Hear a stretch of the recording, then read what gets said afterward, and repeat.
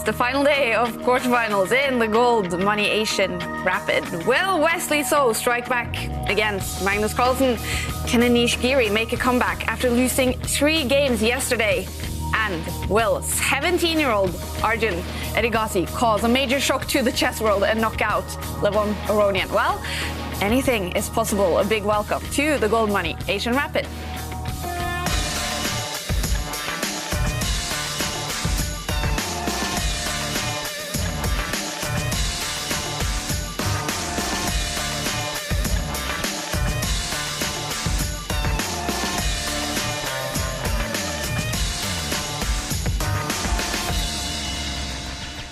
These are the 8 players left in the Goldmoney Asian Rapid today. 4 of them will leave us and 4 will go through to the semi-finals. And as always, to take us through the drama, Women's Grandmaster Jan-Krzysztof Houska and Grandmaster David Howell. Well, David, what do you expect from the second day of quarterfinals? Well, we had a lot of surprises on day 1 of the quarterfinals, and I'm expecting that to continue. A lot of the matches might go down to the wire. We do have 2 leaders, Magnus Carlsen and Artamev, but those 2, they're not completely safe yet. I'm expecting maybe even some tiebreaks at the end of it. And well, yeah, Magnus Carlsen winning day 1, but playing Wesley, so I guess anything can happen in that one. Yeah, absolutely. You know, you have to remember, Wesley So is man of the moment. He seems to have the King Midas touch. And as we've seen from both of these players' matches, absolutely anything can happen. They can win on demand, so I expect a completely wild match. And I wouldn't be too surprised if we see tie breaks. Well, Magnus Carlsen and Wesley So, they had played 4 knockout matches against each other in the Meltwater Champions Chess Tour before the Goldmoney Asian Rapid. And, well, they keep giving us entertaining chess, these 2. Right now, Magnus 1 pawn up on the board. Wesley trying to distract him, trying to gain some counterplay by fighting on the other flank. But wait, David, because suddenly I'm just looking at the par and I'm just looking at the position, and I think Magnus, in capturing that pawn, has made a huge mistake. For only 1 pawn, Wesley is going to win this game for sure now. While Magnus now going on the attack, he's suddenly playing on the front foot. That's a huge blunder. Take that bishop. Look at Magnus frowning. He knows that he's winning now. He's shocked by Wesley's last move, and Stockfish confirms it. The computer shows queen takes bishop, wins. Magnus wins the game. Wesley resigns immediately. On the first day of the Goldmoney Asian Rapid quarterfinals, Magnus Carlsen and Wesley So exchanged victories. Magnus, I mean, that is a huge risk. I didn't see White's winning plan. I think maybe the best bet for Black was just to sit still and pray. So White has the same plan. He's just going to bring his king round, march his king up the board, and use his rook to win Black's pawns. Magnus is busted. No chance anymore. I'm shocked by that decision. Why did he push that pawn? He had a fortress. There was no way for White to break through. Magnus resigns. Magnus just resigns. He just gives up. He doesn't even try to fight on. As always, Wesley is always able to make a comeback, winning game 2. The world champion then played strongly to win the first match against the American Grandmaster. We're going to see king versus king, I think, in this one. Or maybe king and knight versus king. I'm trying to predict because there's not much life left in this one. OK, king versus king. Here we go. And it's over. Magnus Carlsen, well, this is a draw, and that means Magnus Carlsen is the winner of the first quarterfinal match against his big rival. It's huge for me. It's the the first time, except the semifinal, to win the first match. So yeah, it's massive. Magnus Carlsen with 2 victories against Wesley So was the winner of the first quarterfinal match. And let's take a look at Aronian and Arjun. The 17-year-old from India, shocking us with a win in game 2, but Aronian did strike back with a win, so they are tied after the first match. Jan-Krzysztof and Dingli Ren, they played 4 very exciting draws. It ended with a tie in that quarterfinal match. And then Vladislav Artamev, 3 wins against Anish Giri, winning that first match. And well, Ivanka, is that the biggest surprise on day 1, or what would you say is the biggest surprise here? Well, yeah, definitely. I would never, ever have expected Vladislav Artamev to defeat Anish Giri, who has been playing so well in 2021. just to win 3 games in a row. I mean, but we do know some factors. Anish Giri had just had one of his first vaccinations, and maybe that gambit didn't quite work well. But definitely, the big thing in his favour is that he just needs to win today's match, and then he will take it to tie breaks. And speed specialist Artamev against Anish Giri, anything can happen. And then also maybe a little bit of a surprise, Arjun and Agassi tying the first match against Levon Aronian, winning 1 game, David. So what do you expect from day 2 between these two? I think it's actually going to be close again. Agassi, he showed he does belong on this stage. He does belong with these world elite players. And Agassi, he's extremely strong in the opening. And that means that it's very difficult for Aronian to break him down. Aronian needs to play pretty much perfectly in order to beat him. Of course, Aronian's still the favourite, but Agassi, we don't want to write him off. He's caused so many surprises already. And I'm just very curious, because if it's a tie in the second match also, and they will go to tie breaks, I mean, Agassi being 17 years old, we know the young ones are pretty good in the faster time controls. Will he be a favorite in the Blitz? I think, yes, probably. He's extremely good with the mouse, Agassi. I've played him online, actually, at Blitz chess, bullet chess. He's phenomenally fast. Wow. He spots tactics instantly, and because he is so good in the openings, that helps him get the moves on the board instantly, pretty much. So Aronian, he will not fancy his chances in the tiebreak. He needs to win it in normal time. He needs to win these rapid games first. And do remind us, David, if we go to tiebreaks, what will happen? So if after today's match we are all tied, then it's down to Blitz chess in order to separate the players. The best of 2 Blitz games, only 5 minutes per player for the whole game, gaining only 3 seconds after every move. If after those 2 Blitz games we are still tied, then it's down to Armageddon chess. White will have 5 minutes, Black only has 4 minutes, but White has to win to progress to the semi-finals. And I bet either way we will see some big emotions today. Magnus Carlsen has shown us big emotions before in the FTX Crypto Cup. He was about to be knocked out several times. That gave us anger, but eventually he won the final against Wesley So, and that gave us one of the biggest celebrations we have seen in chess. Magnus wins. Wow, look at that! Magnus Carlsen in Armageddon. It was a huge relief after a tournament where, frankly, I never had an easy moment. Usually in these tournaments, like, there's 1 or 2 days that are really, really tough. This time it felt like all the days were tough, to be honest. Oh, look at Magnus. He realizes this is a blunder. What's happening? Wow, Total Magnus blunder. has blundered his queen. It was, I think, moments of exhaustion and both anger and joy, obviously. Would you like to see more of it in chess? These big reactions? Yeah, sure. I think in very big and heated moments, it's natural. Oh no, he is extremely angry. It's pretty sick. Like, I came back 5 times. Absolutely insane. I'm just so happy to have pulled through. Obviously, it meant a lot to me. It was the first major I won with all the best players, practically. It was even more special coming that way. I mean, I have no illusions that this was one of the best tournaments that I ever played, but it's certainly the most adversity I can remember having overcome in such a tournament.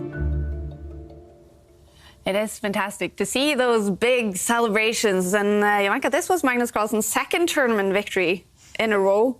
It definitely meant a lot to him. Yeah, and like he said, it's because he overcame so much adversity. You know, he qualified in the prelims by a whisker. You know, he had to win a crunch game, and he carried that on so many times. He had to win on demand. So the emotions got so, you can see it there. Yeah. You know, he's really fearsome, and that's because he's actually been in a situation which he's never really had to be in before. You know, normally he coasts through everything, and it's only in the finals where he starts to stumble. But yeah, great to see. It means chess is a sport. Exactly. And yesterday, David, after he won the first match against Wesley So, I felt in the interview we had some relief from him as well. Yeah, Exactly, because in the past, we mentioned those first 4 tournaments where he didn't win any of them, Magnus Carlsen. He actually played quite well, but Wesley was always that blocker, that guy in his path, and it was in these finals. He was never really able to take the lead against Wesley after the first day. He was never able to kind of show his superiority, and now Magnus taking the lead. He knows that he can actually play safety first chess, and that's just a huge relief when he doesn't have to kind of go all out and take risks and kind of put himself out there. Magnus back in his comfort zone for now, but Wesley is going to have something to say about that.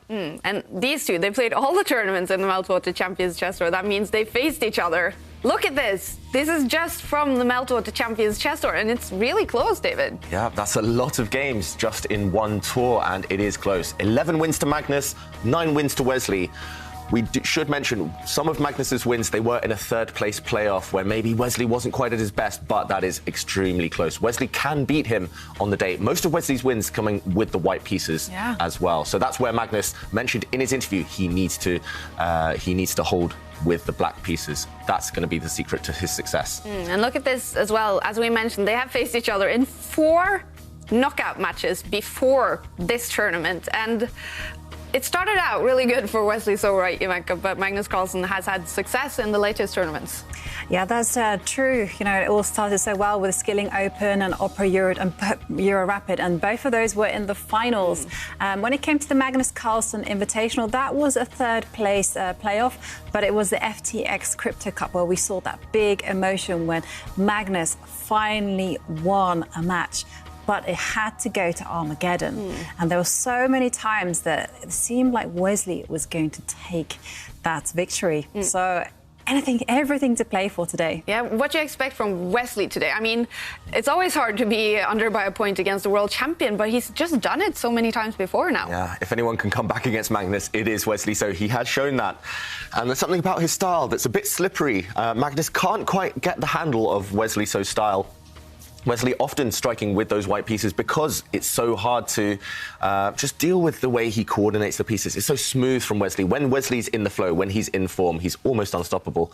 So, yeah, there's something about Wesley that Magnus really doesn't like. Yeah, and I'm noticing, David, you're in a good mood today, obviously, after a great game for England yesterday, winning against Germany. And so we're talking in the question of the day, Ivanka, about sort of golden moments in sports. Yeah, one of those golden moments for both David and myself was yesterday when England finally beat Germany at the football, and it didn't go to penalties either.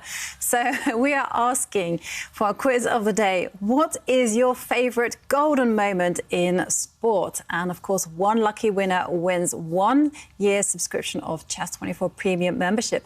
And as always, you can tweet your answer using the hashtag ChessChamps, or alternatively, you can go on the Champions Chess Tour page on Instagram and you can post your answer there. So those golden sporting moments, we're in good mood today, aren't we? We are in good mood today. Well, especially you two. And, we are wondering who's going to take the gold in the Goldmoney Asian Rapid. It's definitely going to be one of these 8 players as we head into the play zone. And let's take a look. Here they are, the 8 players left in the Goldmoney Asian Rapid. And we didn't talk about Ding Liren versus Jan-Krzysztof Duda. They are tied after the first one, David. And Ding, over there in China, at a comfortable evening time. Is he the favorite today? Ding, I think he will feel like he's the favourite at least, because he did overcome some really difficult moments yesterday. He was actually losing in at least 2 games against Duda, but he managed to save them. So Ding, having survived those difficult moments, he will feel that now the momentum is with him. And then Magnus Carlsen sitting there in Oslo at 1 o'clock in do we say afternoon? Yes. Yes, okay. But he's up against Wesley So in Minnesota at 6 a.m. in the morning. Did that bother him yesterday, did it seem, Ivanka? Yeah, I mean, we did see some yawning and we stuff did like see that. a lot of yawning, and we did see Wesley start off with a loss. So, yeah, definitely it has to have an impact, you know, playing so early in the morning. It's not an easy thing to do. Normally, everyone's fast asleep at 6 a.m. He would have, probably he would have to get up at 5 a.m. in the morning. And we know he doesn't like to drink coffee before his games, Wesley, so he will be tired. And here they are. 8 players who will be fighting for 4 spots in the semi-finals. Aronian, there he is. We're waiting for Magnus Carlsen to show up for his game against Wesley So. Here they are, the quarterfinal matchups. It's the final day of the quarterfinals, and 4 of these will go through to the semifinals. Levon Aronian and Arjun Erigasi are tied. Magnus Carlsen is up by 1 point against Wesley So after winning the first match. It's tied between Duda and Ding, but Artamev is up by 1 point after crushing Anish Giri yesterday. So Giri will have to make a huge comeback today, but we're going to follow the first game between Magnus Carlsen and Wesley So. So with the white pieces, we'll be going for the win in this one, I suppose, David. Yes, for sure. If he ends up maybe drawing this, he'll just feel like the chances are starting to slip away. Magnus nearly never loses when he has white, so Wesley knows that this, and maybe game 3 as well, they're going to be his big chances. This is where he has to invest most of his energy to try and take down the world champion. And Wesley, we've seen it before, he normally opens with his king pawn against Magnus, and he's had a lot of great success with that, including 1 win in yesterday's match as well with white. Do you think Magnus will have spent, leading up to this second match, most of his time looking at the games where he has the black pieces? Definitely, yeah? Because this is the area, like David's pointed out, this is where he's most vulnerable. And really, Magnus has to come into the match with this whole mentality of ride, but don't fall off, because he can't make those mistakes. And the game has opened, and as David correctly predicted, the king's pawn has marched 2 squares forward. Yes, now we have seen mostly Magnus Carlsen reply with his king's pawn as well against Wesley So in the past. Sometimes he plays the Sicilian defence, so pushing another pawn instead. But Magnus, is he just thinking? He must have predicted this move. Maybe he hasn't realised the game has just started. Yeah, it doesn't look like it, actually. OK, here we go. Magnus about to reply, about to make a move. Here we go. And he copies with his king's pawn as well. So we've seen this plenty of times before in this personal matchup. White bringing his knight out, attacking a pawn, black defending that pawn. And the Italian game, the Italian opening, and this is what happened yesterday. There was a big debate around this opening between these 2 players. Wesley So getting some success with the white pieces in this opening, and now bringing out his bishop, pinning black's knight. That isn't the most common move in the position. It's a very trendy idea. That bishop most likely will get kicked back. And Magnus, he's a big expert from the white side as well, so he'll know what to do against this bishop sortie. And there we go, the bishop attacked, stepping back. There's a very annoying pin now against black's knight. And that is where the tension lies. White now just developing pieces, hoping that later on black feels uncomfortable, maybe castling over to that right side, because that's where the tension lies. And, OK, black's bishop finding safety, white's pawn stepping forward. This is all typical stuff, very normal ideas here for both sides. What do you think, Jovanka? Are we going to see another game full of tension, full of life, maybe exploding later on? Yeah, definitely. And the games are still following very much in the realms of theory. This has all been played before. And you can also see that by the pace where the players are making, by the speed that they're making their moves. And Wesley castling to the right. He's castled kingside. Now, the main move, according to the database, is for black to have no fear and to pick up a pawn and put it 2 squares to attack the dark squared bishop. It is, however, a committal move. Yeah. And just while Magnus has a think, we know this is the move actually he wants to play. If we keep an eye on Magnus there, he was frowning slightly, but the move he would love to play is this pawn push, pushing this pawn forward, because there is a tension along this diagonal. The black knight unable to move, there's a pin. You have to kind of kick away this pin. You have to break it at some point. But if you leave it for too long, for example, if you castle the black king first, later on, if white just continues, later on, when you push this pawn, suddenly the black king feels really vulnerable, a bit airy. It can be a target later on for white's pieces. So that's why in the current position, it is normal. OK, Magnus hasn't done it. It is normal to push this pawn forward while your king's in the centre. So it's easier to push pawns when your king isn't committed yet. And then the white bishop would have to retreat. The white bishop a bit bad now, but black's pawn push double-edged. Instead, Magnus says, no, I'm not going to take that risk. I'm a bit scared of doing that. It's a very dangerous decision. So instead, he brings his bishop out, trying to trade off these light-squared bishops, and Wesley actually using one of Magnus's favourite plans against him, pushing pawns. He's going to try and push forward and destabilise the black pieces. All right. And all the games, of course, have started. We can see the bars in the bottom of the screen. We're going to keep a close eye on all of the quarterfinal matches. And the situation for all of them is that they play their game and then they have a 15-minute break and then they start game 2. So it's going to be a little bit of a chaos. Some will be in game 1, some will suddenly be in game 3. but we're going to update you on all the action, and we're going to show you as many chess moves as we possibly can today. Expecting Wesley So and Magnus Carlsen to play a fighting game here. Is it looking like that's what we're getting? Yeah, definitely. You can see Wesley already has started with his aggressive intentions on the left side of the board. He's seizing as much space as possible. All the pieces still remain on the board. All the pawns are still intact. And that means that there's a lot of tension in the position. There's so much possibility. And both sides gearing up for the big opening of those lines, and definitely going to be a maneuvering game. And as you can see, Magnus has already settled into a think as to what he's going to do, because it's all about his king now. What's he going to do with his king? Is he going to castle? And he has, in fact, castled the king to the right, castle on the king's side. And now the choice is in White's hand. Now, White is going to perhaps seize even more space on the left side of the board by pushing up a pawn.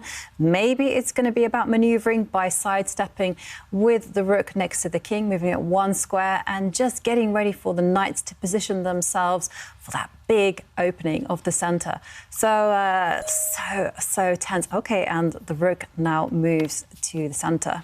Yeah, I was actually about to say, just until about 3 or 4 seconds ago, every single game, there were no piece trades yet.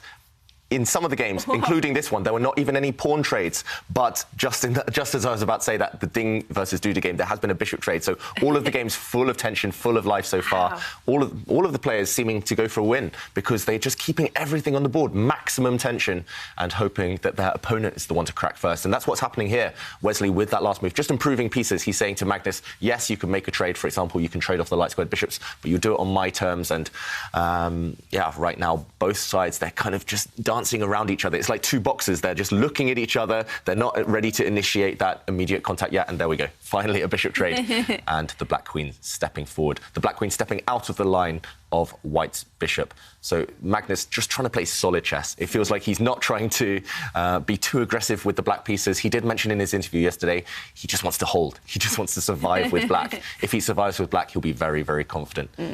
So Wesley So right now, he's got the type of position he wants, full of tension, but what's the next step? That's the question. And is Erigaisi about to get a fantastic start against Levon Aronian already?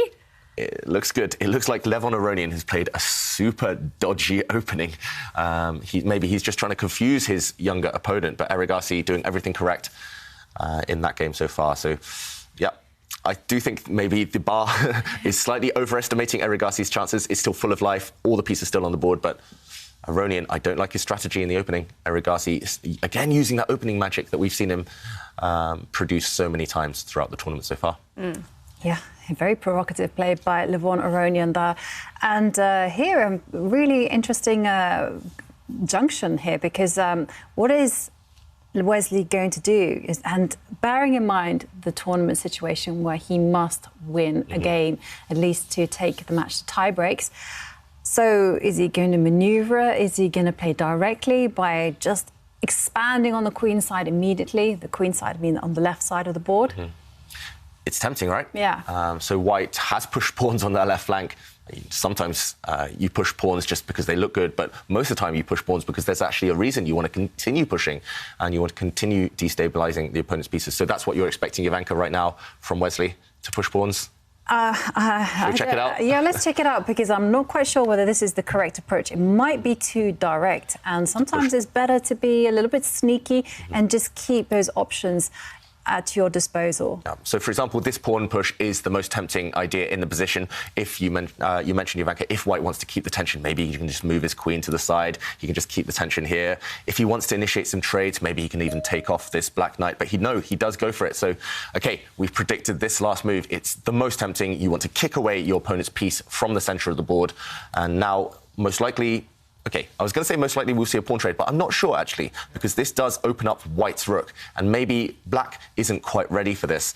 If Magnus doesn't want to open up his opponent's rooks, then he'll ignore this trade first. He'll just drop back this knight. And this knight is actually headed... OK, he does this. This knight is headed for fresher pastures over on the king side, in front of the black king, keeping it nice and safe, but also to harass this bishop to kind of force it to make a decision. So right now, Wesley has the advantage on this side of the board with this pawn push. He's got more space here. He can trade whenever he wants to, maybe open a lineup for his rooks. But it's still very tense. And Magnus has plans of his own. Wesley's going for the left side right now. Magnus going to try and play on the other side of the board, potentially. Yeah, definitely. It's going to be a very interesting strategical battle as well, because I can see on the right, there's even a danger that the dark square bishop might even get locked out of the game. Yeah. I mean, there's been situations where a pawn comes out. So, for example, the pawn pushes forward. Exactly, and then the bishop is forced to step backwards. And you can see, look at that bishop, got no future. Yeah, it's just staring at a wall of pawns. Yeah. At a chain of pawns. And later on, Black could even, not yet, but Black could even think about pushing further forward to trap this terrible piece. Right. So that's one idea for Magnus Carlsen incoming. Maybe, with this in mind, maybe Wesley So should just trade this bishop off before it gets locked out of the game, as you mentioned, Jovanka. Yeah, definitely exciting stuff. And let's have a check. Yeah. Still very much actually in the realms of theory. I mean, in this particular position, the main moves that White has actually played are to slide the rook that's on the left corner, one square, put it on the potential open file. Another move is just to relocate one of the white knights from the right side of the board, move it towards the center. That's a maneuvering idea. And then the other one is just to make a queen move, just to connect the rooks. But I have to say, also checking the scores in my database, 3 wins for Black, 1 win for White. Okay. Not impressive. So historically, Black has great results in this position. And just judging by the clock times, the clock usage so far, I'm not sure either player is aware of the previous games. There we go, Wesley trading off his bishop for a knight before the bishop got locked out. So I'm not sure the players are aware of the previous games, but they will be aware of the types of ideas. And this is where pattern recognition comes in. I mean, there's thousands and tens of thousands of games in this opening. So you can't memorize all of them, but you will have maybe played through a few of them quickly in the past, or you would have maybe played practice games in similar types of positions with your coaches. And that's why we will see the players come up with these great ideas later on. They will understand the position, but it will cost them some time to kind of make these big decisions. And we saw Wesley just spend a minute or two trading off those pieces, and now he plays that move you mentioned, Jovanka, just bringing his rook to the side, supporting White's most far advanced pawn. And maybe there's a semi-threat as well, semi-strategic threat to push that pawn even further, to try and block out Black's bishop in the corner there. Black's bishop, it doesn't look great, but it is staring at the White king indirectly. It's on the same diagonal as White's king, so it's going to be causing a little bit of discomfort later on to White. And Magnus has to deal with any potential pawn pushers on that left side. So Magnus, we did see him yesterday spend quite a bit of time against Wesley early on in the game, and then Wesley kind of spend time later, and often the games will come down to these mad time scrambles, and actually Magnus won a couple of games because of that, right? Yeah. Wesley going low on the clock. Yeah, we've considered, what I'm always surprised by is how sharp these two players always make their games, because you would think that, you know, both of them have rather classical positional styles, but somehow the two of them together, that kind of style kind of combines to create a lot of insane moments. I mean, yesterday we saw it all. We saw the queen, Magnus sacrifice his queen for 2 rooks, and then we saw passed pawns, we saw blunders, we saw Wesley grind Magnus down. I mean, just amazing stuff from the two players. And meanwhile, I'm just, my eye was caught by the bar just at the bottom there. And actually, Erigazi against Aronian. Erigazi still with the advantage, but it's less clear now. But then look at Giri against Artamev. Something about Artamev's style that Giri can't handle right now. Yesterday, it was 3-0 to Artamev. It's almost a football score, 3-0. And again, it looks like Artamev, he's just tricked Giri. He found a nice tactic, and big advantage there. Big advantage. Wow, the Russian ended up in 2nd place in the preliminaries as well, his debut in the tour. Super impressive stuff. And if he wins this one, it's going to be big trouble for Anish Giri. He's going to have to win 2 games to take it to tiebreaks. Yeah, and we actually have a move on the board. Magnus, thinking about David's suggestion of the white pawn pushing itself 1 square forward, has decided to trade pawns. And now, well, we can see by Wesley pausing here that he's actually considering which way to take the pawn.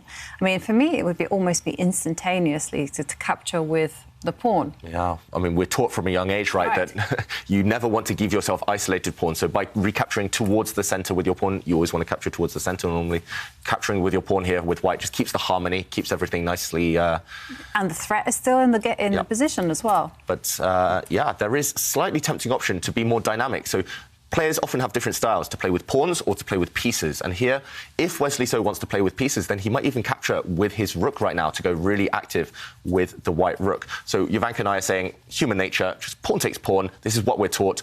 White's pawn's now looking good and maybe threatening to push up just to block in the black bishop or at least to ruin black's nice structure on his camp. But instead, Wesley So is very tempted right now to play rook takes pawn, activating his rook and hitting this guy. This pawn is undefended. It's not actually easy to defend it either, because if you just bring a rook across, for example, White can increase the pressure. White can bring his queen forward, amping up the attack on this pawn. It's attacked twice now, only defended once. The thing is, as well, with black, how do you defend it? How do you keep this pawn protected? You can't anymore. And if you ever step it forward, then, wow, look at this bishop suddenly. This bishop is a dead piece. It's just a block of wood, and it would be completely locked in. Wesley doesn't go for this, but this looked quite promising for White, I think. Black's bishop now would be a terrible piece. Instead, Wesley playing the most natural move. We can't blame him for this. He plays pawn takes pawn, and he's got ideas of pushing that pawn even further forward, maybe, on the next move. Yeah. That pawn push that you've highlighted there looks incredibly dangerous, because you know, you're basically disrupting the harmony of black's positions. You know, look at those pawns. They're beautiful at the minute. But these pawns. Exactly. But as soon don't break the chain there. Exactly. But as soon as white pawn steps forward, well, suddenly the base of the chain has been undermined, and black will have two weak pawns. Yeah. I mean, yeah, this is sometimes even enough to kind of cause a lot of unpleasantness. Yeah, for example, if we do see a trade here, I mean, look at the black pawns now doubled. This one's weak. If white's rook recaptures, suddenly this is a target. This is a potential target. Yeah, black's pawns are shattered here and white's rook super active. So big positional threat in the position. Not winning immediately is not going to cause too many headaches to Magnus, but he does have to be wary of this pawn pushing forward. He needs to stop that, ideally. Yeah. And I'm just reliving yesterday's glorious evening. What are you thinking, David? Are you buzzing? Yes. I'm trying to keep expectations low, but I'm very optimistic about the England match. And I know, actually, that's how Magnus spent his evening as well, watching the football. Yeah. He was cheering for Germany, so disappointment yesterday evening. Yes. Yeah, two nights of disappointment for him, then. He was cheering for France. They were knocked out, and Germany knocked out. Yeah. He's going to hope that disappointment doesn't carry over to the chess. That's the thing. Yeah, well, in relation to our quiz of the day, we're asking, what is your favourite golden moment in sports? And we already have some answers. And Neil Nankani says that their favourite golden moment in sports was when Andrei Esipenko beat the world champion. And that was a fantastic moment that happened in Tata Steel over the board classic tournament. Earlier this year, yeah, in January. This year. I mean, it was a complete shock. I mean, I remember I was commentating on that live and I was like, ooh, amazing display by the young Russian player. And Joan Daoud says that maybe one of the best moments is when Barcelona managed to come back 6-1 in 2017, defeating Paris Saint-Germain. But most importantly, I broke my TV that night. And if you too want to enter our quiz of the day, you can do so by tweeting your answer using the hashtag #ChessChamps, or alternatively, you can go onto the Champions Chess Tour Instagram page and you can post your answer there. And we'll feature them on the show. We just love reminiscing about these golden moments. Yeah, and maybe some of the players, especially the players who lost yesterday, like Wesley So, like Anish Giri, they'll be taking inspiration from that last match where Barcelona, they lost the first leg 4-0, but then they struck back, winning 6-1. To take the tie, and especially for players like Giri, who really struggled yesterday, he's going to be looking for that comeback. And comebacks, I mean, that is something of the coolest in sports. Big comebacks and underdogs, we love all of that in sports. Yeah, that's true, actually. One of my best ever chess results, I lost 2 games in the middle, and I thought, oh my God, never ever going to come back from this. But then I started watching this, I think it was at the European Championship. It was the French women's 4x400 relay race where this French lady, she comes from miles away and she wins, she clinches gold. And I was watching that and I just kept playing that on repeat. And that was enough. I made a comeback. Fantastic. I won my final games and I won a big prize and I went back to my room and I watched it again. And it's very emotional, these beautiful sporting moments. But we do have a move from Magnus. The manoeuvring game continues because he just ignored the potential threats on the left side and he's focusing all his efforts on the right by deploying the knight there. Yeah, and Magnus is saying, OK, you do your worst, you can push that pawn, you can shatter my pawn structure, actually, on that left side. But if Wesley does that, maybe he's going to get distracted. And the black knight that has just moved, maybe it's going to continue advancing towards the white king, causing some distraction, well, some kind of chaos on that side. And that's not necessarily what Wesley So wants to see, especially when the clocks start to tick down. You don't want to see your opponent's knights anywhere near your king. And that black knight is threatening maybe to jump into the, it's kind of the reverse. We sometimes talk about the f5 square and say a knight on f5 will thrive. For black, the version of that is the f4 square. So black's knight is threatening to jump into, if you look at the f4 square, if the black knight lands there, the white king's never going to feel safe again. So Wesley So needs to weigh up whether it's possible to stop that plan or whether he can just continue pushing pawns on the other side of the board. Ignore it or stop it. That's the dilemma for Wesley So right now regarding Magnus Carlsen's plans. Right. And when you're talking about stopping it, you're actually talking about advancing a pawn. Yes. And just getting that pawn to control the knight, the movements of the knight. This is a very grandmaster move. And I've kind of called it Howellian because I've noticed you love to do this a lot in your games. And it's a subtle move, but it's incredibly clever. Yeah.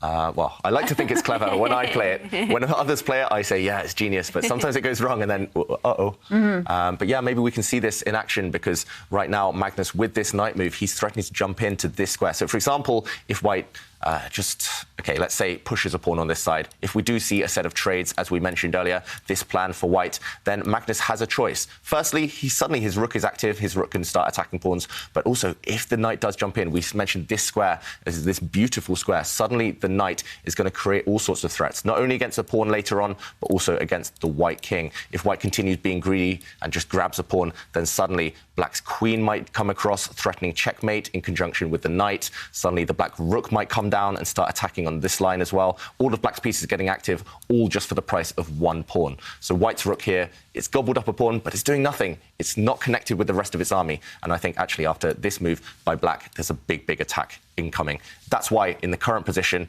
I think Wesley So will be tempted. I mean, this is the move I would play instantly at least, but he will be tempted to go for the option. And that is to just step a pawn forward, saying this knight now is dominated by this pawn. The knight can never jump forward to either of these squares because it's now controlled by this pawn.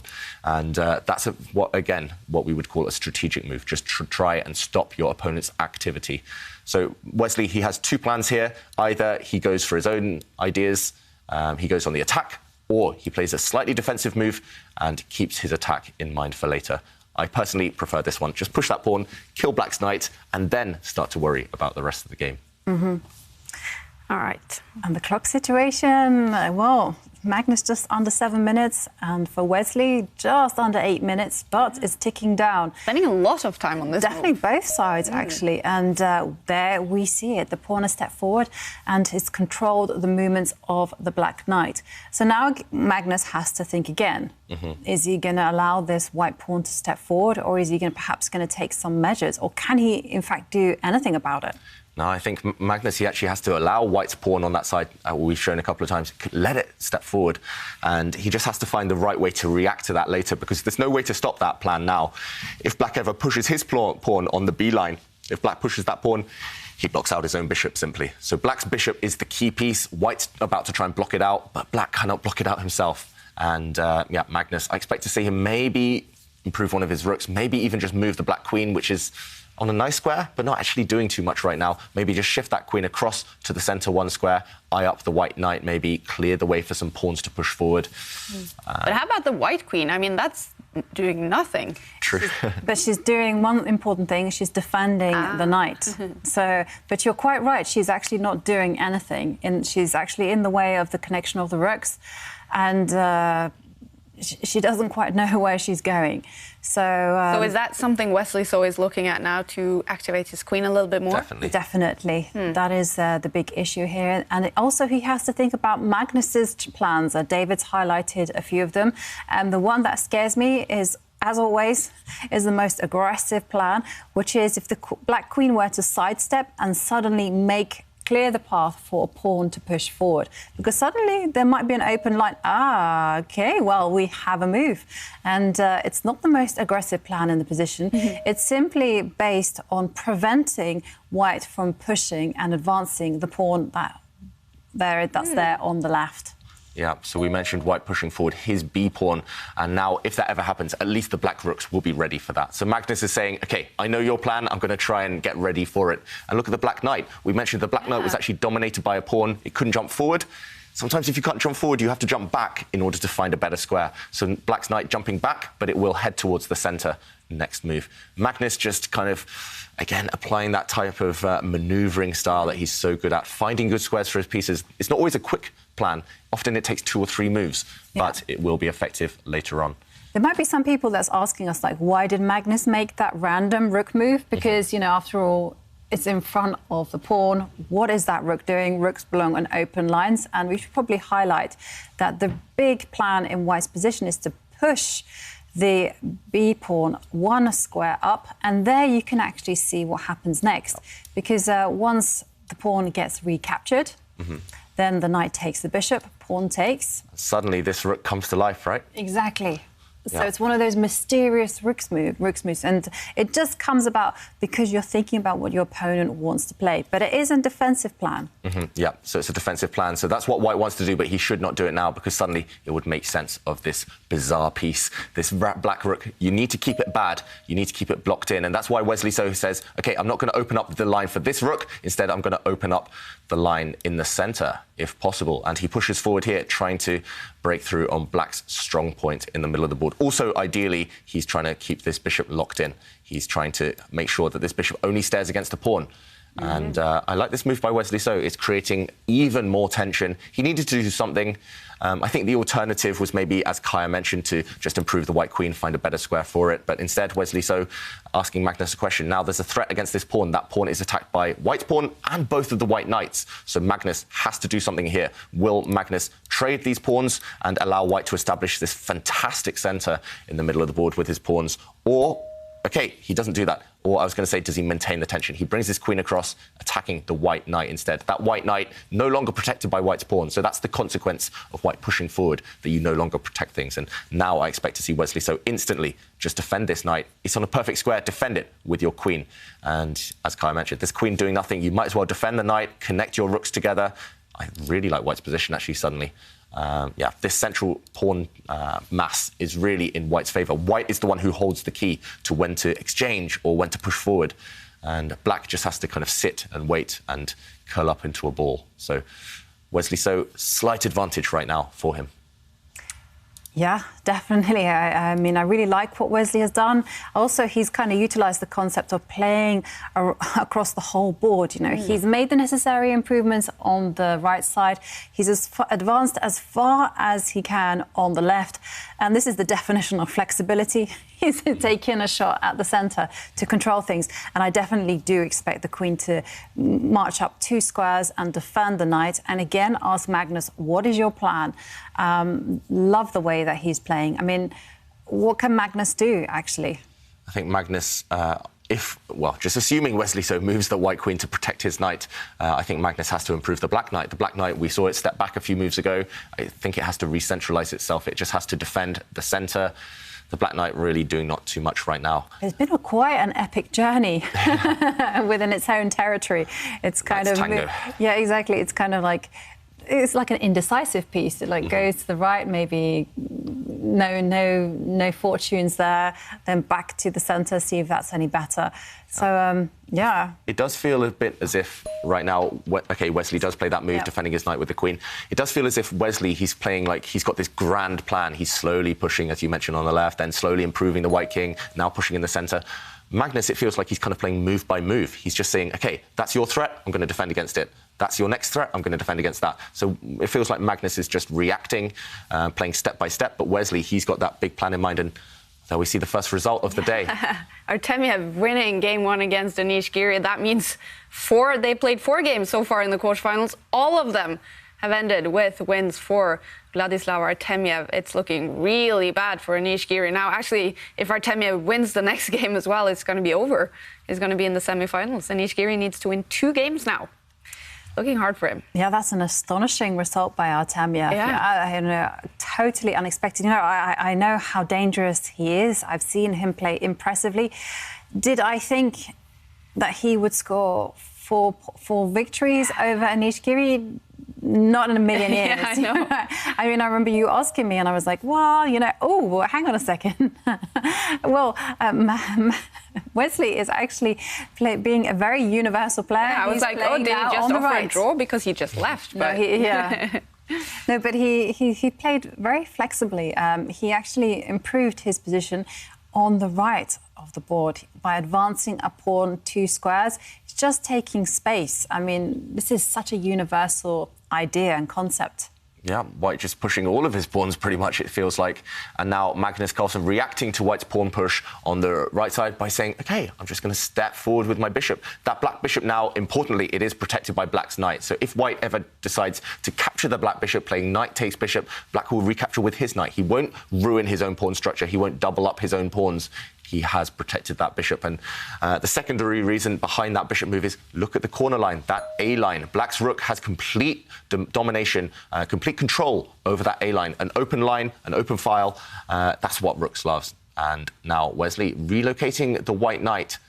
That feels slightly strange. It does feel a bit strange, The knight was on a good square, no? Exactly. I mean, I think I would have improved my rook.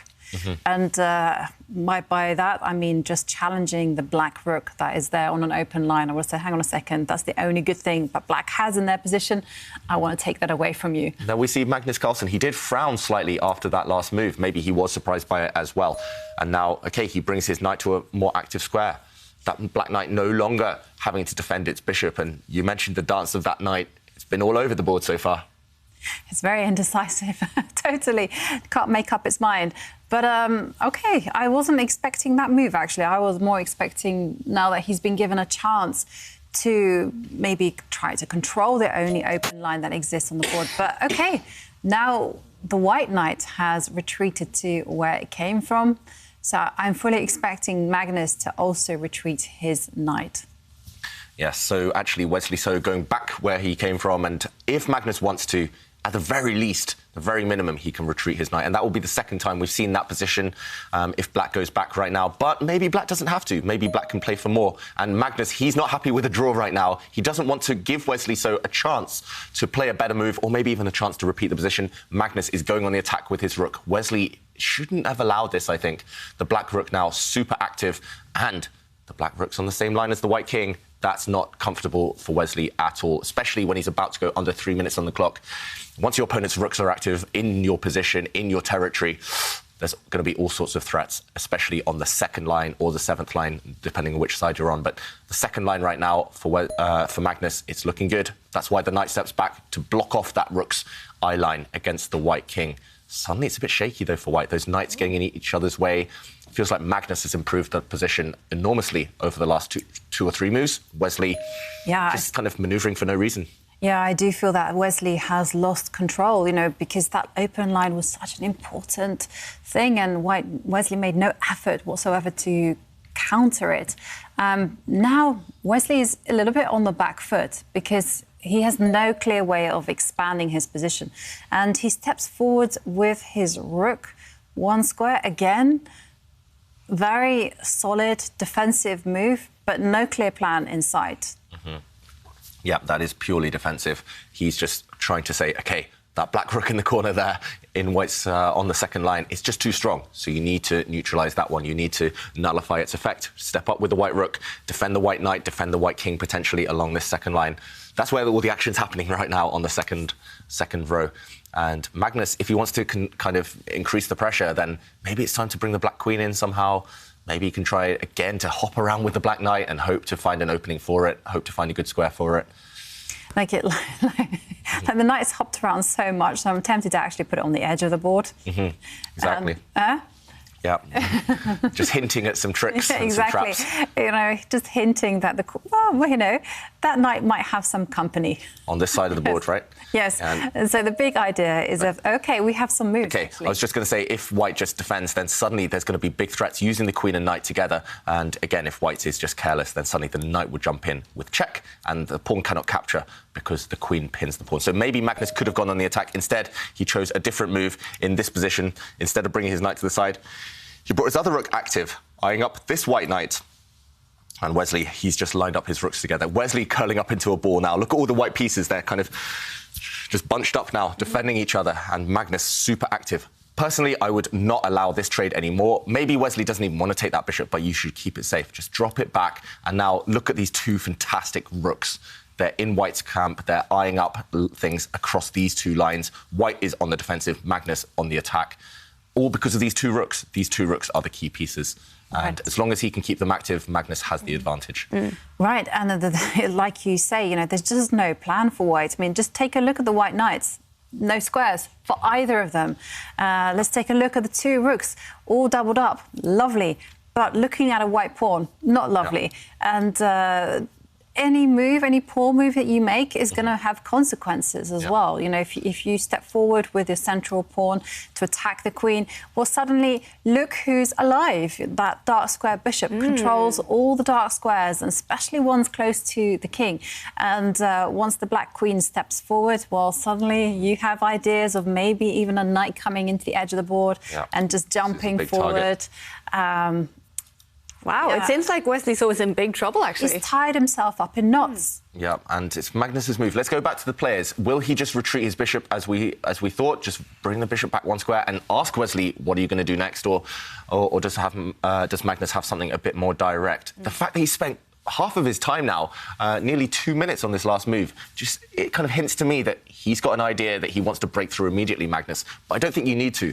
As Jovanka kind of highlighted really nicely there, White is a bit frozen. White is a bit stuck. White doesn't actually want to touch any pieces or push any pawns, so you can just take a time out and improve a piece for black.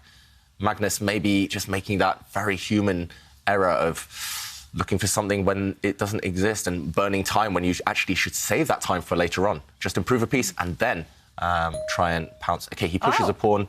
He doesn't retreat his bishop.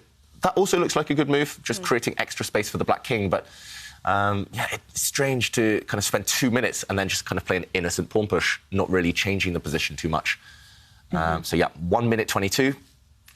That doesn't feel ideal for trying to convert this victory. Maybe Wesley now is going to be feeling more confident after Magnus spent so much time. Well, we did talk to Magnus about that yesterday, getting Wesley into time trouble. Both of the games that Wesley lost, he was with just a few seconds left on his clock. Could this be a plan for Magnus to play some, you know, strange moves to have Wesley think and go down on the clock? Yep, that could be the plan. But we have also seen in previous tournaments when Magnus is low on the clock, that's when Magnus blunders as well. Yeah. So neither player will be feeling entirely comfortable right now. Things are going to heat up over the next few moves and it might be a bit of a mad time scramble. Yeah, Wesley So also now under 2 minutes on the clock. And if I were him, my eyes would just be frozen on those two black rooks. That looks super stressful. They're just eyeing up everything. Yeah, and you can't evict them yet. As Jovanka mentioned, if you move one of the knights, the other knight might be under fire. So right now, White's knights can't kick away those black rooks. You can't even trade them off with your own rooks. That's why Wesley's spending time as well, because there's no clear move for White. He's a bit stuck. No, he's totally stuck. I mean, natural move for me would be to kind of see clarification, and it's on the board. Knight takes bishop. That's Magnus allowed that piece trade, and I think that was a good choice. But now the question is, how is White going to start to unravel? I personally would make some trades, and yeah, I'm guessing correctly because now Wesley has offered a trade of rooks. So now, at the very least, Wesley finally is able to eliminate one of the two strong black rooks. The problem is, if you play rook takes rook right now, that strong black rook will be replaced by another one. And so still there's some tension along this second line. And there we go, one set of rooks leaves the board. Can Wesley eliminate another set of rooks? No, he decides to push a pawn. I think there would have been an issue if White stepped up with his rook. Maybe some of White's central pawns would have been a target. So right now, Wesley pushing pawns. He's just still trying to hold. It feels like Black is the only one who can win this game because his rook is so active. Black's rook better than White's rook. But Wesley doing a good job of just keeping things blocked up. No immediate threats, no breakthrough for Black quite yet. And then Magnus steps back with his rook, attacking one of White's pawns. What do you think, Jovanka? Can Wesley hold this game? Or will he even have some chances if he manages to defend over the next few moves? Yeah, I think he has still some chances to actually get more, because I was looking at this move, which is relocating the knight to defend the pawns. And because you can see the situation going wrong for Black, you know, some incorrect trades here and there. And suddenly White is the one that has the pressure. And you must remember that Black does have the bad pawn structure, the double pawns there on the left side of the board, and they can become a target. Yeah, so long term, if the queens come off, if the rooks come off, maybe on the B line, those two Black double pawns will be a target. But right now, Wesley actually had the chance to repeat the position. He could have brought the knight forward, and that would have been the second time we'd seen it. But no, Wesley now, maybe he's playing for the win. He's just stepped up his rook just to defend everything, keep everything covered. And Magnus, they're both going to go under a minute. This is going to get really nervy soon. Black's queen jumping in, no threat still, but just hinting at some potential pressure against the White king. Finally, the queen comes forward, but OK, it gets chased away. And the queen now jumping all the way back. I mean, kicking away the queen did have some consequences, because look at the White king, look at the air around the White king. That means it could potentially be vulnerable to an attack. Yep, it did look like Black lost a bit of time. Black did give White this free move to step forward with a pawn, but now that second row, as you mentioned, is very, very weak. So Magnus actually giving Wesley a free move, a free pawn push, but Wesley didn't want to touch that pawn anyway. So the Black queen stepping back. She's trying to find a different route into White's position. And, okay, Black's rook stepping back, freezing the White knight, not quite attacking a pawn, though. I'm quite surprised I am very surprised by that, because it does seem like Magnus doesn't quite have a plan. The rook was doing great on the second line, and if he wanted to line up the queen and rook together, he could have done that anyhow. Yeah, he didn't need to retreat the rook. And I just feel that it's moving away from the centre, which is where the action is going to take place. The move that White really would like to play is actually to pick up the corner pawn at the edge on the right and move it back down one square. Just so that then White can initiate chaos by blasting everything in the centre. And Magnus offering a queen trade. Now, this is a good decision. Yeah. What do you think? If White takes that, there is actually an issue, right? Yeah. If White plays queen takes queen right now, Black will undouble his pawns. He will actually recapture the White queen with his pawn as Black, and that would be a pass pawn. So White shouldn't really, or I don't think Wesley so wants to play queen takes queen here at least. That would just improve Black's position, if anything. Wesley so ticking under the minute here, dramatic. And, it looked like it's also dramatic in the game between Ding and Duda, tying the first match yesterday. The bar had disappeared, and that meant it was all the way over to Ding's side. Then it got to the middle, now shifting all the way over to Duda's side. That seems to be a crazy game. We saw it yesterday, right, in the clashes between Ding and Duda. They're throwing everything at each other. They're crazy games. Yesterday, 4 draws, but none of them were boring at all. They were all very exciting, real ding-dong battles there. Duda, will he take that chance? He couldn't convert any wins yesterday. He couldn't convert any of those promising positions into full points. Looks like he has a big chance now. And Wesley, 14 seconds on the clock now. Yeah, he's got to make that big decision. Do you trade queens? Oh, he does. He does. Maybe he had to, because wherever the White queen went, it would have got hit by the Black rook. So now we do see a trade of pawns. Yeah. Magnus in his dream endgame, though, and knights are very bad at stopping these corner pawns. Look at Black's A pawn right now behind the Black rook. That is a potential winner. It has no rival if it does become active. And there we go. Magnus supports that pawn.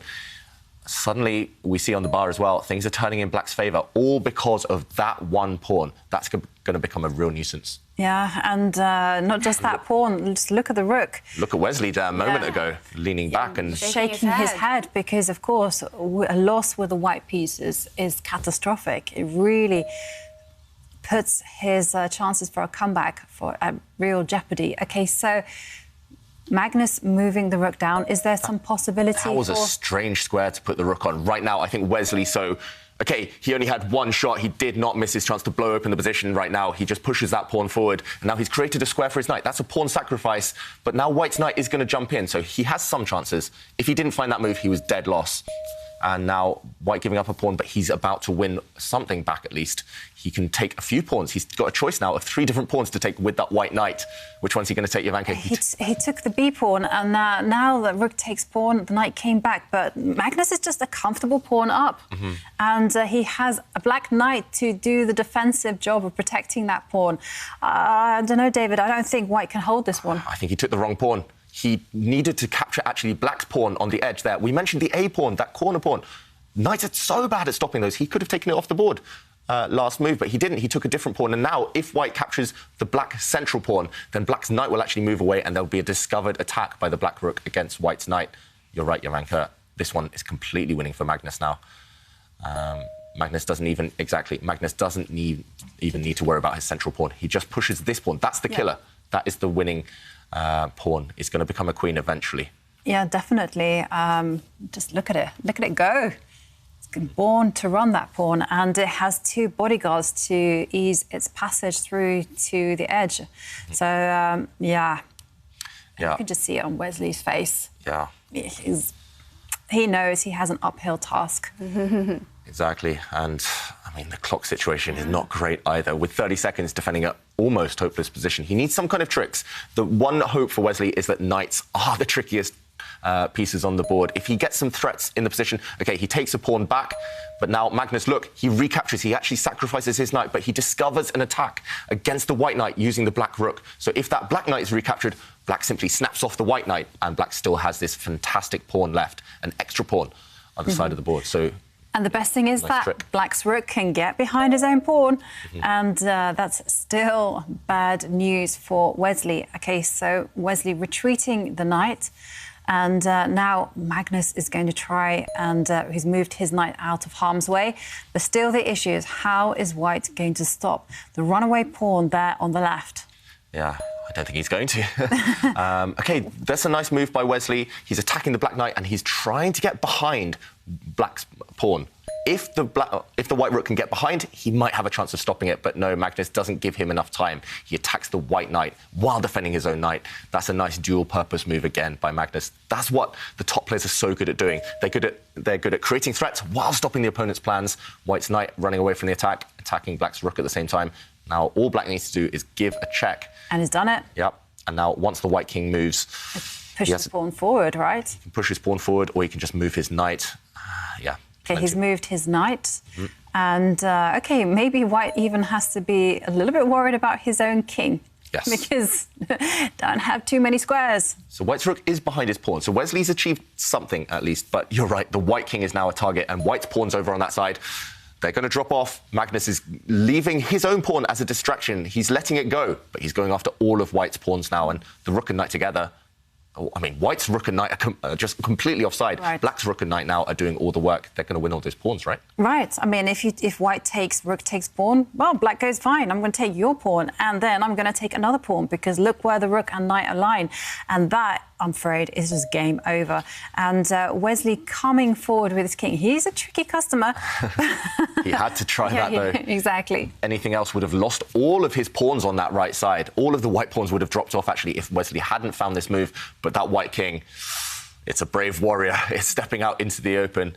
It's about to get kicked around as well. There's definitely some checkmating ideas here for Magnus if he's accurate. He can check that black king, the white king, sorry. He can check that white king with his knight, for example, or he can check it with a pawn. There's 2 very tempting moves here. Either way, Black's ideas are all against the white king right now. And look at that. Duda has won the first game today against Ding. That means he is up by 1 point. They tied the first match. Duda now could be heading to the semi-finals with, well, if he's able to hold draws in the 3 final games, and Erigasi as well, the bar is again over to his side. Hopefully we're going to make it to the ending of that game as well. But drama in this one. Drama in this one, and Magnus has set a cunning trap. That is so sneaky. He's actually, if White now plays rook takes pawn, the most natural move for White, if White eliminates the black pawn on that left side, then Black has checkmate in 3 moves. The White king is going to get trapped by Black's rook and by some black pawns. Let's see if that happens, if Wesley So allows it. He has to, I think, move the White knight. Black's rook threatening to come up and check the White king. Wow, OK, Wesley playing with fire here. He's attacking the Black Knight. He's actually allowing Black's rook to check. At the very least, now Black can just take the White Knight. Maybe there's even better here. At least Black can just take the White Knight and then go and take another pawn. He's taken the pawn. So the idea is still in the air. White cannot capture the pawn with the rook. Got Wesley's face, he's about to. Yep, and after pawn takes pawn, rook takes pawn, and everything is just falling apart, and he cannot capture the pawn. That's why Wesley just turns away in disgust and instead strictly just puts his knight into the middle of the board. 3 pawns down. All he can do now is just say a little prayer and hope that Magnus blunders. Yeah, exactly. There is some danger, because look at that pattern. The knight is controlling the king, and so maybe there's some chances for some... Oh, no, but Magnus is saying no. You can give me one check, but it's just one check. It is just one check. And Magnus going backwards with his king. And just look how ruthless Magnus is when given the chance. He just drives the White king backwards and steps forward with his king. And it's just all about teamwork, using all his forces. And he doesn't even care about that pawn on the left. That's not going to win the game for him. It's going to be about those pawns in the centre, in the right side. Yeah, and Magnus, more importantly, OK, he does defend his pawn there. That's also going to be the winner. But more importantly, he's kicked away his opponent's pieces. He's kicked away the White knight back, so there's never any more threats against the Black king. And I simply don't see any tricks left for Wesley. There's no more traps to set. Everything's protected. Magnus's king, Magnus's knight, they're all defended. And Wesley... I only see one trap. OK, one idea, and that is, OK, it's not going to work, but you might as well try it. So just go backwards, go one step forward with the white rook, and then line up the knight to attack one pawn. And just go, I'm attacking one pawn. Cheap thrills. Yes. Yeah, small things to hope for here, but instead the White knight steps back and Black's pawn there. I mean, it's so close to promoting. White's king in no man's land is going to get checked from every direction. Black's probably just going to use his pawn there on the left just to, again, as a distraction. Then he's going to start pushing another pawn. He's got 3 of them. He might as well just walk one or two of them up the board at the same time, and White's army will not be able to defend on both sides of the board. So Magnus, look at his clock time as well. This is enough time easily to convert the advantage, and he gives a check first. Next move, well, he's actually first just asking the White king which way it wants to go, and the White king steps back. I mean, 6 pieces against 3. That must be just crushing. Yeah, and Magnus, he's not rushing. That's the key thing. In these types of endgames, when you know you've got the advantage, just look for your opponent's threats, cut them out, freeze your opponent's pieces, and then slowly push those pawns when the time comes. Wesley, he's making moves, but you can tell by his body language, he's kind of given up this game. He's written it off. Yeah, he's checked out. So he's focusing all his efforts now in game 2. Yeah. You can just see... the axe is just going to fall. Maybe he's just playing with Magnus's nerves. He's saying, OK, I know I'm losing, but you finish it off. You show to me that you can... but I think sometimes it's just very difficult to hit the resign button. I mean, you do this also over the board in chess. You just kind of continue the game just through inertia because you just can't bring yourself to accept reality. Yeah.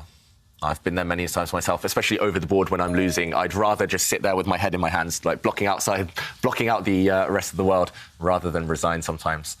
And it does take a while to kind of come to terms with things. But now we go, the black pawns, they're starting to step forward. Black's king also joining the fun, joining the action. And now the king is going to start making a bid for freedom. I'm slightly surprised Magnus allowed all these checks. It feels like you didn't need to. But, OK, Magnus, he knows the checks will run out eventually. The black king will make its way towards the white rook. So white's rook will not be able to just check forever, the black king on the journey.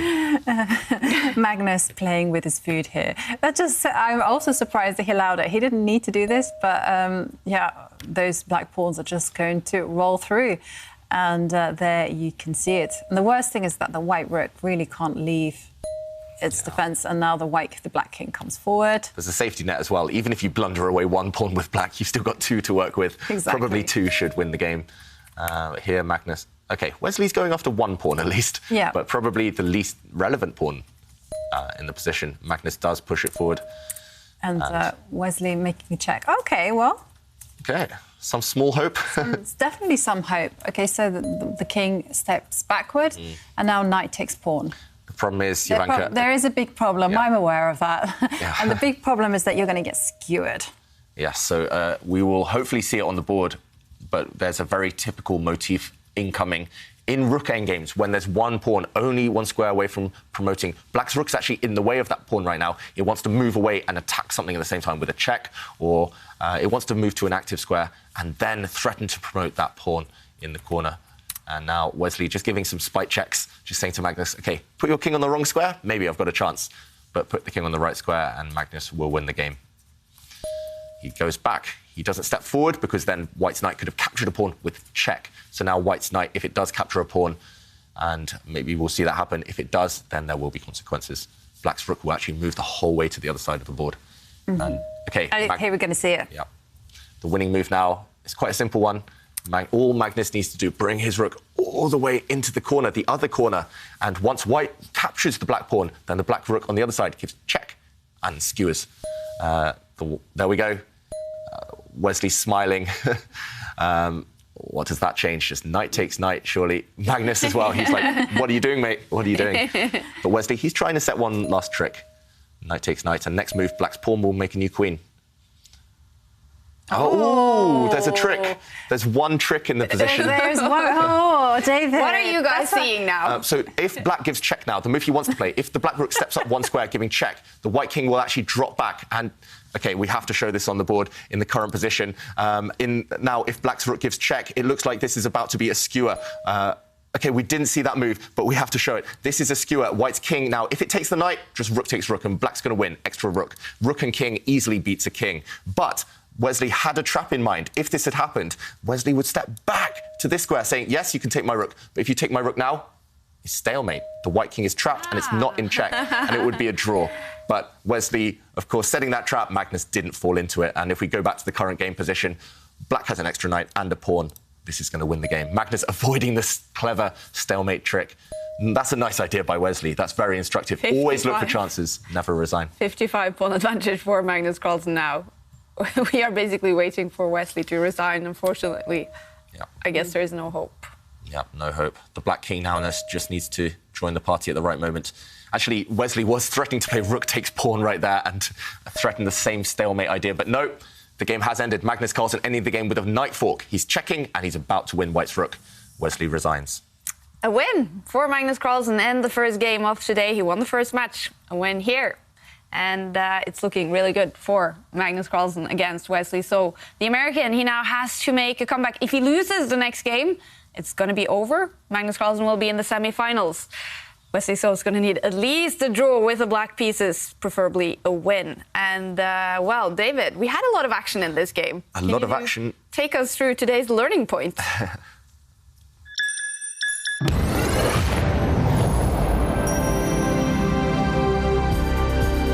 Yes, this game was 85 moves long and so many highlights. But for me, the last part of the game was the most instructive.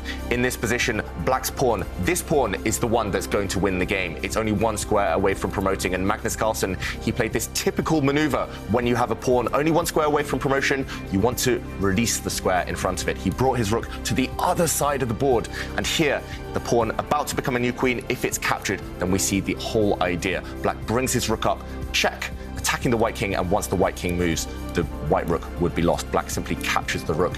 extra rook, and we'll win the game. Wesley, he did set this nasty trap, this dirty trap that we showed. He just played knight back, allowing the knight to be captured, and now he captured the black pawn, hoping for check. And now, once the white king drops back, this would actually be stalemate. White unable to move, and therefore the game is a draw. But right at the very end, this is why you should never resign, never give up until it's completely over. Wesley So actually set a final trap if we just fast forward to the end of the game. If Magnus plays maybe the most obvious move, the move I actually wanted to play instinctively, if he just brings his king to the side, this would have blown the advantage in one move again because of the same trick. White could just play rook takes pawn, giving up the rook for free, but after knight takes rook, again, stalemate. White's move, white cannot move the king. There's no checks either. So that is stalemate and a draw. Wesley coming close and setting these tricks for the world champion, but Magnus smoothly converted the advantage.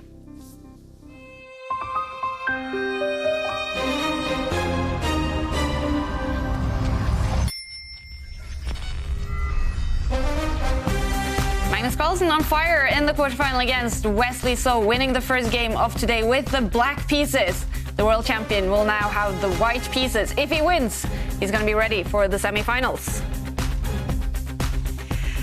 All the quarterfinal matches have ended their first games. Erigaisi and Levon Aronian, it ended in a draw. We're going to look at that game shortly because that was dramatic. And as we know, Magnus Carlsen winning his game against Wesley So. Jan-Krzysztof winning game 1 against Dingley Ren. They tied the first match. Now the Polish 23-year-old is up in that quarterfinal against world number 3. And Anish Giri, he's losing another game to Artamev. So that means if Artamev wins this next game, that has actually started game 2, he will be in the semifinals. And well, Erigaisi, the bar was all the way over to his side in the game against Aronian. It also looked like Aronian sometimes were doing it in this game. So David, I was wondering if we could take a look at this game, the first game between Aronian and Erigaisi. Yes, there's action on all of the boards in this first round of the day, and actually Erigaisi, he did have a winning position. It was a crazy game. Here we do a quick count. We see white has 2 rooks, but in return, black has 3 minor pieces, a bishop and 2 knights. So roughly balanced material, but the 2 rooks here are far more active than black's pieces. And actually Erigaisi is just winning if he keeps things simple. If he just plays rook takes pawn, eliminate one of the black pawns, and after the black knight captures one of white's pawns, he could just bring his rook up to the top of the board, causing this pin, and white's rooks together should win this game. Black can defend for a while, black's knight can step back, but for example, white's rook will bring itself across, and black is actually completely frozen. These pieces are pretty much stuck where they are, and eventually, slowly but surely, white should win this game, maybe by pushing a pawn, maybe by bringing his king round to help the attack. But actually, Erigaisi, he continued in a different way, and we saw there were some trades. Here, he gave up his rook for a knight. This is a very clever maneuver. He thought this was winning, and it does indeed look winning. But Aronian, by a miracle, after all these trades, white winning another knight as well, after all of these trades, it turned out that this position is a fortress for black. White has a rook, only for a bishop, but the problem is you cannot actually push this pawn forward ever because it's simply captured by the black bishop, and the white king cannot get into the game either because it is always controlled on the dark squares by black's bishop. Black just kept the pawn here, kept the bishop on this square, and there was no way for white to break through. Erigaisi coming so close, on the verge of victory against Aronian, but Aronian standing strong, holding the defense. Wow. World number 5, Levon Aronian against world number 360, 17-year-old Erigaisi. And do you think, Levon Aronian is feeling the pressure now? This young Indian is just showing no fear. Yeah, definitely. Levon himself called him Erigaisi brave yesterday, and Erigaisi has been impressing us with his play. So I do think that Levon Aronian will need to up his game. Levon has been pretty convincing with the white pieces, so I think he's going to look to do more of the same stuff that he did yesterday there. But it's going to be close. Yeah. The only draw. Exactly, and now Aronian will have the white pieces in the next one, and you mentioned it in the start, David. Yeah. If they tie the match today, they will go to tie breaks. With Blitz, Erigaisi could be a favorite because he's great in the faster time control. So yeah, Aronian in game 2 here will go hard for a win, I guess. He'll go hard. Yesterday, Aronian's best chances, his only win, did come with the white pieces. So Aronian, he knows that this is his chance. Yeah, if it does go to tiebreaks, Erigazi, he'll fancy himself. He'll fancy his chances. Aronian maybe actually doesn't play online in terms of blitz chess, even quicker chess. Aronian doesn't play so much online. So Erigazi, maybe a small favourite if it does go down to tiebreaks. Aronian, he thinks probably this next game is his chance after surviving miraculously in game 1 of today. All right. Round 2 for many of these are coming up very shortly. But before that, this is the Goldmoney Asian Rapid. We're learning a lot about gold. For example, that if historical chess players had just taken all their prize money, turned it into gold at that time, they would be extremely rich today. And, well, Ginger GM, he is taking us through chess history. And I'm excited about today's episode because it is about 2 of the greatest chess players in history. It is a match or a game between Karpov and Kasparov. Hello viewers, hope you're having a good time, and I'm going to bring you Goldmoney's golden moment of the day. So we're continuing to look at big prize monies throughout chess history and how much those prize monies would be worth nowadays by looking at the price of gold when they won that prize and comparing it to the price of gold and what that would be worth literally now in dollars. So we're going to now zoom forwards to a very famous rivalry between 2 big Ks, Kasparov and Karpov. They played first at the World Championships in 1978, Kasparov winning that one, but one of the closest World Championships took part in 1987, which we're going to concentrate on here. And this was played in Seville in Spain, and the prize fund was, let me get this right, 2,280,000 Swiss francs. And that is the same as 3,574 troy ounces of gold. And that relates, do you think it was higher than the Fischer number? Was it? Was it bigger than yesterday?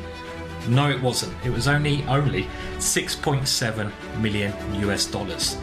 But the bad thing about this was that both Karpov and Kasparov only got a mere fraction of this prize money because the prize fund actually, most of it went to the Soviet Sports Committee. Let's take a look at a moment from that game. Now, I could have picked a tactical moment, but what we have to know about great players, they can play brilliant positional chess. Kasparov in this position now saw that there was a big hole on d5, and he went about taking control of that. First of all, by removing a defender of that square, and he did this very cleverly. He swapped off a bishop for that knight. He now opened up his bishop towards that square, increasing the pressure on this big hole in the middle of the board. His knight came straight into that square, and slowly but surely his other knight now came around to rest in the center. And you can see how these 2 dominating knights are clearly worth their weight in gold. And a lovely positional performance there, showing that Gary obviously was great at every area of the game, and he went on to be world champion and of course get this nice prize fund. Have we got to the limit of prize funds, or can they get bigger going forwards? What do you reckon? And there is, I'll give you a clue, there is a bigger prize fund coming up very shortly in a future days episode. Wow, I am just amazed by just how gold has evolved through history, just being worth so much today. Yeah, I know. It was like 1.6 million then, and now it's so much more today. And yeah. And it's nice that Simon chooses Kasparov and Karpov, because that is a battle that I watched firsthand and enjoyed as a kid and later on as a teen. So. I remember you said that. That was like one of your favorite rivalries in chess history. Yeah, definitely, because, you know, I was there, I was watching it happen live. We followed it live as a family. We used to go on teletext. This is showing my age here. And we used to write down the moves and play it over the board. And we, you know, as a family, we both had our favourites like Karpov, Kasparov. We would then go to evening classes and study the games there. And, you know, Kasparov had so much energy that, as you can see, a complete all-rounder. Who is, for Magnus Carlsen today, David, who is his Karpov if he's, you know, Kasparov? Ooh, Is it? I mean, in the tour, it must be Wesley So. On the tour, it's Wesley So, and maybe in future years, it's Wesley So. Wesley, it feels like he's elevated his game at least as much as everyone else over this last year during the pandemic. Maybe Giri as well, you could say. Those two, Giri and So, one of those two, I just feel that they might be his Karpov in future years. All right. Well, through Goldmoney, we're learning that gold is a safe investment, and also that, well, you don't need too much money to invest in it. So we're very happy to be teaming up with Goldmoney in this tournament. And, okay, gold, maybe not the theme for the question of today, but golden moments is the theme. Yes, and we're asking, what is your favourite golden moment in sports? You know, because we had a lovely moment for England fans in the football yesterday. Yes. Very proud of that. And one lucky winner wins, of course, 1 year subscription of Chess 24 Premium membership. Excellent prize. And we do like some of your answers, taking us down memory lane. Giuseppe Tironi says that his favourite golden moment in sport is when Italy won the World Cup in 2006. I was only 5, but I can remember that day vividly. What's more golden than the World Cup? Yeah. Can you imagine that? If Norway or England won the World Cup, I think I would go a bit bananas, actually. And Ashwad Budatoki says that being a chess lover and big fan of Magnus, their favourite moment in sports was back in 2013 when Magnus defeated reigning world champion Anand.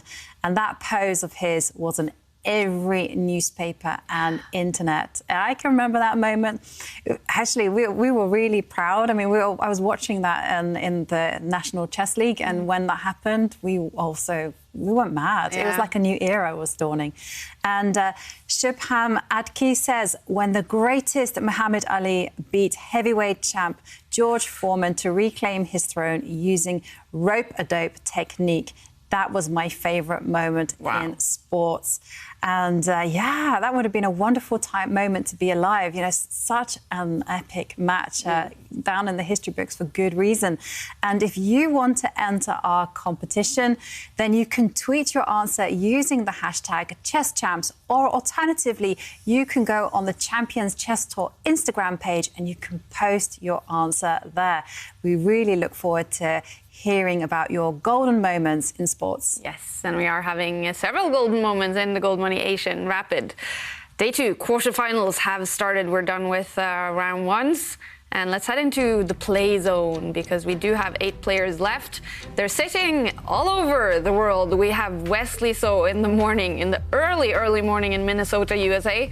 And then all the others on the other side of the world, Ding Liren in the evening in China. He lost the first game of today against Jan-Krzysztof Duda sitting in Poland, and that means Ding, he needs to make a comeback if he's going to take this to tie breaks. Duda now, if he draws all the 3 last games or even wins, he's going to be finished. He's going to be in the semifinals. And actually, he is currently playing now game 2, Ding and Duda. On the bar, it looks like a draw. Giri and Artamev, they are also in the middle of game 2. Artamev winning also game 1 today. He won the first match. Giri desperately looking for a comeback. If Artamev wins this game, then he will be in the semifinals. And we do know Magnus Carlsen, he won the first match against Wesley So. He won also the first game, and we're going to follow game 2 between them coming very shortly. And also Erigasi and Aronian, they played a draw in the first game today. Game 2 has started. Aronian with the white pieces, and we're waiting for Magnus with the white pieces. Will he be going for a win in this one? Well, he does know that if he wins, the match is over as well. If Magnus wins this game, that's it for this quarterfinal. He will be through to the next round. And maybe he will try and win. He'll try and end things here. He doesn't really want to be on the defensive again in the next couple of rounds, knowing that he still needs to defend off against Wesley So's potential attacks. But then again, Magnus, we've seen it in the past. He likes to play safety first chess when he's in the lead. And here he opens with his king's pawn. Wesley So, what will he do? I think that's the question. Magnus, for me, we've seen it throughout the tour in this last year. For me, I think he's just going to play solid. He's not going to want to lose with the white pieces. He knows he's got that lead, and he knows that actually 2-2 is enough for him today. So just drawing both games with the white pieces is enough for him now. Wesley, he needs to win one of the games as black, and we see a king's pawn opening. Will we see the dreaded Berlin defense? especially after Magnus joked about it yesterday, supporting the German team, playing the Berlin opening. We do see the Berlin from Wesley So in almost a must-win situation from him. He's allowing this. We've seen this before. Pawns have been traded, knights have been traded, the white rook jumping up. The white rook's going to retreat. I'm calling it now. We're going to see a draw. Wow. The players have gone for this several times against each other in the past. Yeah, Magnus going straight down this line. Completely symmetrical pawn structure. Look at this. Pawns are still on the same squares. There's not enough imbalance here to win the game for either side, really. Wesley So, I mean, I'm one of his biggest fans, but I'm not sure this is the best strategy when you need to win at least 2 of the last 3 games. With a draw in this one, he's saying, OK, I need to win both of the final 2 games just to survive in the tournament.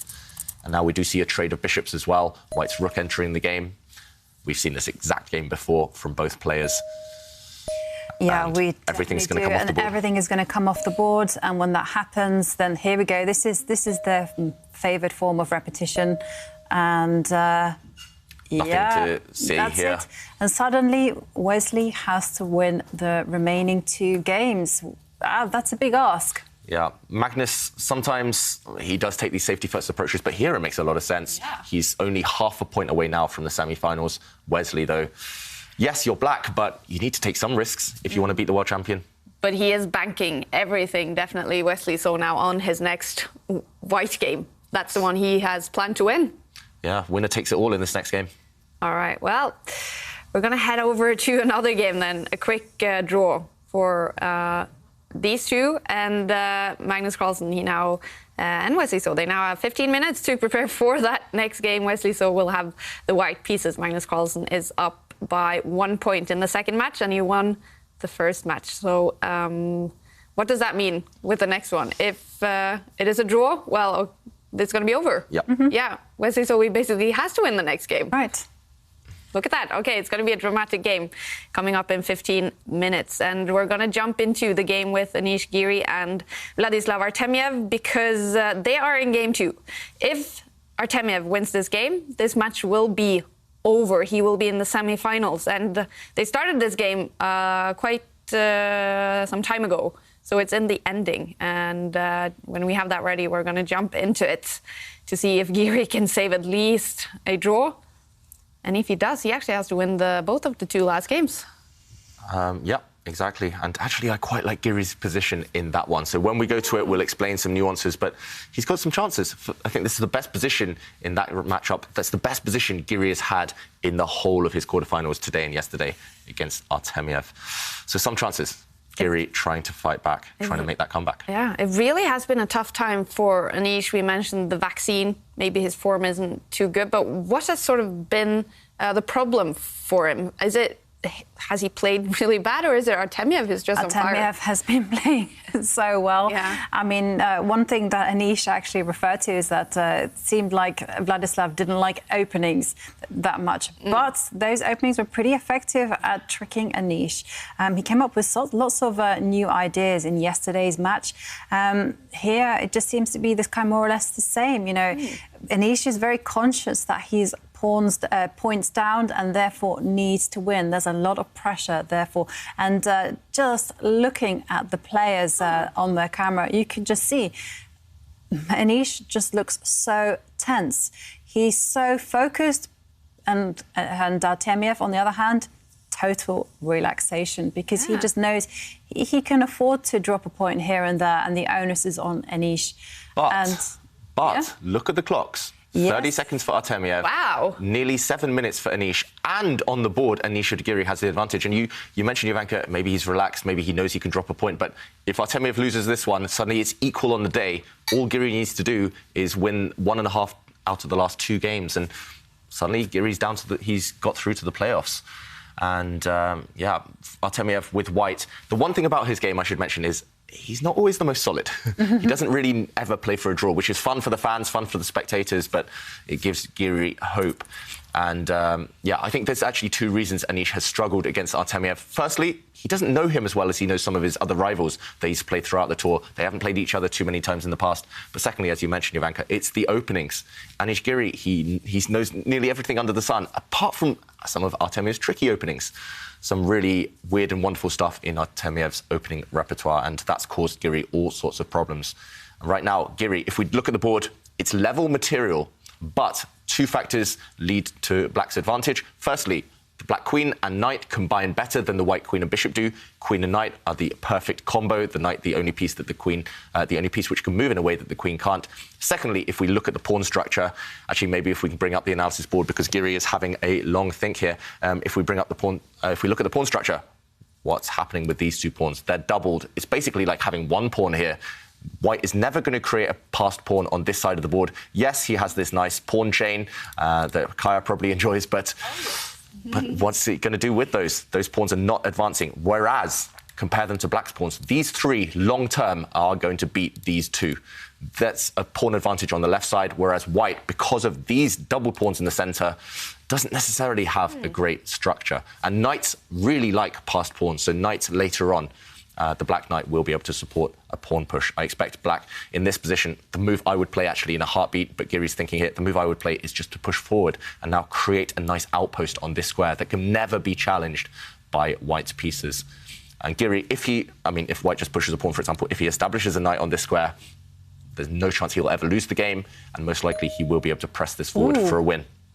David, we have a move, and it wasn't the one that you predicted. Instead, he decided to come in to the centre with his queen and offer a trade. Okay, and the queens have left the board, but all white needs to do, he steps back with his bishop, and suddenly, I don't like this for black at all. Suddenly, the white king is very quick into the centre of the board. Look at the black king, miles away from becoming active. I think Giri's rushed with that last decision. Well, that shifted quickly. Yeah, queen and knight are just better than queen and bishop. Keep the queens on the board. But he didn't do that, and suddenly, OK, now he plays this pawn push, fixing these pawns on white squares, but look at this, the white king is activating. Also, let's go back to the players. Also, he's made it easy for Artamev. Yeah, Artemev's moves are simple, and in time trouble, you definitely want the queens off, so he's actually helped out Artamev here. Giri not showing the most decisive, aggressive chess that he could have done probably in that last position. Yeah, what do you think, Jovanka, that queen trade? Yeah, it's the most natural move on the position, actually, because I don't agree. I think it's the last thing you should consider when you have a queen and knight against the queen and bishop. I totally agree, but that's when you take the step back and you're being really objective. When you're instinctively just looking at the position, it kind of jumps out at you because it's like a forward move. Then, of course, you must assess things. But you have your queen in an open file. Your opponent's queen is bad. Your opponent's the one who wants the queen trade. No, I don't understand. I'm just saying it because it was the first move that jumped to my mind, and then afterwards I talked myself out of it. I was like, OK, but I can understand why Anish decided to take this choice because he was a little bit afraid and he wanted to determine things. We've spoken a lot when a player has pressure, they tend to kind of have some kind of failings, and one of them is to simplify and just to avoid complications. And I totally agree with you, though. Having said that, I mean, just look at that last knight move. That is not the move he wanted to play. Black's knight on the edge of the board. But Artamev didn't come forward with his... He doesn't need to rush. With his king. Ah, OK. I mean, look how bad the black knight is now, simply, and that's why the evaluation bar's gone onto white side. I mean, I'm struggling to explain Giri's decisions. It just feels like he's out of form, just not at his best. This feels like the Giri of old, maybe, who just wanted to play safety first, who wanted to prevent all the opponent's threats. But the reason Giri's been so successful over the last year, the last 12 months, is because he's kind of changed his style. He's been more aggressive, taking risks, kind of keeping tension, keeping pieces on the board. And Artamev coming forward with his pawns on the right. I mean, but can he do what he would love to do, which is create a passed pawn there? I'm not sure Artamev can ever win this game because white, like you say, can't create a passed pawn on the right side. But remember, he's a point up. He doesn't need to win this game. A draw here, he needs one draw out of the last two to win. And, yeah, it feels like Giri, golden opportunity, and he let it slip with that queen trade. Well, I have to say, you can almost see it on Anish that he's not in top shape, that he is maybe feeling actually sick after that vaccine. Well, I just thought in the cameras, you know, I know David loved the position and it did look good for black, but I just felt that Anish just looked like he was a man that was a little bit stressed and tense and just like determined to win. And when you're in that kind of emotional state, well, it's a state you actually shouldn't be in. The best chess is played when you're relaxed, when the moves just come easily. And look at Artamev. The moves have been played quite quickly. And as David said, it's a clear plan. He just has to hold the space. And now suddenly the white bishop has found a lot of squares to move to, which it didn't have before.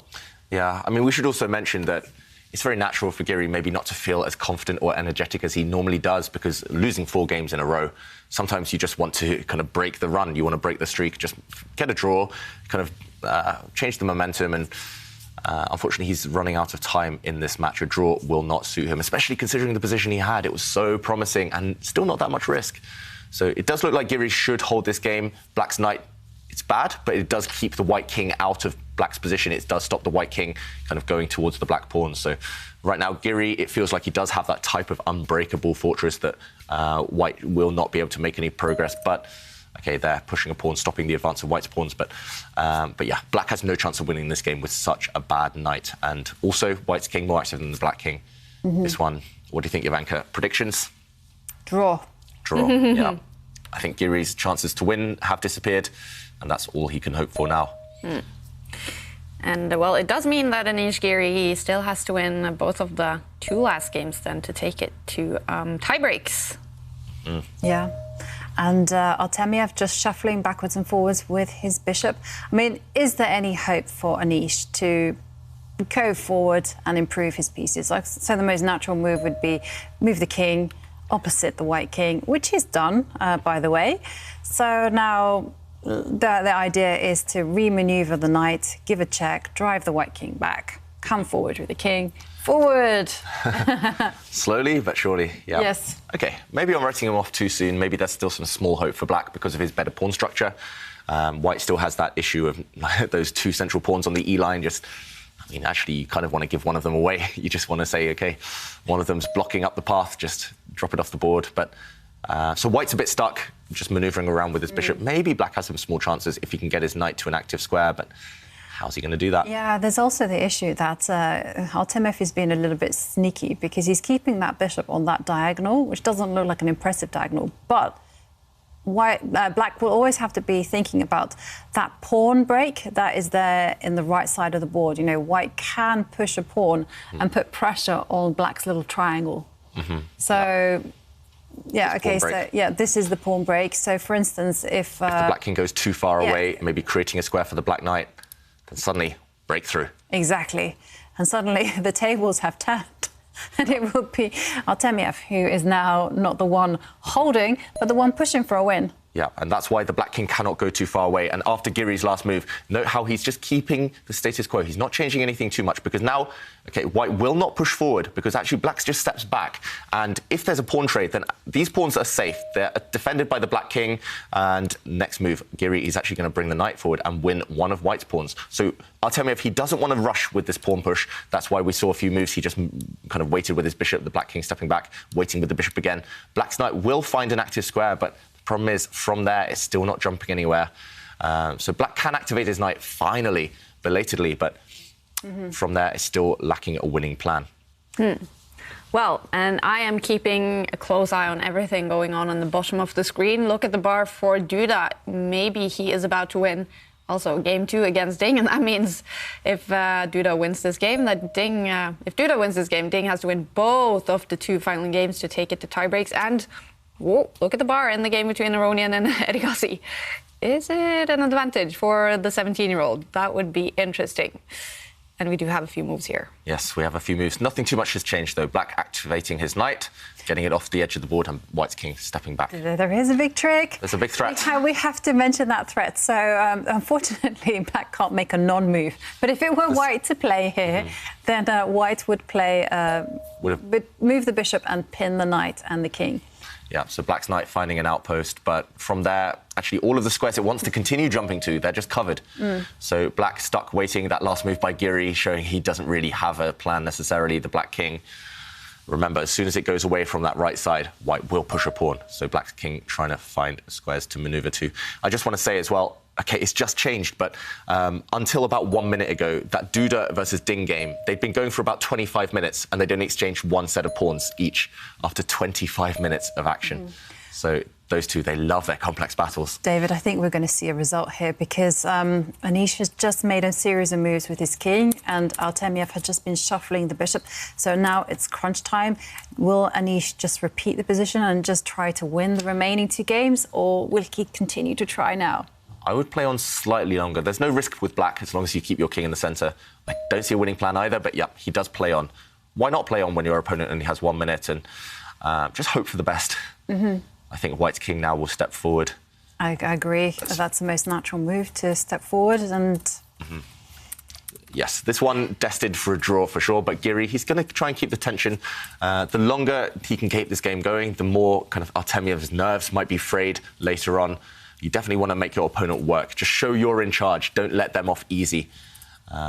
Sometimes I see players at club level or even at tournament level, maybe influenced by all these grandmasters. They just accept a draw quite early. But actually, if you keep playing, not only do you learn, but you show your opponents who's in control. You make them fear you. You make them deal with all that tension. And that's what Giri might try to do for a few moves longer. Yeah, this is the great thing about chess. You do have to be in it for the long haul. You do have to be prepared to sit it out.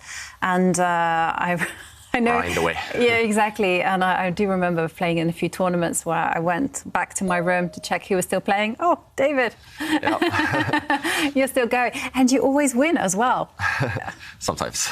I normally wait till my opponents are exhausted, then I set a trap, and sometimes they fall into it. It's a good practical resource. You've got to use every trick in the book to win. It's hard to do when you get older, though. I mean, these two young guys, Artamev and Giri, they can get away with it, and I did get away with it when I was younger. These days, if I play for 6 hours one game, whew, I need a long sleep afterwards, yeah. Age is a factor.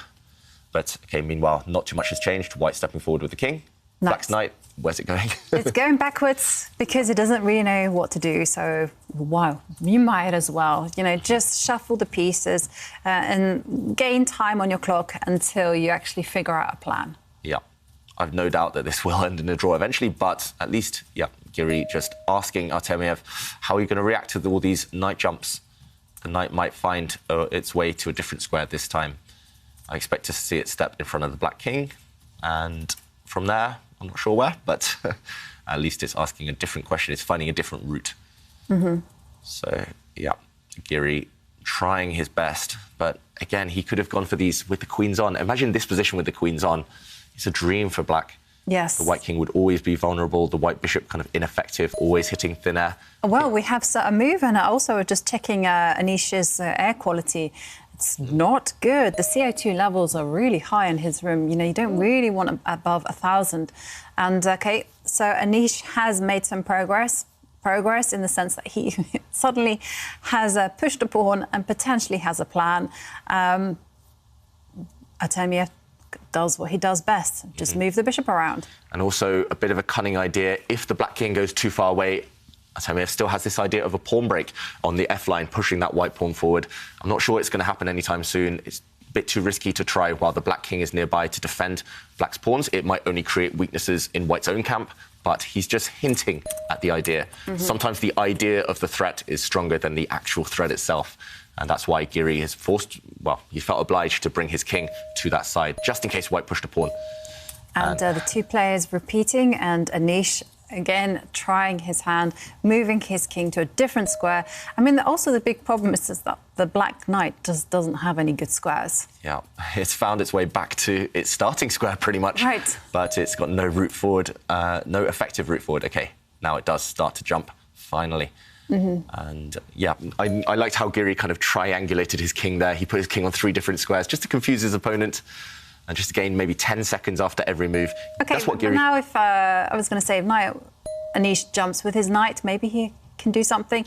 OK. He'll try. Artamev comes back with... Yes, that's also another principle. You don't rush too much. Anish will always have the idea of jumping into that square with his knight, so... Why rush to do it? So instead, go back to your starting square with the knight and have a few adventures there. And then, and after 50 moves, then you jump in. Yeah, I'm slightly surprised he pushed a pawn a few moves ago. He could have just hopped around for 50 moves and then pushed a pawn and then jumped around for another 50 moves, then pushed a pawn. We should mention there is a rule. So if you don't push a pawn or make a capture within 50 moves, the game is a draw. So, OK. You sound excited, Jovanka? No, I was just wondering whether there's a potential for Artamev to actually do something. But no, there isn't. Don't get too excited. Just wait with the king. There's nothing really happening here. Yeah, so the black king just kind of hoping that by going over to that left side, he's trying to provoke a pawn push for white on the other side of the board. But Artamev, he's not going to get tempted. He's just sitting and waiting, and that should be enough. And, well, I'm just going to mention that Game 3 with Magnus Carlsen and Wesley So has just started. And that is a must-win situation for Wesley, so we're going to head into that as soon as this is finished. Also, keeping an eye on Erigaisi Aronian. Maybe the 17-year-old is about to win that game. Bar is slightly over to his side. I'll just take a look. Wow, he's a pawn up for nothing. Ooh. No compensation. Levon Aronian, he's going to have to show some wizardry, some endgame skills to hold that one. Erigaisi, again, I mean, the last game he nearly won. He was within 1 or 2 moves of winning. This one, again, it's going to be close.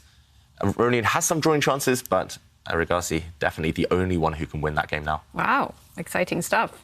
All right, and also I'm looking at the bar in Do the Ding, our favorite name matchup in the quarterfinals, the bar all the way over to Ding side, and that's good news for him because he lost game 1 to do that.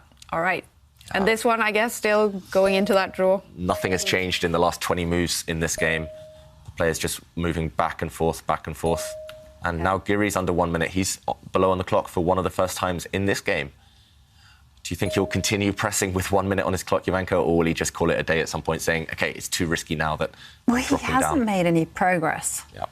I mean, he's just pushed one little pawn.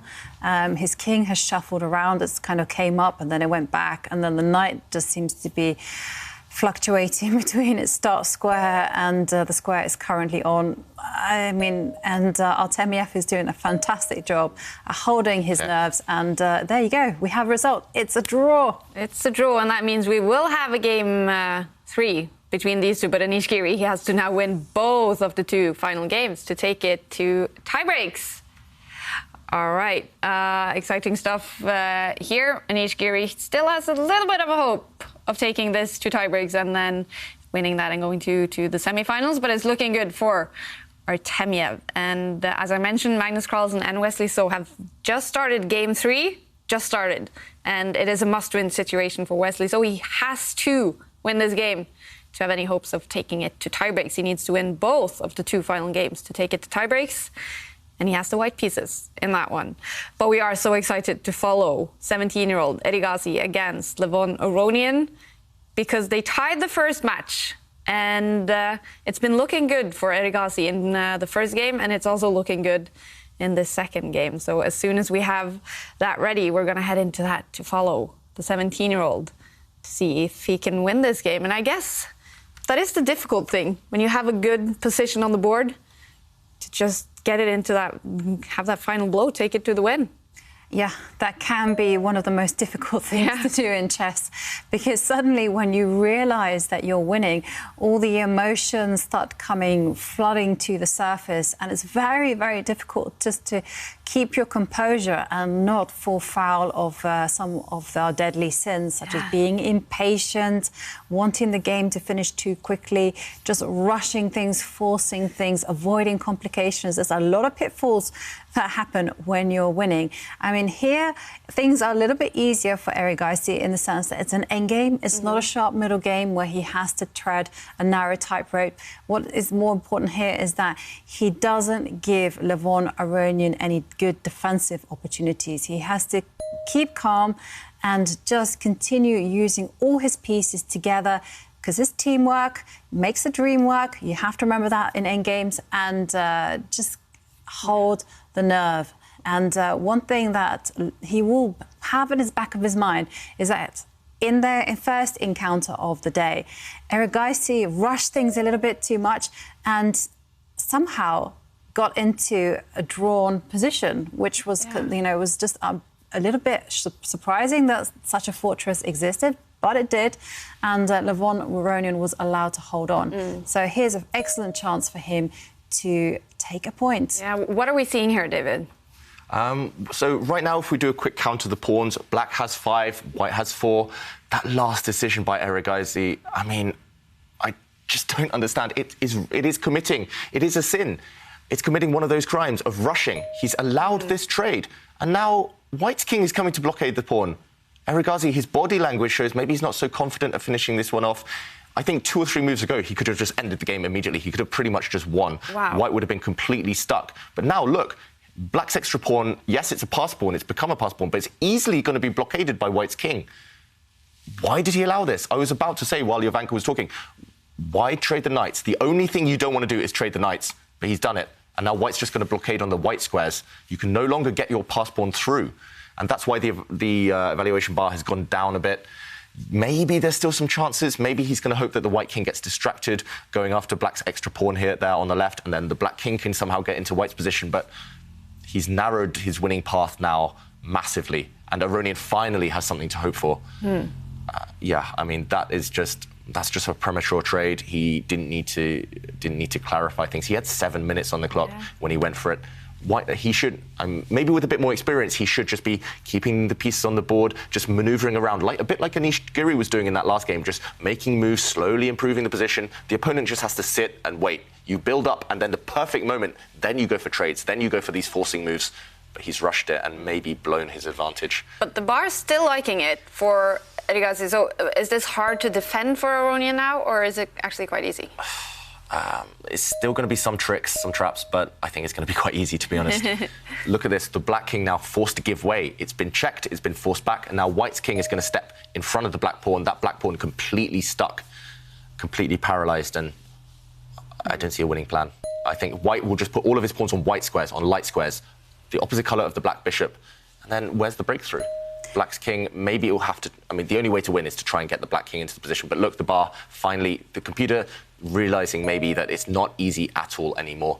It's not a dead draw yet, but look at this. All of White's pawns on light squares, you can't attack them. And as soon as the Black king tries to enter the position, the White bishop will check it away. The White pawns will cover light squares, White bishop will cover dark squares. There's no way in for the Black king. And is there any kind of possibility with the Black bishop improving itself, say, for instance, anchoring itself to the isolated pawn, and then the Black king doing some ducking and diving, trying to weave its way in? No. I don't think so. I think this is a dead draw now. It's just the second time in 2 games Aronian has achieved an unbreakable fortress. He's down on material, but there's no way through for the opponent. Yeah, I do feel Erigaisi, it did show, he's been fantastic this tournament. We're full of praise for him, but it did show a lot of inexperience in endgames just with that knight trade. OK, so here comes the bishop to the square that I wanted it to go to. And now what is Levon Aronian going to do? Wait with his bishop. Pass, right? Just use the white bishop, just wait. Maybe... OK, he does trade a set of pawns. Trades a set of pawns. OK, but maybe this makes... No, because it's all to do with the entry points of the Black king, because you've got to use teamwork. And the Black king is just not finding a way through. I mean, as soon as it runs to the left, the white bishop will just go, no, you're not getting in there. Exactly. And as soon as it runs to the right, the white bishop once again will stop that one. Yeah. Also, if you note, if we look in the corner, so on the H line, there's 2 pawns there.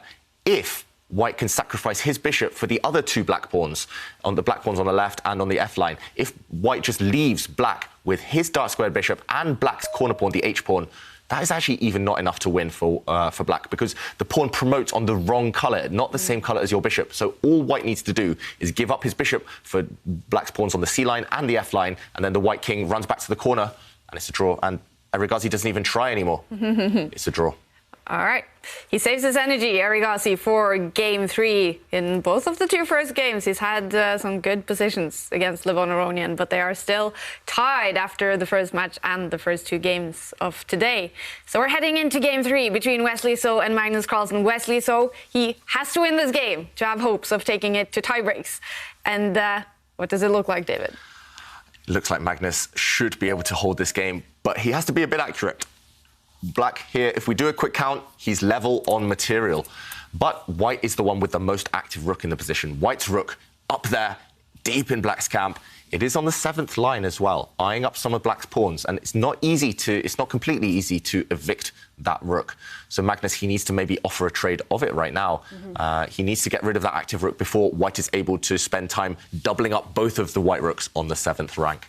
Yeah, right now, the reason White had to retreat the whole way is, firstly, he didn't want to trade, but secondly, Black would potentially threaten some kind of checkmate against the White King on the bottom row. So White wants to just kind of create some space for the White King, and then he's going to try and get both of the rooks on the 7th. And if that happens, White will win.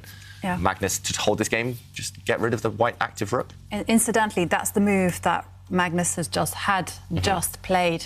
He just moved his rook, and then the White rook checked, and then it came back down. That'll be the second time. So if he does it again, it will be the second time, and Wesley will have to find a different response. Definitely, that is the move that Magnus needs to play, because otherwise, White will simply just pick up a pawn on the left, attack the rook, and then go. Once the king has got its breathing space, the 2 rooks will double along that beautiful line, and yeah, it will be quite tricky for Magnus. So let's just show this, because Black has one very simple move, and I think this would just pretty much solve all of his problems. If Black doesn't do this, then he might face some issues. But if he just brings his rook forward, we've actually seen this position before, then how does White maintain his rook on this square? No matter what you do, for example, earlier Wesley tried giving a check, Black's rook just steps back, and you cannot continue. This is the dream for White. You cannot continue attacking all these pawns, however, because suddenly Black counter-strikes, counter-attacks, and this would end up in checkmate. The White King suddenly trapped on this bottom row. So that's why, right now, Magnus, if he does find this move, and he's found it before, if he does play this move, I think he will hold the draw. White's rook is going to be forced to retreat to a different square. Maybe he'll throw in a check, and then he'll run back. But once the rook is off this active square, it feels like no more problems for Magnus. At the very least, he can start pushing his 2 versus 1 advantage on this side. Black might even be getting optimistic here. So Magnus Carlsen, he's spending a bit of time, but once he finds this move, just kicking away White's active piece, I think he'll make the draw, and he will go through to the semi-finals. This is, looking safe. The world champion, endgame expert as well. So why is he pausing? I mean, having found the move once, I'm a bit baffled as to why he's taking the time out. He's enjoying the moment. Maybe he's just enjoying the moment. Yeah. Maybe he's just thinking whether he can actually play for more, because sometimes it's a good idea to be optimistic and just to play like a normal game, so you don't even have entering in your minds this idea that you need to force a draw. Yeah, but then again, for Magnus, a draw is actually the same as a win in terms of the match situation. Right. So, you would, if you offered him a draw now, Magnus would snap your hand off, I think. Strange, Magnus not playing the move instantly. Maybe things have frozen. Maybe there's been a disconnection. I'm not sure, because, okay, he doesn't play the same move. You're right, Jovanka, but that is bizarre. Oh. Why would you play that move when you could simply kick away White's strong rook? Yeah, the move that I wanted to play here was actually to pick up my pawn in front of the king, the white pawn, and to move it 2 squares. When the rook moves, now I get to double my rooks. Yeah, and suddenly this has given Wesley hope, right? I mean, It doesn't look... You can't tell from his camera, but maybe it has given Wesley some small hope. And Jovanka, just to show your idea, that's to push this pawn forward. Remember, White's king is a bit trapped here, so to push this pawn forward, creating some space for it, attacking the black rook. If the black rook moves across, then now you can maybe set a trap. You can bring your rook up to the top of the board. And now, if black gets greedy, if black captures, then when you move your king, suddenly, actually, how do you defend this pawn? Maybe you can't. And suddenly the white rooks are going to feast on all of these black pawns. There's also going to be some checkmating threats against the black king once you capture this guy. So that's one interesting idea. The other move that's tempting to me would just be a calmer move. Just push this pawn forward, create a nice kind of, we call that luft, to create some air for the white king to hide on this safe square. And suddenly I don't see Magnus's idea, because now he cannot use the idea he used earlier. If he brings his rook forward, now Wesley would give a check. The rook has to drop back to block, and now Wesley installs the rooks on this line, and now the king has some breathing space. There's no issues. White, again, going to start picking up some pawns. What is Magnus's idea? It's very, very mysterious, the reason he chose to play in this position, pushing a pawn, when he could have easily just held the game by swapping rooks, or at least threatening to swap off the rooks. This pawn push looking innocuous, slow, and suddenly, if I were Wesley, I'd be feeling very, very confident. Yeah, I also agree. It's a little bit mysterious to me why Magnus didn't clarify the situation. But this is the beauty of chess. It can be incredibly complicated. Sometimes we criticize players for forcing the situation, rushing things, and not taking time out to do small things like Magnus has just done. Other times we're like, yes, you should force the situation. The time is now. But yeah, this is why chess is so complicated. It all depends on the specific position. Exactly. You got to judge the board. And here, I agree with you. And the move that I do think my move is a little bit too ambitious. So I think I agree with you. I just pick up the pawn, give the white king some air, and then, hey, you've got a chance to do the wonderful thing that you want to do with the rooks, put them on the 7th rank. Yeah. With best play, it feels like Magnus should still hold the draw, but yeah, why give your opponent hope when it was unnecessary? And there we go, Wesley just playing the safest, quiet move there, just creating a square for his king. And next move, we know what's coming for white. We know that he's about to lift up both of his rooks onto the 7th rank. And in game 2 between Ding and Duda, the Chinese has won that game. So that means they are tied in the second match with 2 games to go. If they, play 2 draws or win 1 game each, it's going to go to tiebreaks, this one. They are fighting hard, Ding and Duda. And that's exciting. And remember, this is a must-win situation for Wesley So. Yes. What's your bet? Still a draw?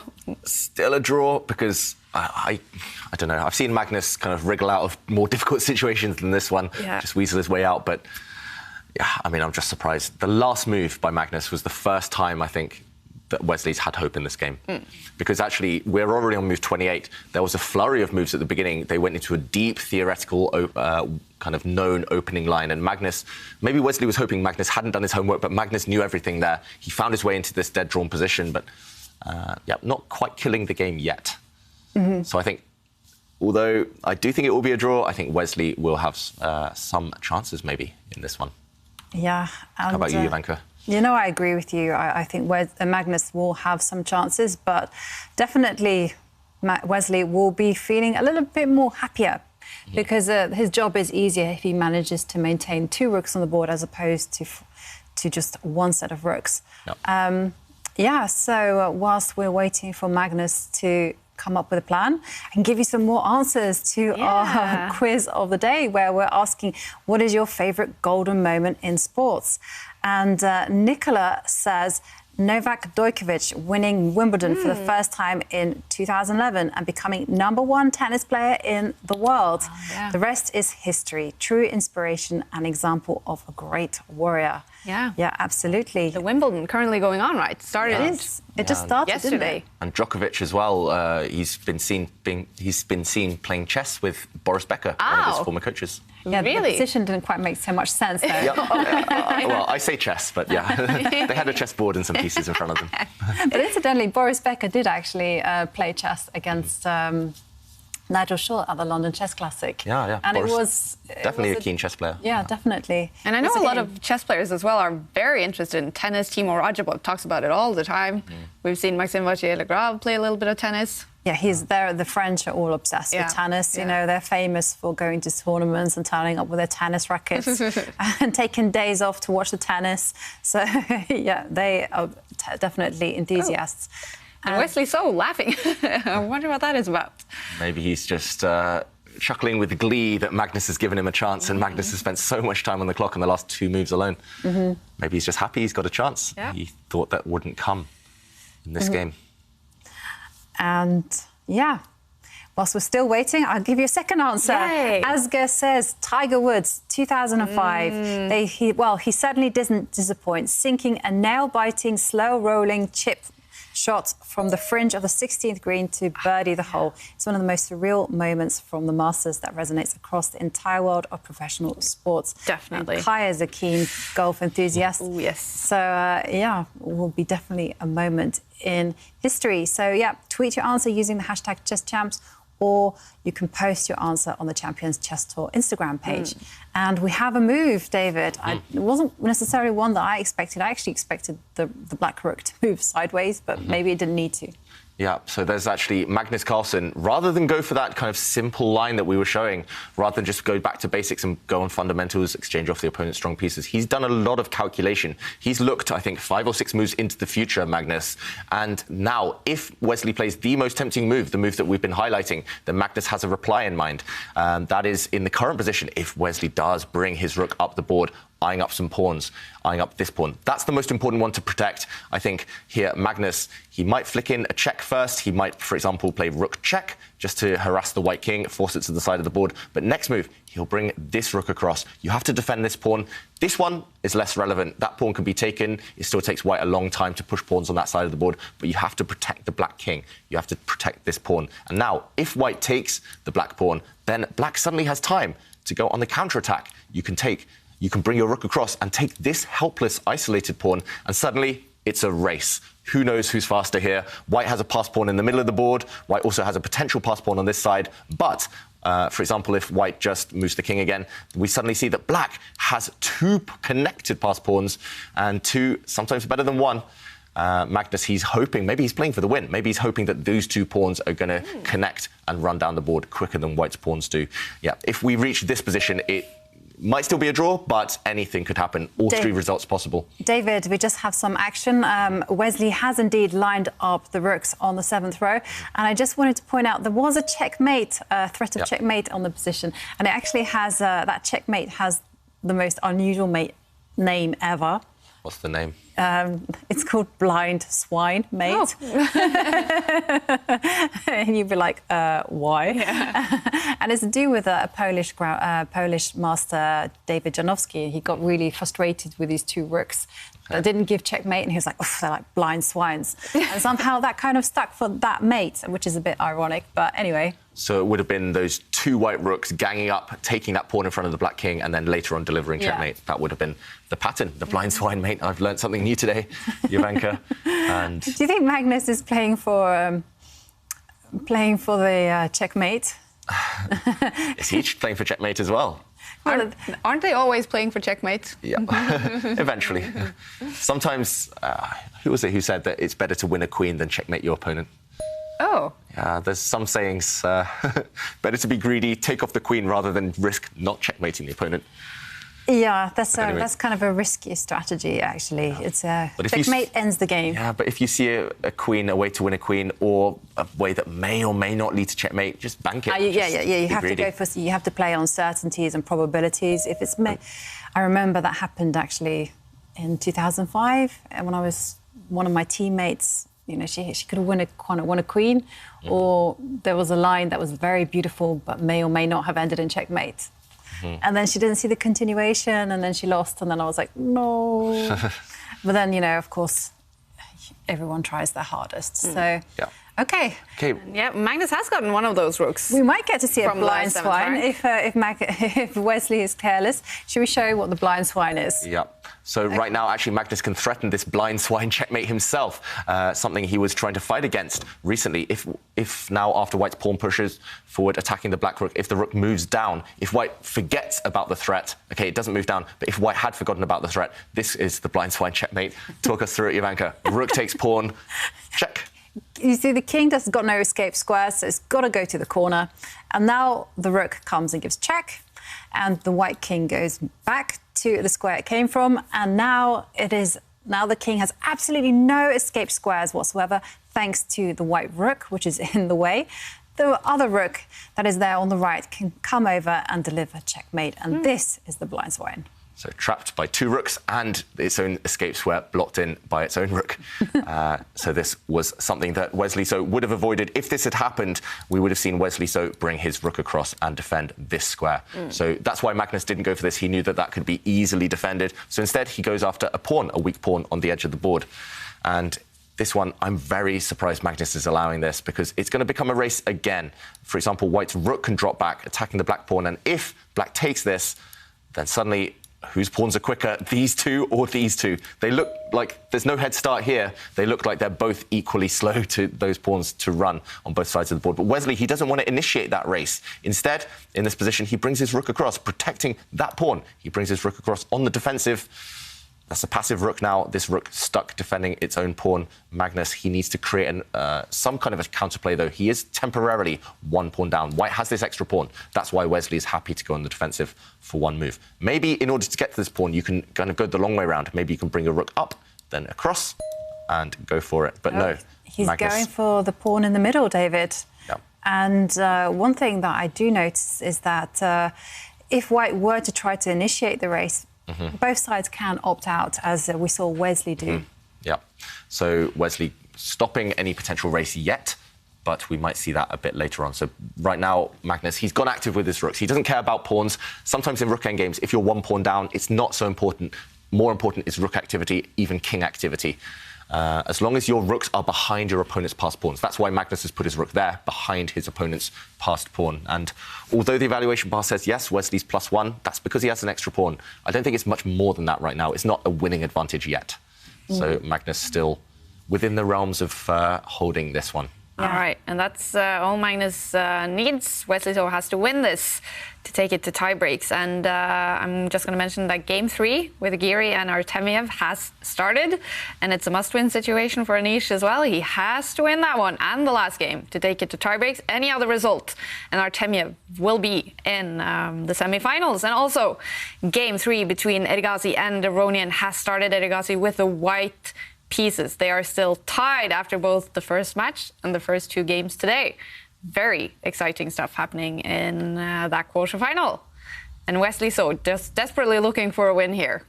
Yes. He's got time on the clock, definitely. He's got time on the clock. He's got an extra pawn still, and as I mentioned, it's not the best pawn I've ever seen in the world.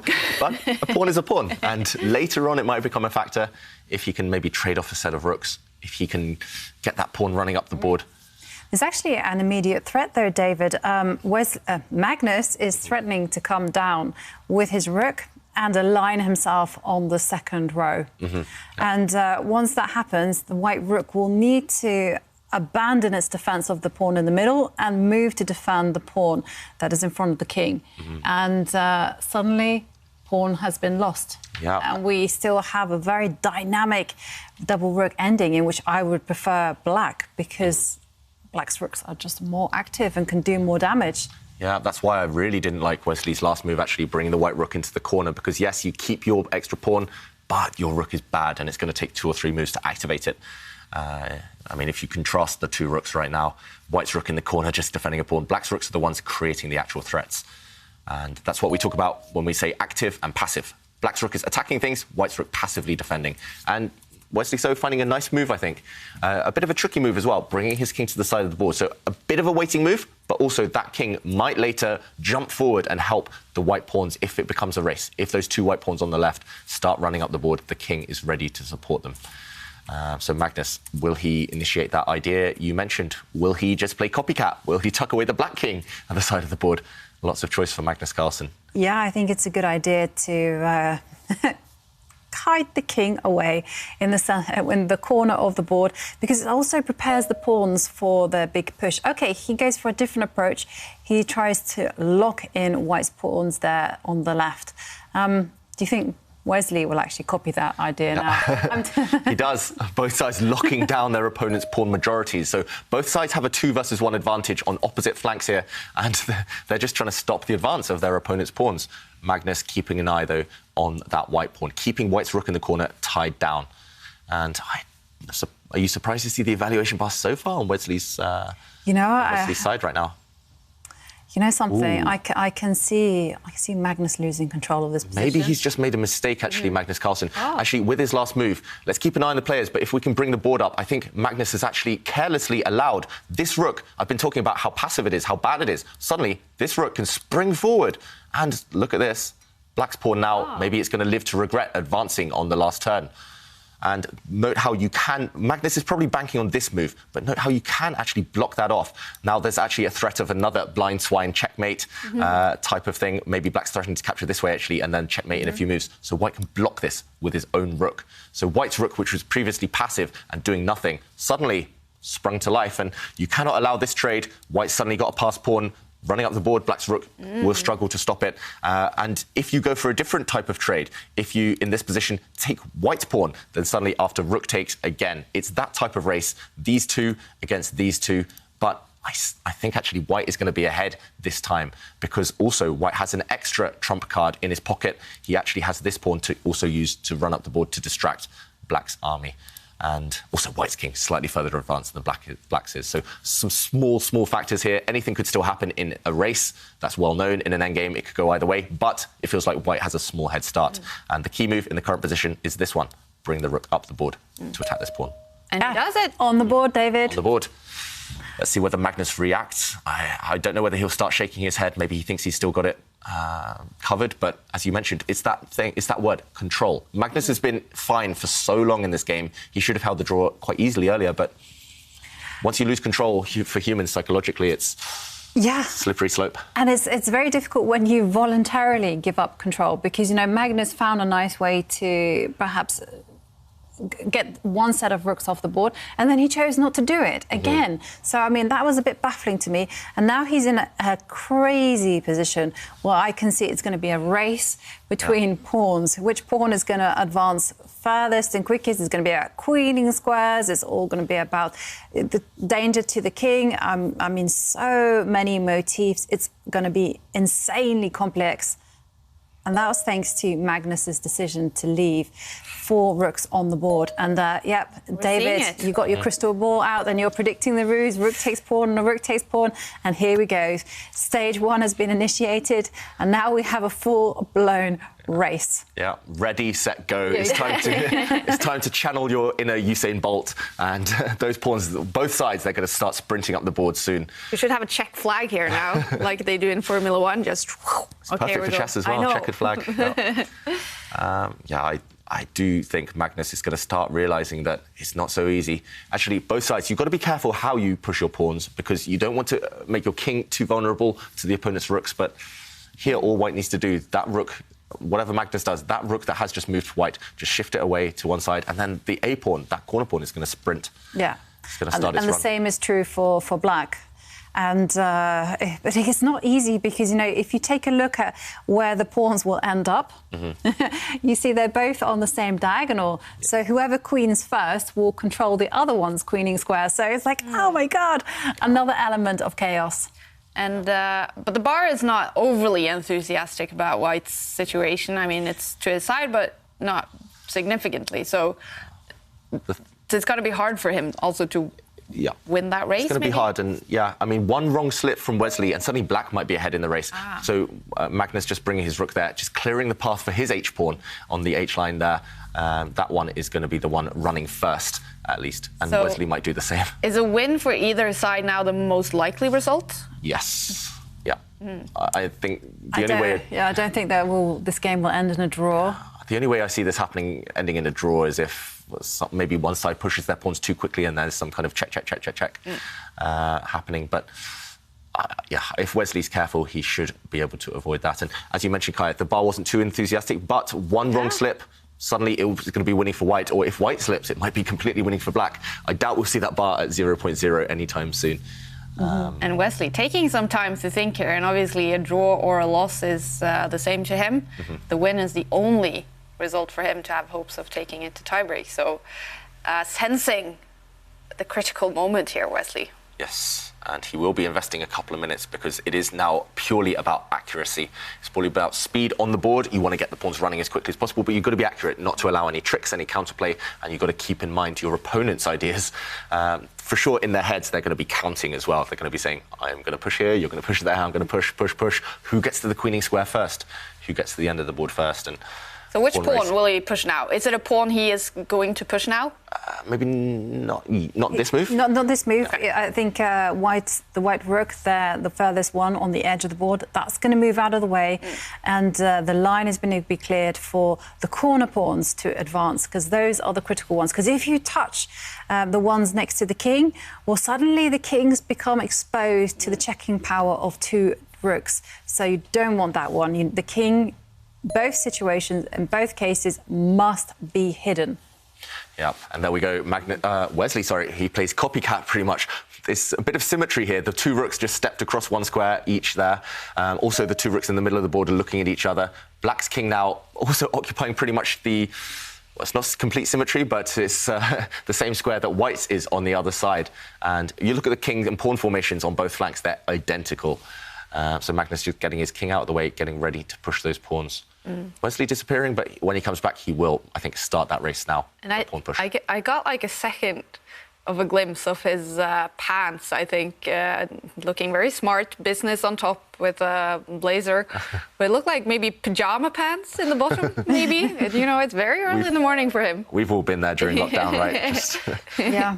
need to be cozy, need to be comfy. One thing that does worry me quite significantly about Magnus's position is when I compare the usefulness of the middle rooks on the board, I see that white's rook is so much more effective than black. Black's is kind of like hindered by the white pawn, that extra pawn. Yeah. So I can just see a situation where the black rook is not able to snake its way round to defend against a passed pawn that white has. It can't hurt to have an extra pawn here with white. It's actually almost identical, those two formations, black's formation on the right, white's formation on the left, actually completely identical, but white having this extra pawn and white having the move. That's why often we love to start first in the game of chess, because we have white, we do start with the first move. We are able to be the first one to kind of sprint out in a race. And here it's Wesley's move. Both pawns have just pushed. So both pawns, if you look at the corner pawns, white on the A line, black on the H line, both of them are 4 moves away from becoming a queen. Right now they're hindered by the opponent's rooks, but if they start running, then white will have that small half extra move in the race. And also, as Jan mentioned, one thing that might become relevant later, so we should show it now before the clocks tick down. One thing that might become relevant is, okay, white can't push this pawn yet because it will just be captured. But imagine if all the rooks are off the board, if it does become this race, then this is something you mentioned earlier, Jan. Yeah. This is a typical idea. If white does promote first, it also covers the opponent's promotion square. So white, if he does win the race, he has an extra tempo. He does have this extra move because black will not be able to make a queen. It will be covered. And that's why Wesley So in the current position, he steps his king forward, because now the king is out of the eye line of the black rook. He's getting ready to later on push this pawn as well. Yeah. So and there's nice also the option of just moving the rook up the board. Yep. And escorting the pawn to its queening square. Yeah, so many possibilities. I mean, Magnus cannot push his own pawn. Oh, it's my copycat, God. both sides pushing kings. This is symmetry. If Magnus is stuck for a plan, he should just copy what Wesley is doing. So, for example, if white brings the rook up, maybe black will bring the rook up and just complete chaos here. Playing copycat for now, but one fine day, black will no longer be able to copy any longer. So let's go back to the players. Let's see how Wesley tries to win this sharp race. He's down on the clock, though. That's how sharp the position is. All endgames actually require calculation, but this one more than most, I think. Yeah. If you had to bet now, Jovanka, if you had to call a side, you would choose white, maybe? I would choose white, definitely. I mean, just comparing the flexibility of both rooks that each side have, white, hands down. You know, just take a look at that rook that's on the E line, the one rook in the middle. White's rook has got loads of defensive opportunities, can move up, backwards, forwards, to the side. Meanwhile, black, not so much. Can only move down and can't really snake its way in to defend against a far advancing pawn, if the case needs be. And Magnus moving his rook down to attack white's pawn in the middle. I hate that decision. OK, David doesn't approve. Wesley, this is your shot, Wesley. Forget about your pawn. Do not go on the defensive here. Going passive in endgames, especially rook endgames, is terrible. Black's rook now no longer supporting the white pawn on that A line to push forward. Wesley, do it. Push that pawn. He does it. He pushes it, and that pawn's going to be the winner. Look, it's winning the race right now. It's getting closer to that promotion square. White's extra pawn in the middle of the board on that E line that two black rooks are looking at. That's irrelevant. Black can take it if he wants. That's not going to change anything. A set of rooks will come off the board. White's king will step forward. Magnus, I think that last move, neglecting his opponent's plans. Yeah, and totally. Suddenly... OK, so the pawn has been taken and Wesley has marched his king up the board. But look at those white pawns go. I mean, they just win the race in terms of time. Easily. Black has 2 pawns advanced, but both of them are 4 squares away from promotion. White's furthest advanced pawn is only 3 moves away, and it's white's move. So white probably has the luxury of just pushing his other pawn. OK, no, he pushes the furthest advanced pawn. That's the most logical. But he could even push his other pawn, and I think he's going to win the race. Black is behind here by at least 2 moves, I think. Wow. And Magnus going forward with his own pawns. I think he has to do that. He just has to try to initiate chaos, but it's just out of time.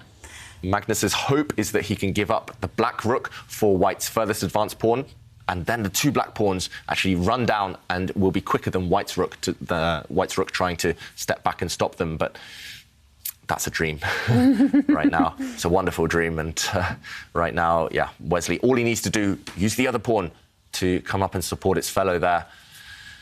I was reading a quote by Philidor. I'm going to struggle to recreate it, but it basically said that a pawn unsupported by its fellow will not be able to kind of create that magic, and you need a fellow pawn to support. White gives a check first. Is that mysterious? That's a little bit mysterious. I'm not sure why he needed to give that check. Because that just drives the king further up the board. OK, and the king has come up the board. What is the point? Maybe he wants to go push the pawn and then get his rook behind. No, but that's just too slow. Just keep pushing. Push your pawn, Wesley. Push. I mean, one of the things that I like is Yasser Seirawan, the chessboard author. He has this famous expression about pawns. It's like, push 'em, baby.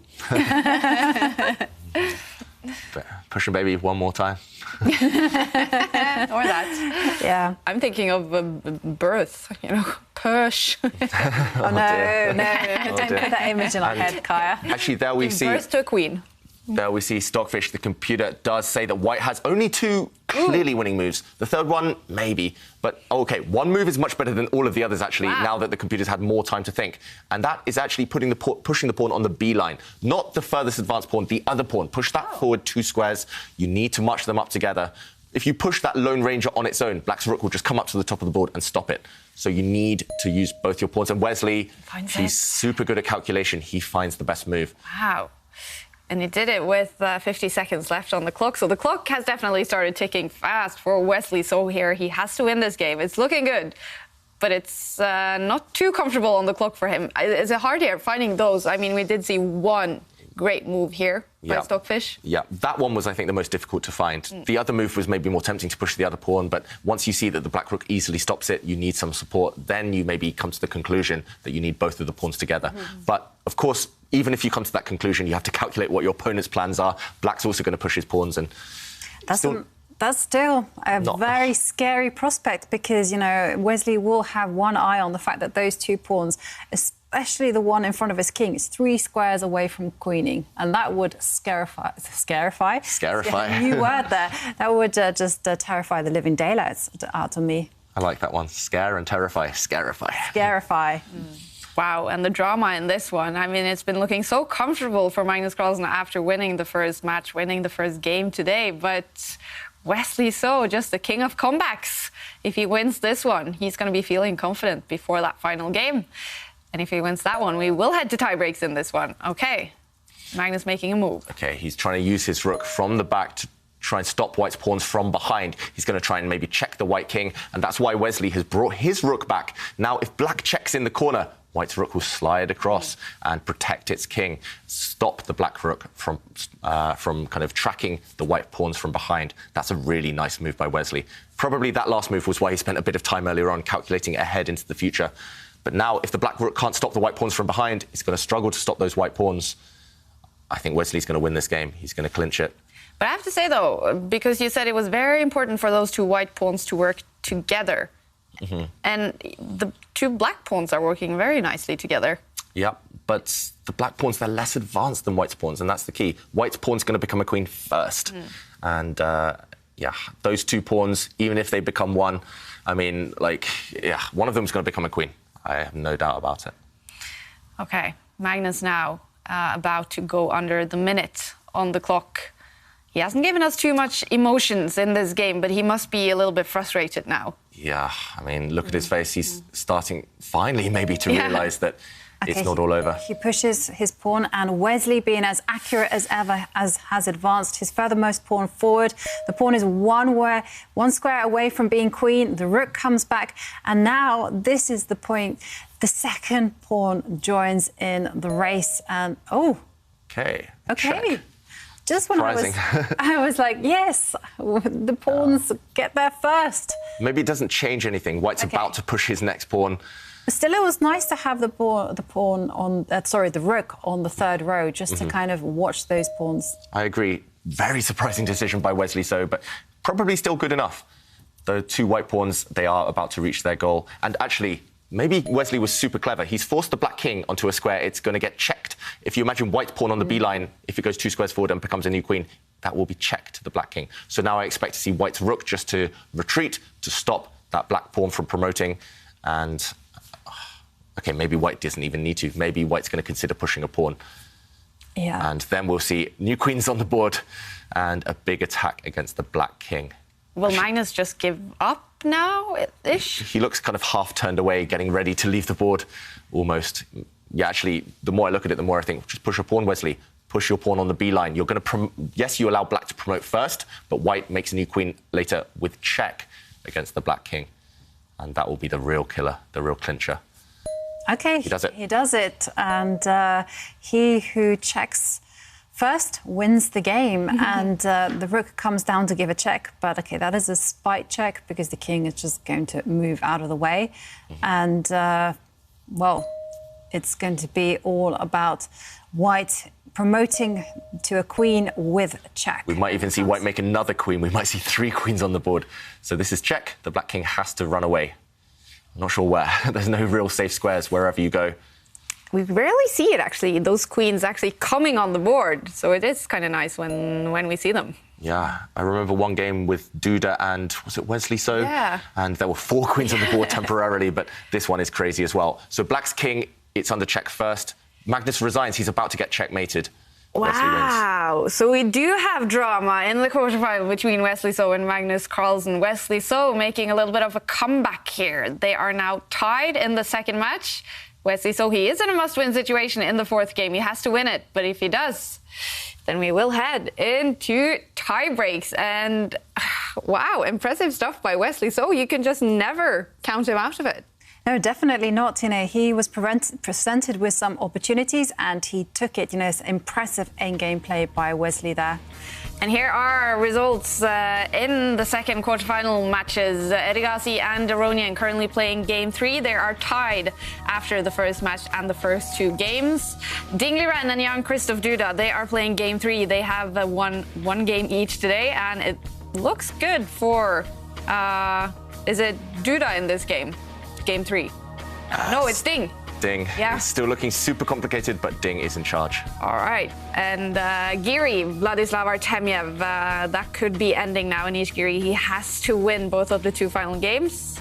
Any other result, and Artamev will be in the semi-final. But now we're heading into game 3 between Erigasi and Aronian. They are tied after the first match and the first 2 games today. And Erigasi here with the white pieces. Yes. Look like. So at the moment, it's roughly balanced, but there are chances for both sides. I think this is the best position that Aronian's had all day, actually, to be honest. If we do a quick count, same pieces, same pawns, but black does temporarily have the bishop pair. Black's bishops might come to life later on. Also, black was the first one to initiate tension in the centre. If you look at black's 2 central pawns, very strong. If white ever trades a set of pawns there, black's knight might jump into the game, and it will also help black's dark square bishop. I do feel black's dark square bishop might be the key piece. Either it gets locked in and it becomes bad, or it'll become a beast. It'll become a really strong piece later on in the game. So Erigasi, with his last move, dropping the queen back, he's actually kind of indirectly attacking the black queen, pinning black's pawn to the queen, the black queen undefended. So she moves across, she shifts across. What do you think, Jovanka? Personally, I slightly prefer black's position. I think it's just easier to play. Because I was liking white. Okay, talk me through it then. Why would you prefer white in this position? White? Well, just because I like the pressure that white had on the centre, and I like the possibility that maybe after some trades, I'm thinking knight takes bishop, that maybe the white rook can come down and just cause a little bit of a nuisance. But, OK, I agree with you. I think white is maybe a little bit better. Maybe. But I do think that white has to be very careful because, like you say, it's all about the dark square bishop. If that dark square bishop is just allowed to... This is the move that I wanted to was thinking about as well. Just moving my knight and putting pressure on the central pawns. But if Levon is able to activate that dark square bishop, say, for instance, has the time to push a pawn forward, attack the bishop, and then drop back with his own bishop, then the dark square bishop is just going to be a beast. Yeah, and unstoppable. That dark square bishop has no rival. And meanwhile, we have seen a result in Giri against Artamev, and I think that means Artamev is through. that means the Russian, the debutant in the Meltwater Champions Chess Tour, is through to the semi-finals, and he's going to face either Ding or Duda in that semi-final. Great performance by him. He ended second in the preliminaries, and he's just been crushing Anish Giri in these quarterfinals. Just an amazing performance by him.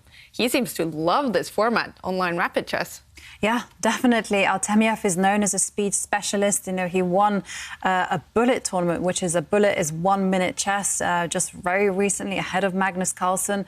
So definitely a speed demon. So Artamev is very, very strong, but very uncharacteristic losses from Anish Giri there.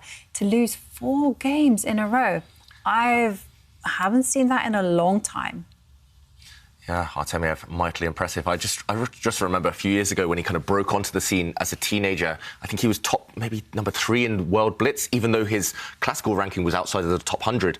So that's just how the big differential between his classical chess and his speed chess. But yeah, we saw Aronian shake his head. There's a tactic here, right? I mean, is it a good tactic? Very simple tactic as well. Like queen takes pawn. Yep. I would play queen takes pawn, and then the whole point is that after king takes queen, my knight is going to jump in and pick up a queen. Let's show this on the board. Let's keep an eye on the players as well, because Aronian, he's going to react. White has found it. Erigaisi, so sharp. He's found that he could sacrifice his queen on this square. Queen takes pawn, giving it up for free, but luring out the black king. So now there's a knight fork. This is check, and the queen drops off next move.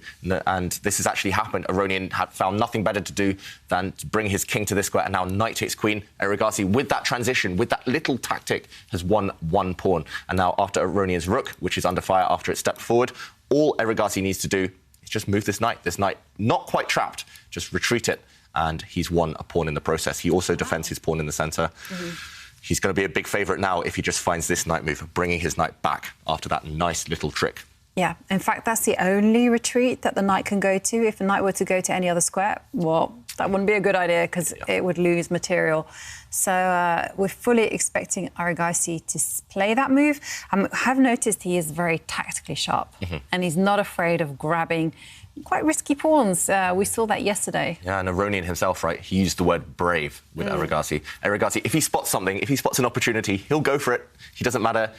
He doesn't care, kind of, if there's maybe counterplay, if there's consequences. He doesn't necessarily just want to keep the status quo. He doesn't want to just sit on the position. He wants to take action, and he did there, and he won a pawn in the process. But he's been having quite big chances in both of the first games today, but he hasn't been able to convert them into, victories.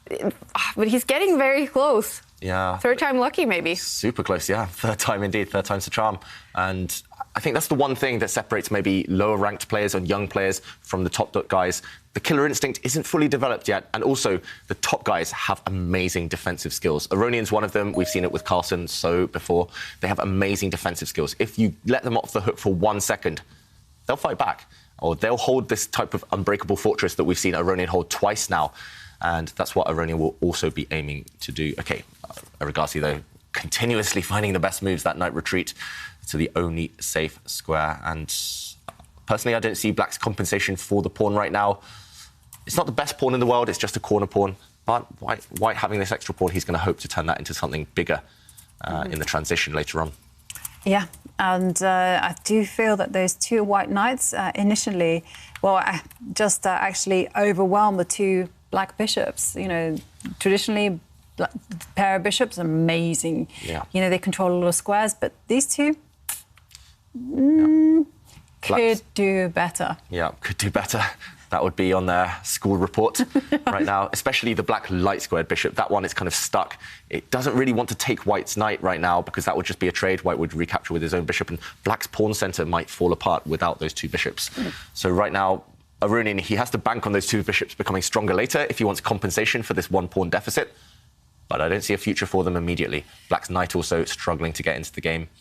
Wow. Exciting game. And so was the quarterfinal matches between Anish Giri and Vladislav Artamev. Artamev is the winner of that. He is through to the semi-final, and we're joined by him right now. Huge congratulations, Vladislav. Hello, thank you very much. So, we have said it. You basically have crushed Anish Giri in this quarterfinal. How do you feel about your performance? Of course, it's very good result for me, and I'm happy because Anish a really good player. But about today match, it was comfortable match, but still in the second game we have a very unclear structure.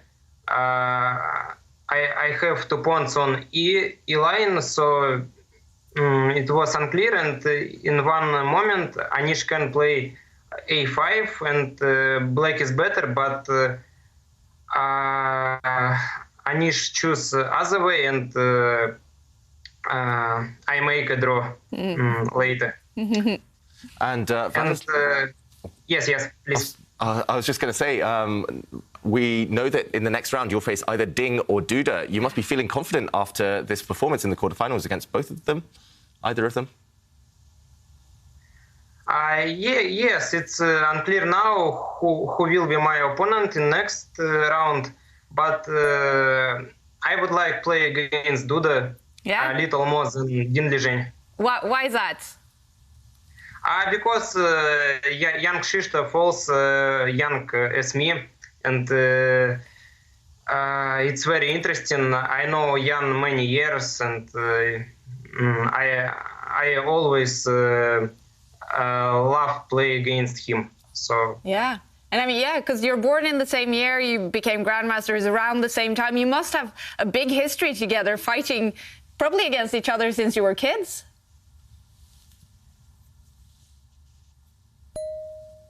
Oh, did we... You speak about... Yeah, sorry, I think we lost you for a few seconds there, Vladislav. Are you with us? Yes, I'm here. Yeah. Maybe some problems here. Now we have you. Yeah, you were saying your history with Jan-Krzysztof.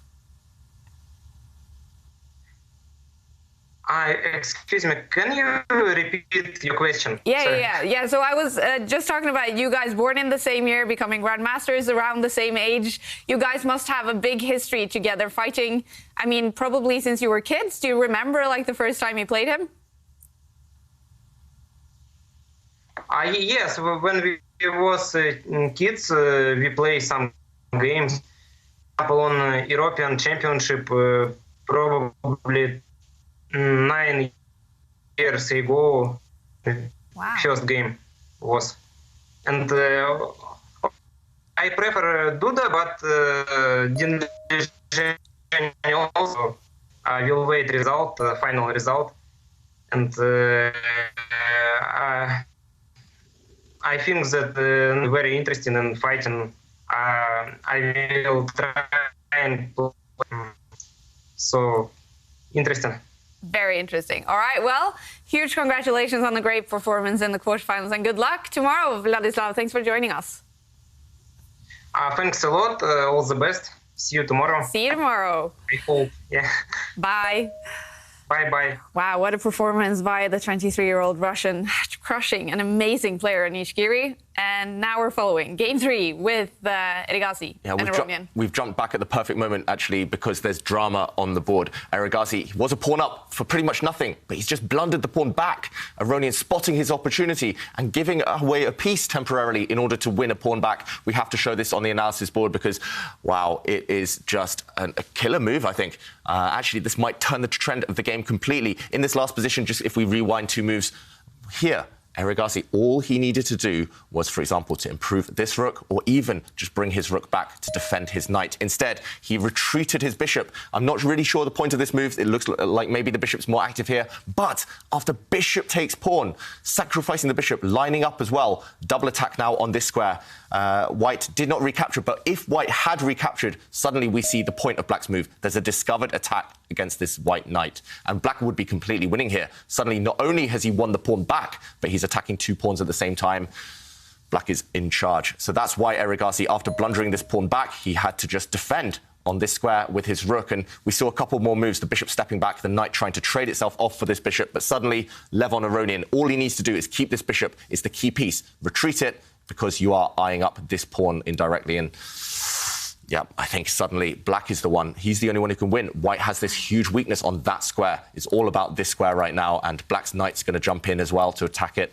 everything's in Aronian's favour. You know, I think that the trend has totally turned in Levon Aronian's favour, and I don't think there's any way back for Arjun Erigaisi. I think he is on his way to losing. You know, Levon Aronian is just supreme on the dark squares. He has this wonderful structure.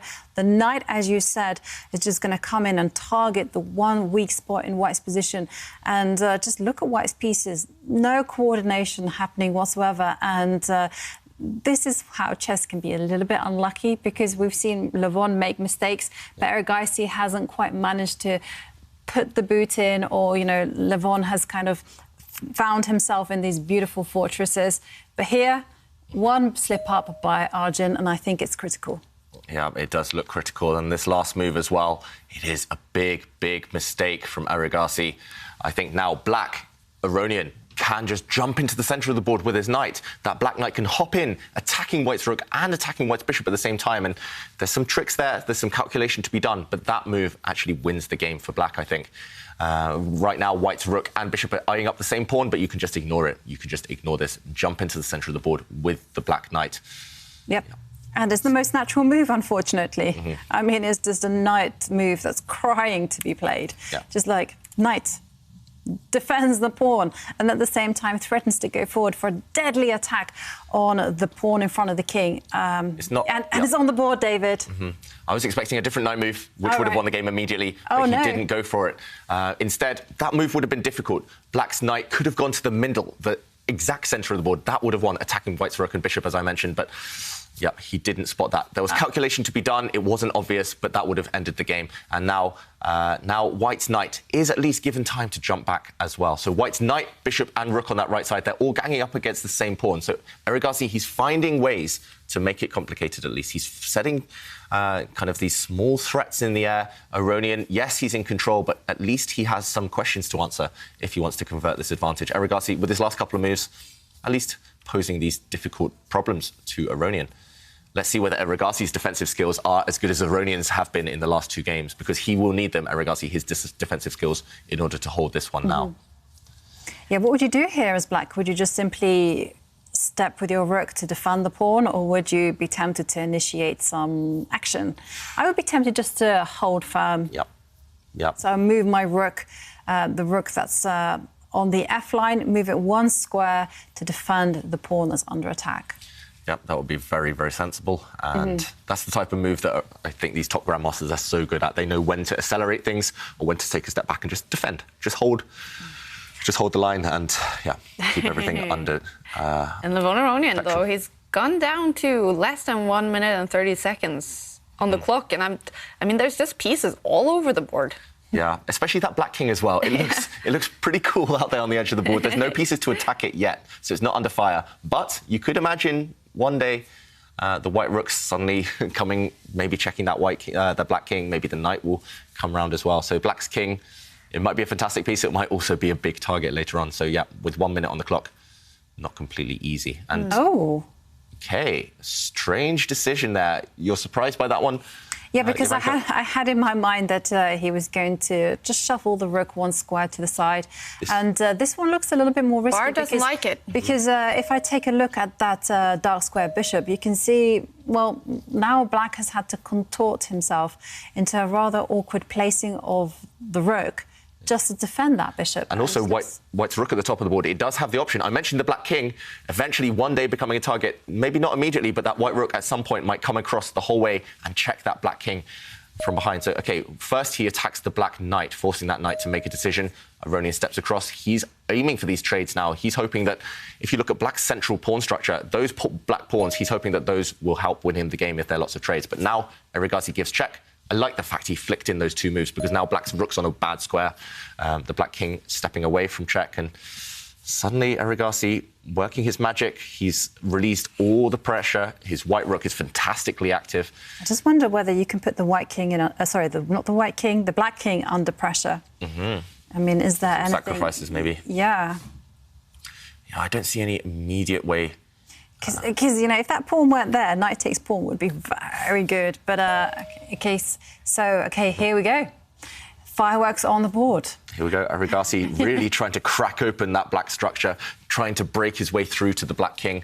I'm not sure it's going to work with no queens on the board. The Black King pretty safe, but with that last move, he's allowed en passant. So Black's pawn can actually just capture that white pawn that's just moved twice. He can capture it with his own pawn as if it just moved once. He can pretend it just moved once, take it off the board. He can capture it in passing, but I'm not so sure he wants to. All right, and I just want to mention that Game 4 with Magnus Carlsen and Wesley So just started. Wesley So he has to win that one to take it to tie-breaks. But if he wins, we will have tie-breaks between those two. If there's a draw or win for Magnus, he will be ready for the semifinals, and he will face the winner of this match, Erigasi or Levon Aronian. And it could all be down to what happens in this game. I mean, even if the bar now says draw, what is the most likely, do you think? All three results are possible. No, I mean, I have to say, I think Black is wandering a little bit of a tight alley, because like you can see here, pawn takes pawn. Now you cannot play knight takes pawn, because if you play knight takes pawn, white rook will capture the bishop, and then the rook will then skewer the knight and the king. So you can't do that, and that's why Aronian has centralized his dark squared bishop. And so much danger for the Black King, who suddenly finds itself just surrounded by two white rooks.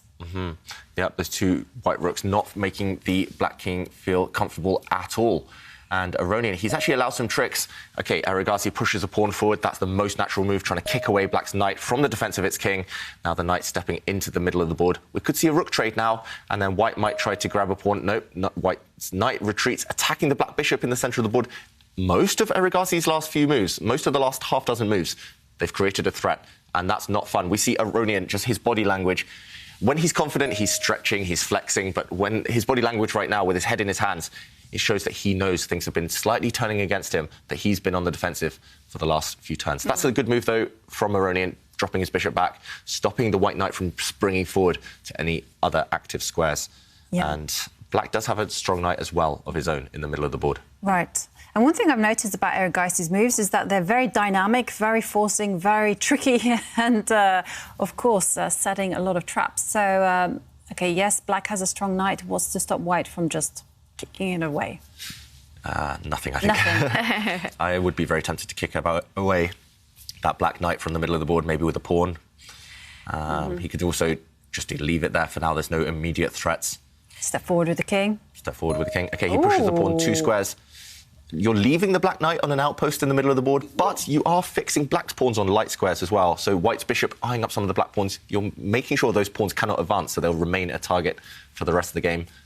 I love these unexpected moves. No, okay, I love them because they're just for surprise value. I did not expect it at all. And I mean, probably it surprises Levon Aronian. Exactly. I mean, it goes against. Is, you know, under 30 seconds on the clock here now. Exactly. And now you can see he's thinking he's just under 20 seconds. I mean, it's such an odd decision because you give Black an outpost for the knight, and knights just love outposts. These are squares that can't be attacked by pawns.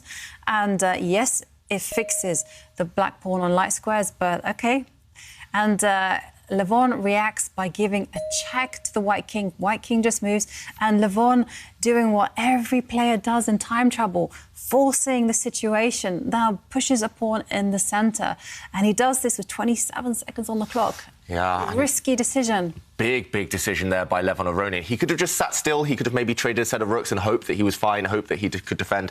But it's so difficult to do, kind of play solidly, to kind of play backs to the wall chess, solid chess, when you only have 10, 20 seconds remaining on the clock. And that last pawn push, it is actually a sacrifice. White can just capture that pawn for free, but then the Black knight will step back in front of that pawn and Black's knight will have targets. So actually, Levon is hoping that White just takes that pawn because it might create a nice square for the Black knight. It will at least make his job easier. That's what he's expecting. Erigasi knows that Levon's expecting pawn takes pawn, so maybe he's going to continue trying to surprise him. Most of his last 10 moves have been surprising, I think, for Levon Aronian.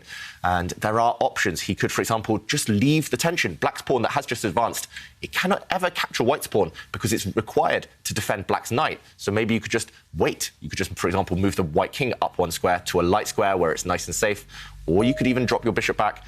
Levon Aronian reacts immediately to that. So that bishop was attacking the Black rook. Now Black's knight in the way as a blockader. It feels like, yes, Levon has found some tricky moves to stay in the game, but it's cost him a lot of time. And I don't know, I prefer White now. I like white's chances. White anytime can just play bishop takes knight and simplify things and probably guide things to a draw if he wants. Maybe there's more, though. Yeah, definitely when you look at the clocks. I mean, OK, it's ticking for him now as well. 44 seconds left for Erigaisi, but it is more time than Levon Aronian if he finds a move quite quickly now. Yeah, and OK, he needs to move. Personally, I would have just taken that knight off the board. Knights are so tricky, but pawn takes pawn makes some sense as well. Aronian, though, maybe he can just solve all his problems. He can trade the rooks off the board, play rook takes rook, and then the black knight has a choice of 2 different pawns to capture. Yeah. It feels like Aronian, he has found safety. And that's happened, so we're going to see the knight trade, and now we have it. We have bishops of opposite colour, bishops of opposite colour, not... Yep. And if the rooks come off the board now, it's a dead draw. White will blockade on light squares, black will blockade on dark squares, and nothing else to do. But first, the rooks do remain, so there's still some life left. White's rook attacking a pawn now in conjunction with its bishop. Black's rook forced to defend. And white's rook now attacking black's pawn. And I'm expecting maybe, will there be a trade? How? It's not so easy, actually, Black's rook to get bring the itself trade. across. Black's rook has to defend that pawn. Either it can step across and block the attack of white's rook, or it can step back to where it came from. OK, it goes on the counter-attack. So Levon Aronian allowing rook takes pawn check. The black king will step forward. Or can it? I think it will step back. The black king has to step backwards. If it stepped down the board, the white's rook would have continued giving checks, and that would have been very annoying. So the black king finding safety. The problem for white is, how do you keep your pawn? Black's rook on that F line is about to take a pawn. You can defend it with a rook, but then the black bishop will also attack it. It feels like everything's going to get traded off in this one. It feels... Yes, Erigaisi, he's the only one who can win still. He's a pawn up temporarily, but... Well, he's moved his rook down, and Levon Aronian just piling the pressure on that pawn under attack by retreating the bishop. And so now... OK, and now I think we're going to see a trade. We're going to see a mass trade of rook after rook takes pawn, and rook takes rook, bishop takes rook, and now we have a classic opposite colour bishops where there are 2 ships sailing in the night. And it is a draw, the third game between Erigaisi and Levon Aronian, which means they are still tied. It's all going to go down to the 4th and final game in the second match. If that is a draw as well, then these two will head into tiebreaks. If we have a winner in that game 4, that person will be heading to the semi-finals. Wow. Are you guys a little bit surprised on how good Erigaisi is playing this match? Yeah. Every single day he comes with new ideas. He continues to surprise us. Today's match, you could argue he could be 2-0 up before this game. He could have won it already. So Erigaisi, yeah, even in this game, we remember he did actually blunder when he was almost winning, but he fought back and held easily, even putting pressure on at the end. Very impressive from the teenager. Yeah, and we are about to find out who will be through to the semi-finals. As we mentioned, Erigaisi and Aronian, they tied the first match yesterday, 3 draws today. Everything to play for now in game 4. If that too is a draw, then they will play those tiebreaks to decide who goes through to the semi-finals. Dingli Ren and Jan-Krzysztof Duda, they are also tied both after the first match and the first 2 games today, currently playing game 3.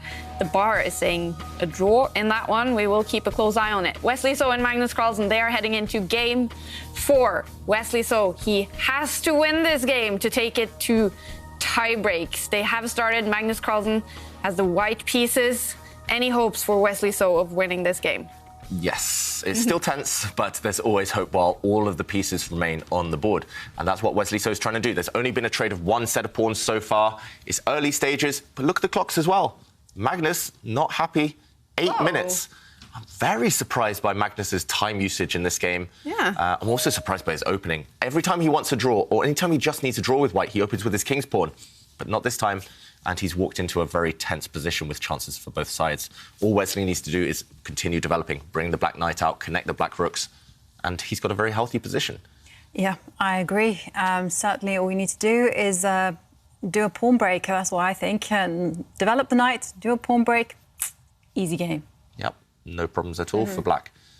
This is the type of position which you show to players, especially on the black side of this opening. You just show them, okay, this is what you're aiming for, just to neutralise the pressure, put your pieces on good squares, especially black's light squared bishop, put it there, break out in the centre, neutralise your opponent's army, and yeah, I don't see any advantage here for Magnus Carlsen. That isn't to say that white's done anything wrong. White's not in trouble at all yet, but it's not pleasant with the white pieces when you're aiming for the advantage, when you want to be creative, when you've been spending a lot of time on the clock like Magnus has. You want to kind of have something to show for that. But this time, nothing to show, and that means the pressure's on Magnus. Wesley, he'll be content. He knows that the momentum is on his side after that last win in the previous game. Yeah, and Wesley now thinking, and he actually chooses the most direct way in this position, and he challenges White's stronghold in the centre with his pawn. And OK, this is definitely the most combative approach. And if Black gets away with it, Black will have the dream opening. Is there any way for White to put something under pressure? And I'm primarily thinking of maybe... well, I have to do something. You have to do something as White. And I was thinking of this move because then you'll try at least to get a knight for a bishop, get something concrete. Yeah, that last move makes a lot of sense. And the evaluation bar slightly liking White's position here. So White dropping back the knight, he's just trying to capture this bishop. But on the last move, we should say that, OK, Black bringing his knight out, we should say that in this position after Black push forward, if you ever want an advantage with White, you cannot ever allow a structure like this one. After pawn takes, bishop takes, we see it's complete symmetry. But these two Black bishops, this Black bishop is fantastic on the long diagonal. If you ever try and block it out, if you ever try and push this pawn to block this bishop, look at this one. This one comes to life suddenly, and White would be in big trouble after, for example, the knight jumping forward, lining up with the knight and bishop. So you can never allow this type of pawn structure where you have no active pieces. Only Black can be better here with these two fantastic bishops. And that's why, trying to get rid of the two bishops, White has jumped back with his knight. And Wesley saying, yes, you can take the bishops, but it's costing you time. He brings his knight out. And now if White continues his plan, knight takes bishop, this allows Black's knight to get active. A nice outpost anchored by a pawn on this square. And also from here, maybe just going to eliminate some of White's pieces, White's bishops later on. That Black knight is going to be a real thorn in White's side, in White's half of the board. It's going to be really annoying for Magnus to deal with. So Wesley So doing everything perfect so far. I don't think Magnus should immediately capture this bishop, but the problem is what else to do. Yeah. I mean, actually, yeah. The more I look at it, the more it's like, I don't see any other move. I'm not going to develop my dark square bishop. You're not going to develop your rook, so you might as well. He has done it. He's done it, and now, I reckon that he should keep the dark. The light. Oh, OK, he doesn't. Okay. He chooses just to put his bishop on the long diagonal and try to get some concrete play. This is very, very solid stuff from Magnus. Yep. He's not taking risks here. Yeah, Magnus not taking risks. He's allowing Black's knight to capture White's bishop because actually that would lead to opposite colour bishops and most likely a draw. So he's kind of trying to bully Wesley with the fact that Wesley needs to win with Black. And yeah, I don't really like it at all for Magnus. I think that this is really playing with fire. He's given everything Black wants to Wesley, but maybe it's still solid enough. You are White, you don't have any weaknesses yet. So Magnus should... OK, Wesley there, looking a bit surprised. But yeah, Magnus, he should hold the draw, but he's going to be in for a bit of suffering, I think. He's going to be made to work hard for this half point. So it seems in both the last game and this game, it's Magnus just putting himself under pressure. Yeah. The last game, I don't want to be harsh, but there were some bizarre decisions by Magnus not to repeat the moves at one point and to allow this pawn race where he was always behind. Wesley's finishing it off perfectly, really nicely, really smoothly. Maybe he just wants to really play some more chess today, Magnus. Play himself into form, that's right. Yeah. But he will live to regret it. If Wesley can somehow put pressure on this position, I mean, the Black rooks are ready. They're ripe to just swing to the centre. If Black can put some pressure on, if Wesley ends up winning this, Magnus will be kicking himself for not finishing off this match when he only needed a draw in 2 games. Yeah, that would be very painful for Magnus. But OK, we're not there yet. Still 1 game left.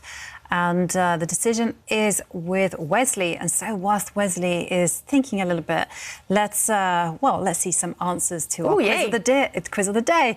And we're asking, what is your favourite golden moment in sports? And Aldrain says that their favourite golden moment in sports is when LeBron James won the 2016 NBA championship against Golden State. And Magnus probably follow that. I know he loves basketball. Yeah, he does love basketball. I've heard it's a very strategic game. You know, it's like these huge men, like over 6'10" or something, whatever, and they're just like occupying. So there's not that much space when you think about it. So, yeah, I used to play it when I was a kid. Oh, did you? Were you good? No. No, it was for my middle school, so it was nothing serious. Oh, well, cool. I once entered a swimming competition as a kid as well. Came last. Oh, well, someone has to come last as well. Exactly. It was my first and only attempt. And I actually heard that kids who do really bad in sports when they're very young maybe become the best at what they do later on because they learn that they need hard work and to practice. Yeah. And Anshu tweets, says that their golden sports moment came just yesterday when England beat Germany 2-0. 55 years since the last knockout victory over Germany. Yeah, we'll be living a long time on that moment, won't we, David? Yes.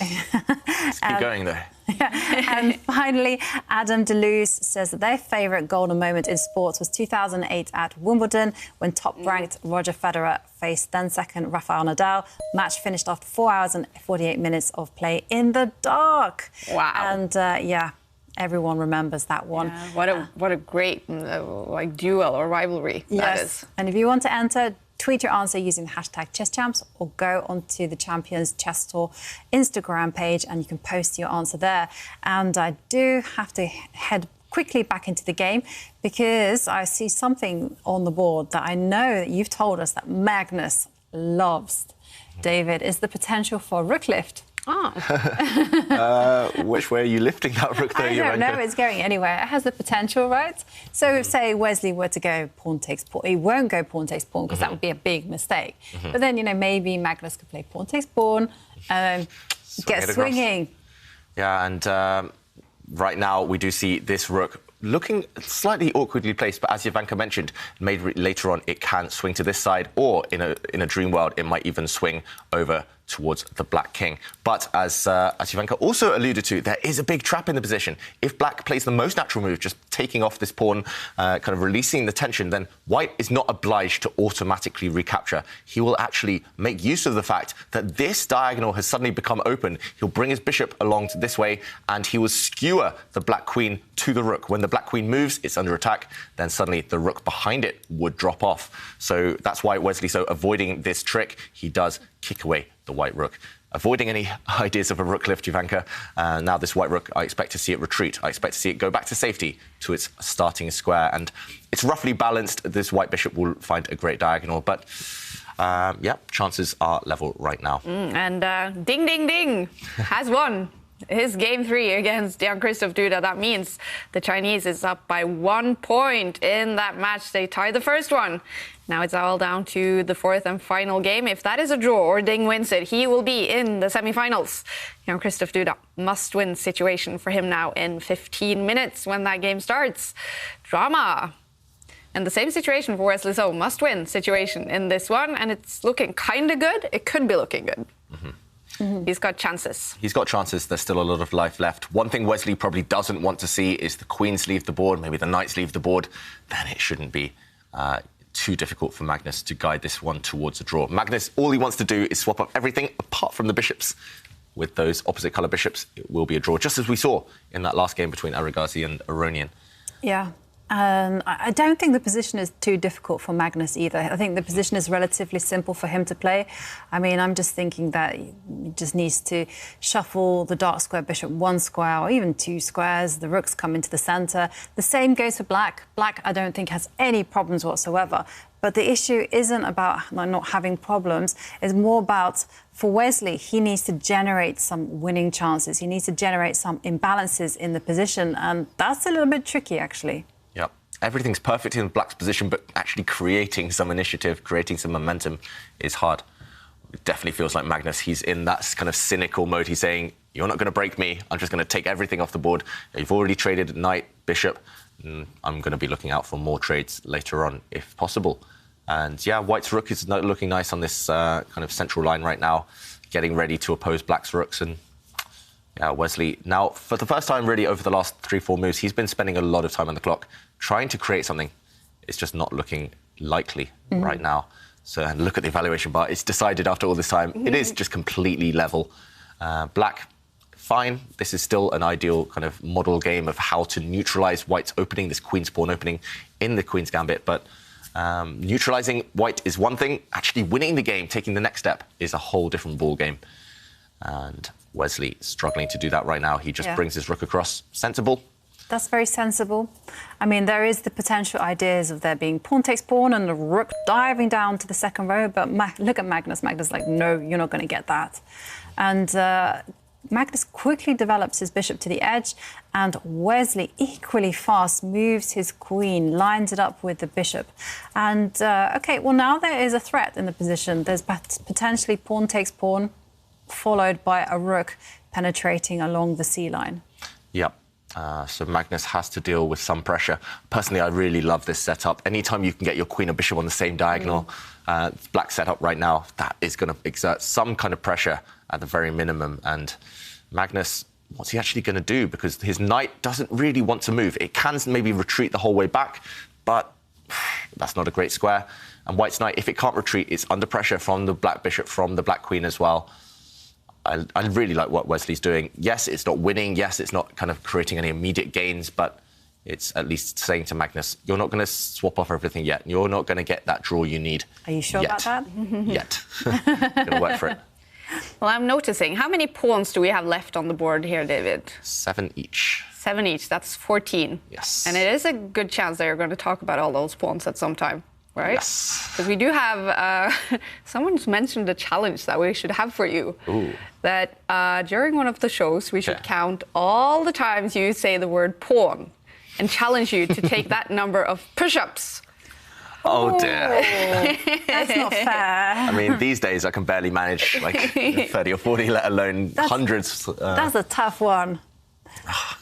Maybe that's incentive for me to go to the gym, though, so maybe it's a good Yeah, challenge. but even so, because we're saying pawns all the time.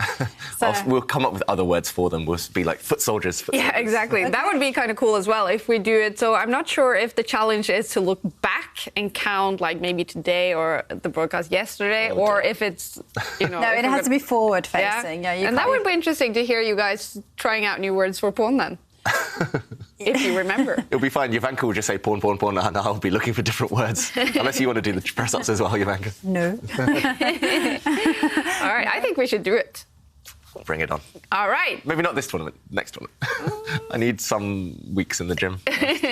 We can follow your progress then towards the pawn push-up challenge. Ooh, I like that. Pawn push-up challenge. Oh, dear. Yes, we will have it. David, accepted. Chili Willy accepts the pawn push-up challenge. Really need to learn how to say no. OK, so meanwhile, there has been some small developments on the board. We did see a pawn trade, and the white rook stepping across to put pressure on black's isolated pawn. One. Oh, I mean, isolated foot soldier. And right now, Wesley, I was going to say he can take a foot soldier. He can actually capture something right now, and maybe it's tempting for him, because if he doesn't, then the opportunity might slip, it might pass. This might be a one-time offer that Wesley So can try to initiate some kind of tension, some kind of pressure on White's position, and actually I think Wesley, he has to go for this. If not, then White is simply going to gang up on this pawn, and White is going to be completely fine, at least. Right now, Wesley has the opportunity to take this pawn before it gets defended, and if White now continues with this plan, I think Magnus wants to take black's pawn, levelling up the material. Now black can step back with his knight, attacking this bishop, and Jovanka, actually, no matter where this bishop goes, even if it goes to a nice central square, suddenly we see a rook trade, and what are we going to see? Wesley's going to go up a foot soldier. He's going to take a pawn. I mean, accounting. He's going to take this this Lone Ranger on this side of the board, and suddenly black has an extra pawn. 4 and 5. I think we are up to 5 now. Just in the minute after we launched the challenge, we're up to 5 push-ups. Yeah, this is not possible, is it? This is going to be tough.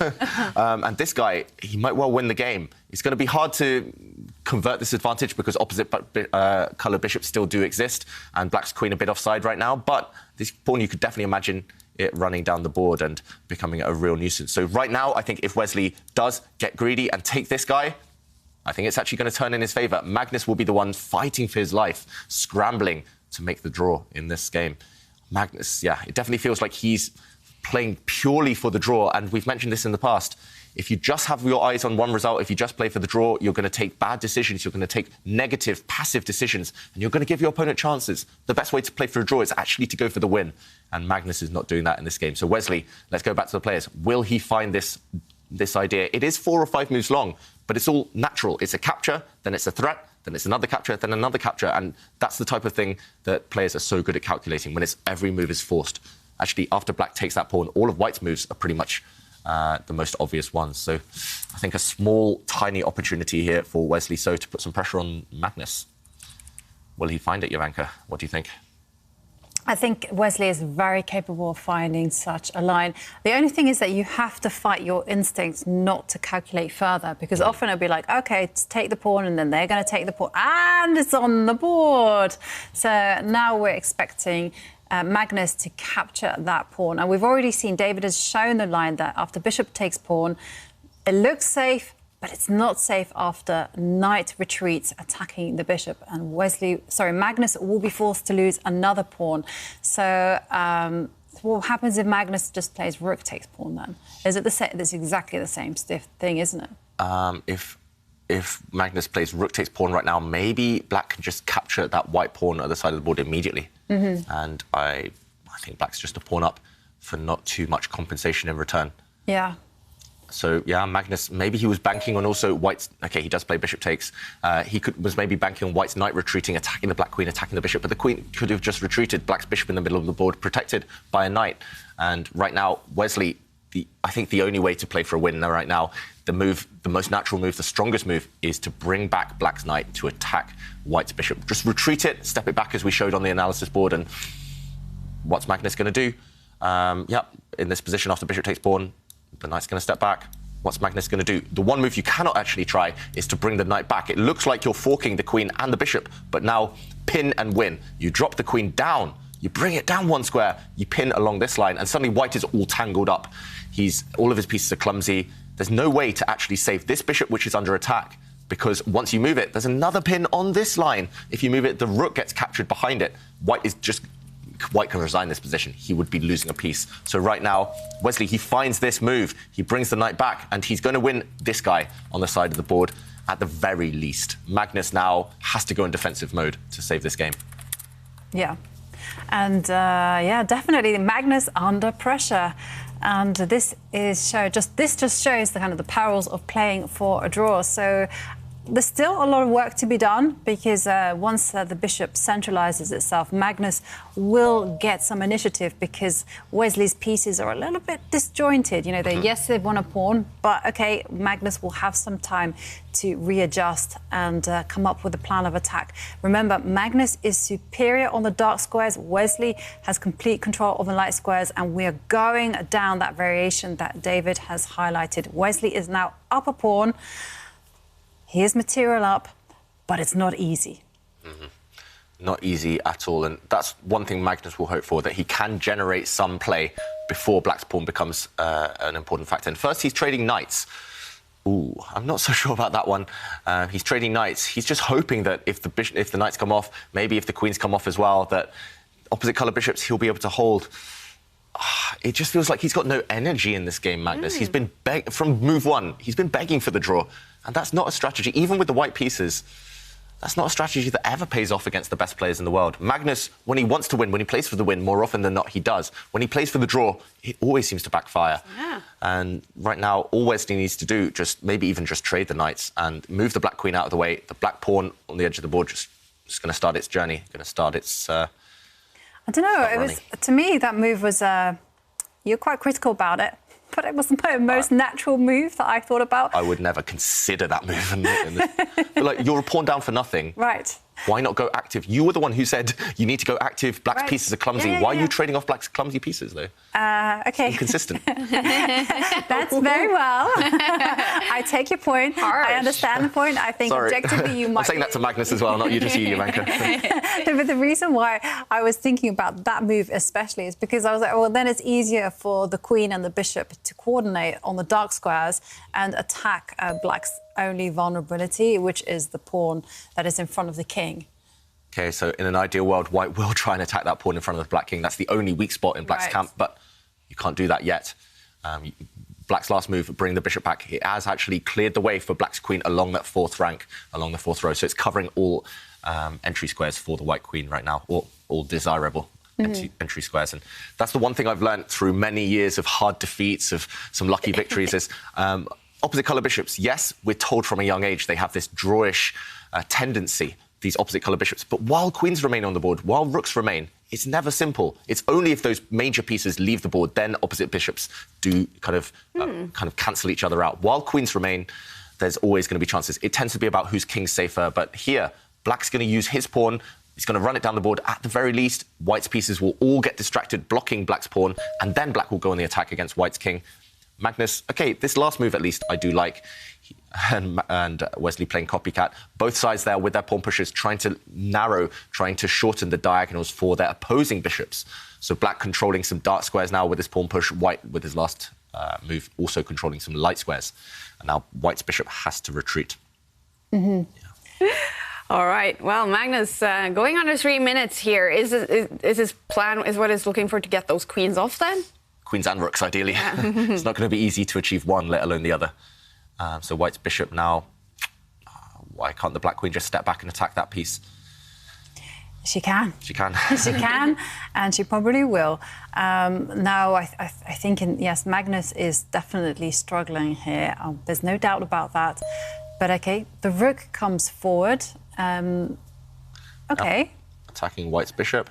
And now, where is White's bishop going to go? You don't really want to be putting it on the same line as the rook, because then there might be some pin and win issues there. Yeah. You don't really want to be moving it away from the action, because it just looks a bit miserable if you just tuck it away. It's just doing nothing. And when you have situations of opposite colour bishop, it's all to do with weaknesses and usefulness of the bishop and how effective they are. And yeah, that's not good news for Magnus. It's an excellent move by Wesley So. And, oh, he's talking to himself, giving him some words of inspiration. Wesley is very known for doing that kind of thing. I remember once he lost the game, right? For writing little notes to himself saying, you know, come on, you can do it, Wesley. A really infamous incident in St. Louis where he was writing on the back of his score sheet, but that wasn't allowed. He was writing motivational stuff to himself, and he did get disqualified from that game. Wow. But, yep, he did yawn a bit. But this is also, we should mention, this is the type of position that Wesley thrives in. He loves the positions with no real risk of losing.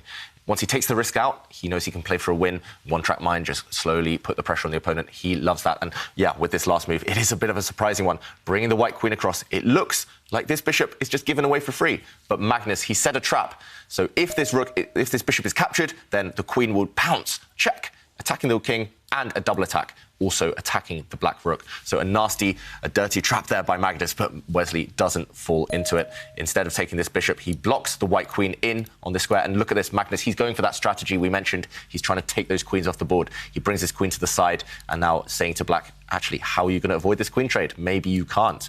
Not in a convenient way, at least, because if you run away from the queen trade, there might be ideas later on of pinning you on this line. So right now, Magnus trying to get those queens off the board desperately with this last move, bringing his queen to the side. And if we see the queens disappear, then still some winning chances for black, but at least now Magnus knows he can continue bullying Wesley. He can continue trying to bullying with the threat, the idea of this rook exchange. If the rooks come off, it's a dead draw. White will just blockade on the dark squares. So step one of the plan has been activated with this last move, offering the trade of queens. Well, Wesley has stepped back with the queen. So now we're entering into calculation zone because, OK, the queen and the bishop are lined up. So now white will be working out what happens if the rook just moves one square to the left and pins the bishop and the queen. And what happens next? Will the black queen move forward and attack the pawn? Yep. I think if white's rook just slides across one square, you can't defend the black bishop. You can't use the black rook to defend the bishop because actually the black rook square is covered by white's bishop. So you have to counterattack against the white bishop. You have to move your queen to a square that attacks that piece. So I do expect to see that move from Magnus. It's the most direct move. It's the most obvious move. And it works out pretty fine, I think, for him, just bring the rook across one square. But he doesn't. He doesn't do it. He surprises us all. And he just picks up his pawn and pushes it one square and gives the king a little bit of space. Now, that was really surprising to me because I didn't think that he had the time to play such luxurious moves. Now I think that Wesley's just going to come down with his queen. Activate. Activate. Okay. Activate. What's wrong with that? Probably nothing. Yeah, so right now, Wesley, so he has one move, luxury. He does have a timeout now because Magnus kind of played that slow move. He has a timeout to do something, and he doesn't activate the Black Queen, as you predicted, Jovanka. He instead pushes a pawn. So he's cleared the retreat for his bishop. So the Black bishop now has many squares to retreat to. Previously, it was a bit boxed in, and it feels a bit strange. It feels a bit loose for Wesley, that last move. But now now Magnus tries to pin that bishop. Now it's pinned and try to win, but Wesley will just activate the queen, move it forward, and counter-attack the bishop that is there on d6. All right, I'm just going to mention Duda Ding. They have started game 4. Duda needs a win in that one to take it to tie breaks. Any other result, Ding will be in the semi-finals. And big changes. We see the bishops leave the board. The queen's also leaving the board. Oh. And now it's a pure rook and pawn endgame. That white rook, however, has found a good square. It's cutting off the black king. The black king cannot step forward because of that rook advance. And now white's rook is going to station itself on the next couple of turns. It's going to station itself behind black's passed pawn, black's extra pawn. So 4 versus 4 on one side. They're going to kind of balance each other out. Magnus is going to hope that the white rook is active enough to neutralize black's extra pawn. I'm not so sure. I do think this should be a draw. I'm slightly confused why the evaluation bar is so far in Wesley's favour, but Magnus, again, he's banking on his endgame knowledge, his endgame skills to hold this game. Wesley now going after some of the white pawns. Yeah, I mean, I must admit, I don't have a handle on these type of endings. You know, I've played them with white, and I played them on the black side of things when I've been defending and attacking. And when I've got the extra pawn, I've drawn them. When I've been defending against the extra pawn, I've lost them. Yeah. The bar is loving it for Wesley here. Yeah, it's strange. If you ask me, I would have said this is most likely a draw. Oh. And I've studied very similar positions to this. Again, like you say, Jovanka, I spent about 2 weeks studying virtually this exact endgame, except maybe a set of pawns less on the right side of the board. And most of the time, it's a draw in this type of scenario when black's rook now forced in front of its own pawn. White's rook doing a great job, not only of stopping black's pawn, but also keeping black's king passive. So I'm surprised the evaluation bar thinks that black is winning here. Maybe there's some specific ideas. I don't see them yet. I mean, but it's a very complicated ending because it's all dependent on how the black king will travel and assist its pawn, because there will come a stage when this will happen. The black king will make a journey to the left and will abandon the pawns on the right. And then the play will all hinge on whether white can gobble up the pawns in time and create enough counterplay there and just to confuse the issue. But Wesley's shaking his head quite furiously there a moment ago. Maybe he thinks he's not winning either. To be honest, if it was me, I wouldn't be confident in the winning chances as black. Still no risk, still nothing bad to worry about. But that black pawn, no matter how far it goes up the board, it's going to get an eye is going to be kept on it by white's rook. Okay. Okay. But why not just... So Magnus just giving a check to the black king. If the black king tries to come towards the centre, white's going to give another check. The black king is forced to protect its own pawns on that right side. Yeah. That's the issue. You can't bring the black king over to the other side yet. You have to time it correctly. Maybe black's winning plan is actually to push some pawns on that right side to create a second target, a second weakness.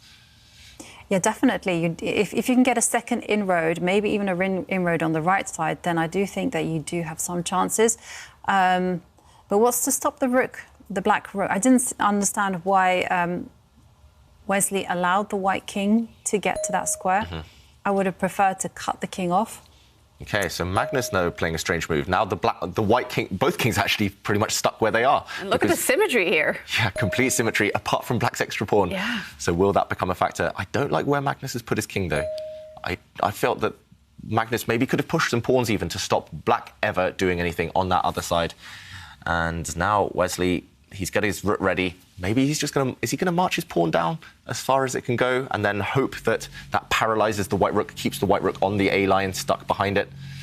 That's the only thing I can imagine in this position. I've had that happen to me before. I actually drew that game. They marched the pawn all the way to there, and then they marched the king all the way around. Wow, which is very dangerous. 3.6. Now it's actually quite dangerous. Now it's super dangerous for white. Magnus pushing pawns when he doesn't need to, putting his king on the edge of the board when he didn't really need to. No. Yeah. OK, so Wesley is just going to advance his pawn. One thing I would be tempted to do as well for Wesley, I'm not sure whether you should do it yet, but you could also bring the rook up one square, make sure the white king has no retreat. I'm not sure you want to yet. As you mentioned, pushing the pawn is the most likely. And then white's king may step back. And this type of scenario, I don't think black should do this immediately, but just to illustrate the point, black, once your pawn is here, white's rook is stuck on this line forever. If white's rook ever moves away, you just move, and then you'll make a queen next move on the next turn. So white's rook is stuck here. So white's rook is stuck, white's king is stuck as well. For example, white's king can never move towards the black pawn because the rook swings across. We've seen this in a previous game, actually, between these two. Rook captures, and then a check at the end, and a skewer. Next move, black wins white's rook. So white's king is stuck, white's rook is stuck in this position as well. So white just has to wait back and forth with the king, back and forth with the rook. And now black's king has a free run. It's going to take a long time, but the king will just walk towards the white rook, then it's going to try and step down towards the board, and it will get checked a lot along the way. It's not clear there's actually a path through for the black king. Maybe there's actually no way to win, but white has to just sit and wait and cross his fingers that black can't win this one. You know what, David? I'm thinking that there is a way to win. That white's pawn structure there is very shaky, very loose. And once you've gotten the king, because the king will snake its way round. Yeah. Once you've gotten it there, then it's all about weakening white's pawn structure. And that's the easy bathtub to do. pawn structure. Looks like a bathtub.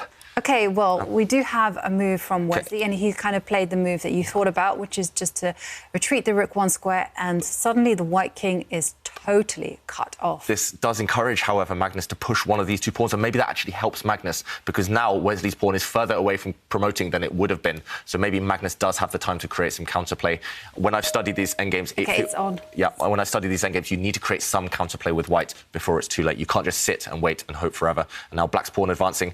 Maybe white can just step the rook back and try and create this threat, force black to capture you, because then at least white has something to hope for. White has a pawn of his own to keep the black king occupied. And, OK, he doesn't do this, he trades. Let's go back to the players.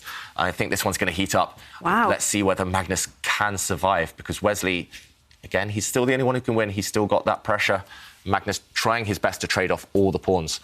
I remember, again, when I've been studying this, if you can trade off all the pawns, you should, or if you can trade off as many pawns as possible and go active with your own king. So white's king hoping that black trades a set of pawns there, so white's king goes forward. The bar is not able to decide here. It's swinging back and forth, but right now, it's definitely going down for Wesley So. Yeah. I don't think he should have allowed these pawn pushes. I think he should have followed Jovanka's plan of just pushing the pawn as far as he can go, as quickly as possible, paralyze the white pieces, the white king, the white rook, as we showed in that earlier variation, and then it's slow, but you can remaneuver the black king. Yeah. And right now, look at this. The black king is actually trapped. The black king cannot come forward anytime soon. He's going to have to take a step back if it wants to activate itself. It's not going to be easy anymore. What do you guys think now? Are we seeing Magnus heading to the semifinals, or are we heading into tiebreaks?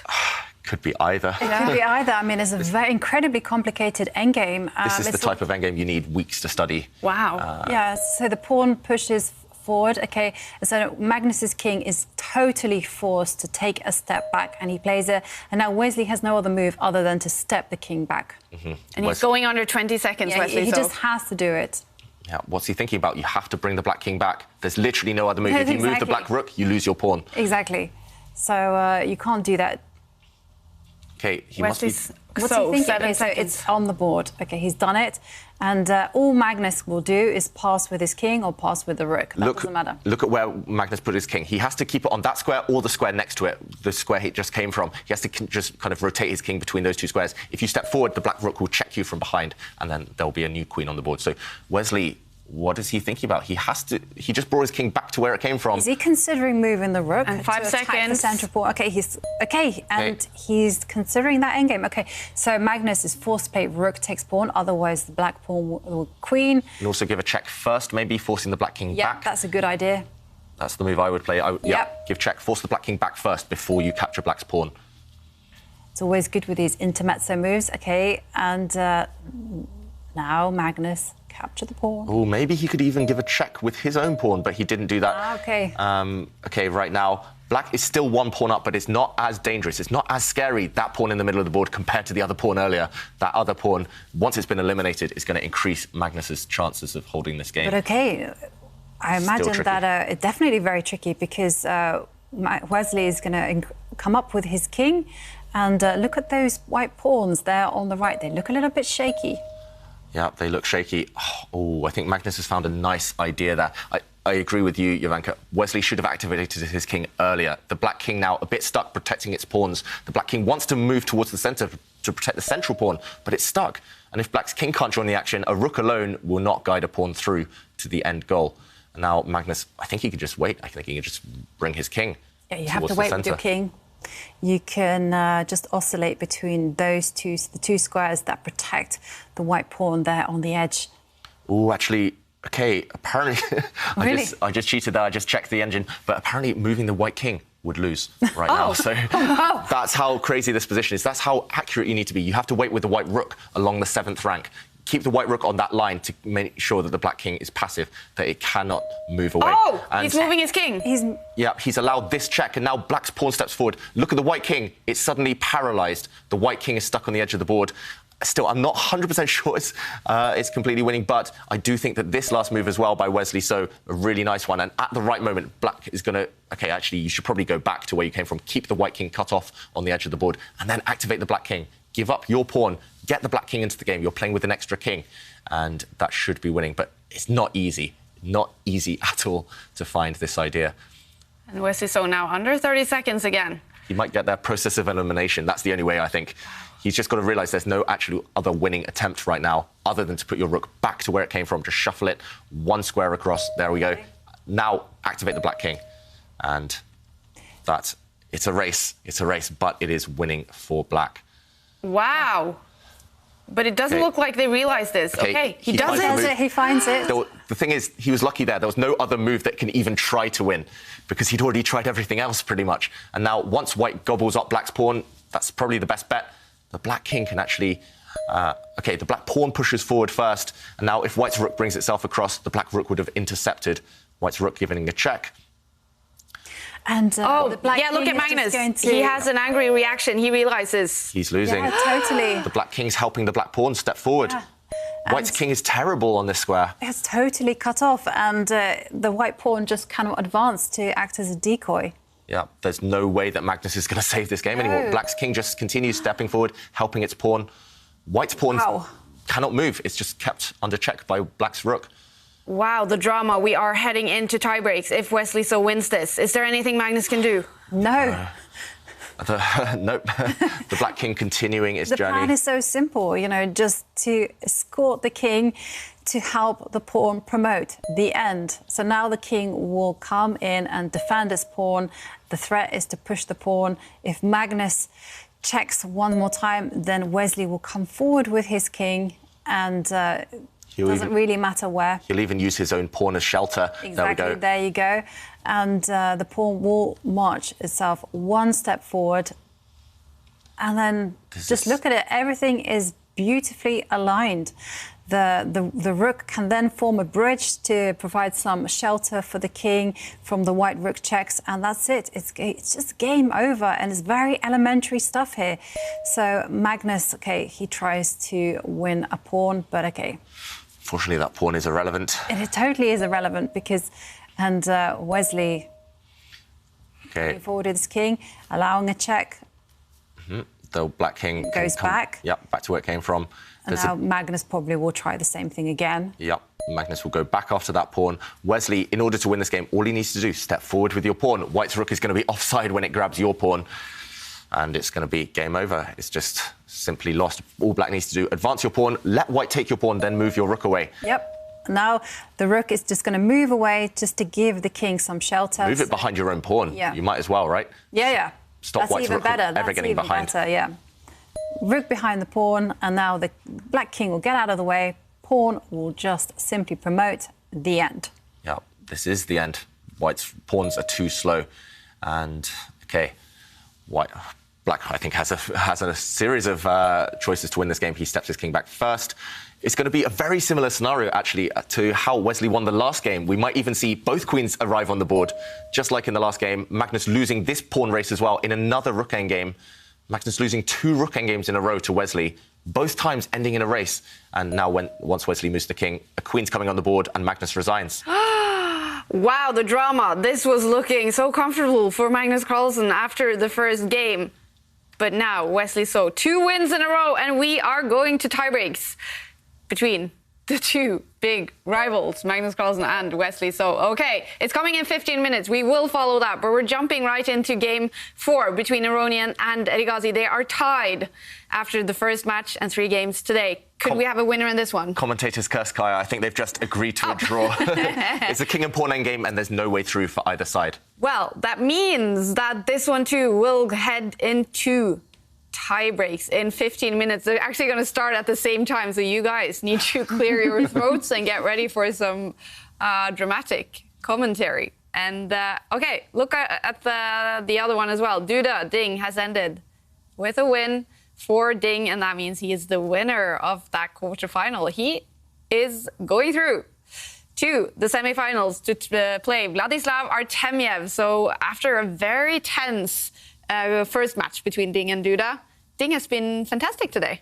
Yeah, absolutely. You know, especially after he lost the first game, but he came back and won 3 in a row. So amazing stuff from Ding. Yeah. Just goes to show what a strong player he is. World number 3, and it's so nice to see him finally qualify, go to the quarterfinals, take it to the semifinals, because we finally get to see what a great dynamic player he is. Yeah, fantastic. All right, well, the drama in the quarterfinal between Wesley So and Magnus Carlsen, I mean, they never disappoint us. It's always dramatic. Wesley So, a huge comeback here, 2 wins in a row. And this one, David, what happened? It didn't look too dramatic for Magnus, but suddenly...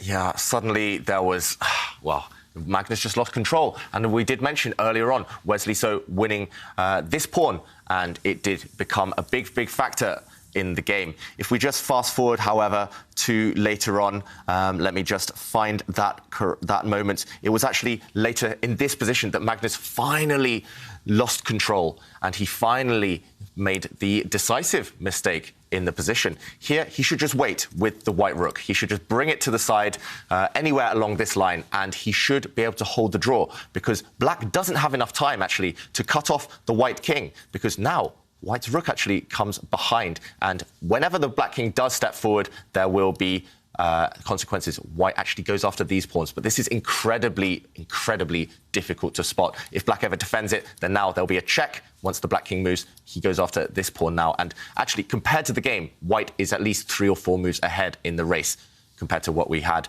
And this was incredibly difficult to find. We cannot fault Magnus Carlsen for making this mistake. Probably his mistakes arrived earlier on, a small series of mistakes adding up. Instead, this move ended his resistance. He brought his king to the side, Black gave check.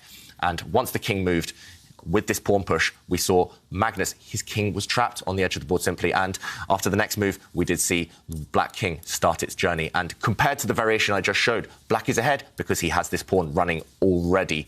And in the end, it came down to 1 or 2 moves, but Magnus was just too slow with his plan.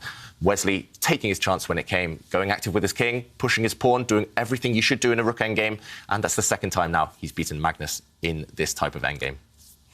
Wow. Wow. The quarterfinals drama continues. Let's take a look at the results here, because 2 of the quarterfinal matches have finished, and that is between Vladislav Artamev and Anish Giri. The Russian, they're crushing Anish Giri, who has not been in form, unfortunately, but Vladislav Artamev is through to the semifinals, where he will face Ding Liren. Now, he played a tough match against Jan-Krzysztof Duda yesterday. They played draws in all the 4 games. Very entertaining draws. So they were tied, but today, Ding winning 3 games. So he is through to the semifinals to face Artamev. But the other semifinals, we have no idea who will play there, because Erigazi and Aronian, they have played 4 draws today, so they are heading into tiebreaks. And Magnus Carlsen and Wesley So they are also heading into tiebreaks. Both of them coming up in about 10 minutes. So before that time, since this is the Goldmoney Asian Rapid, Askild was talking to a few of the players before the tournament and asked them about this fantastic thing, gold. Welcome to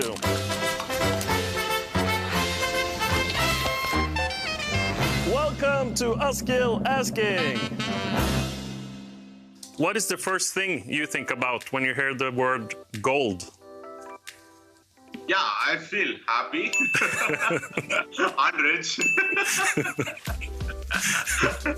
Yeah, that's the first. No, I mean, it's like such an amazing name, actually. I really loved it. So I was like, I'm happy to be part of the exact one, Goldmoney. Yeah, the whole thing is very cool, I think. Yeah. I think nowadays, whenever you hear the word gold, you hear Bitcoin and money. But when it comes to chess, I remember winning my first gold medal as under 14 champion, world champion. And yeah, I mean, that would be close second after Bitcoin. But I have some like ring and stuff, yeah, chain. Like in India, we have this tradition to have a lot of jewelry. Like the safest investment is to have some gold. Is it like gangster chains or is it more... No, like the normal, not gangster, just a normal one. Yeah. Normal change. I have the gold medal from Olympiad. Okay, bring it. We'd like to see it.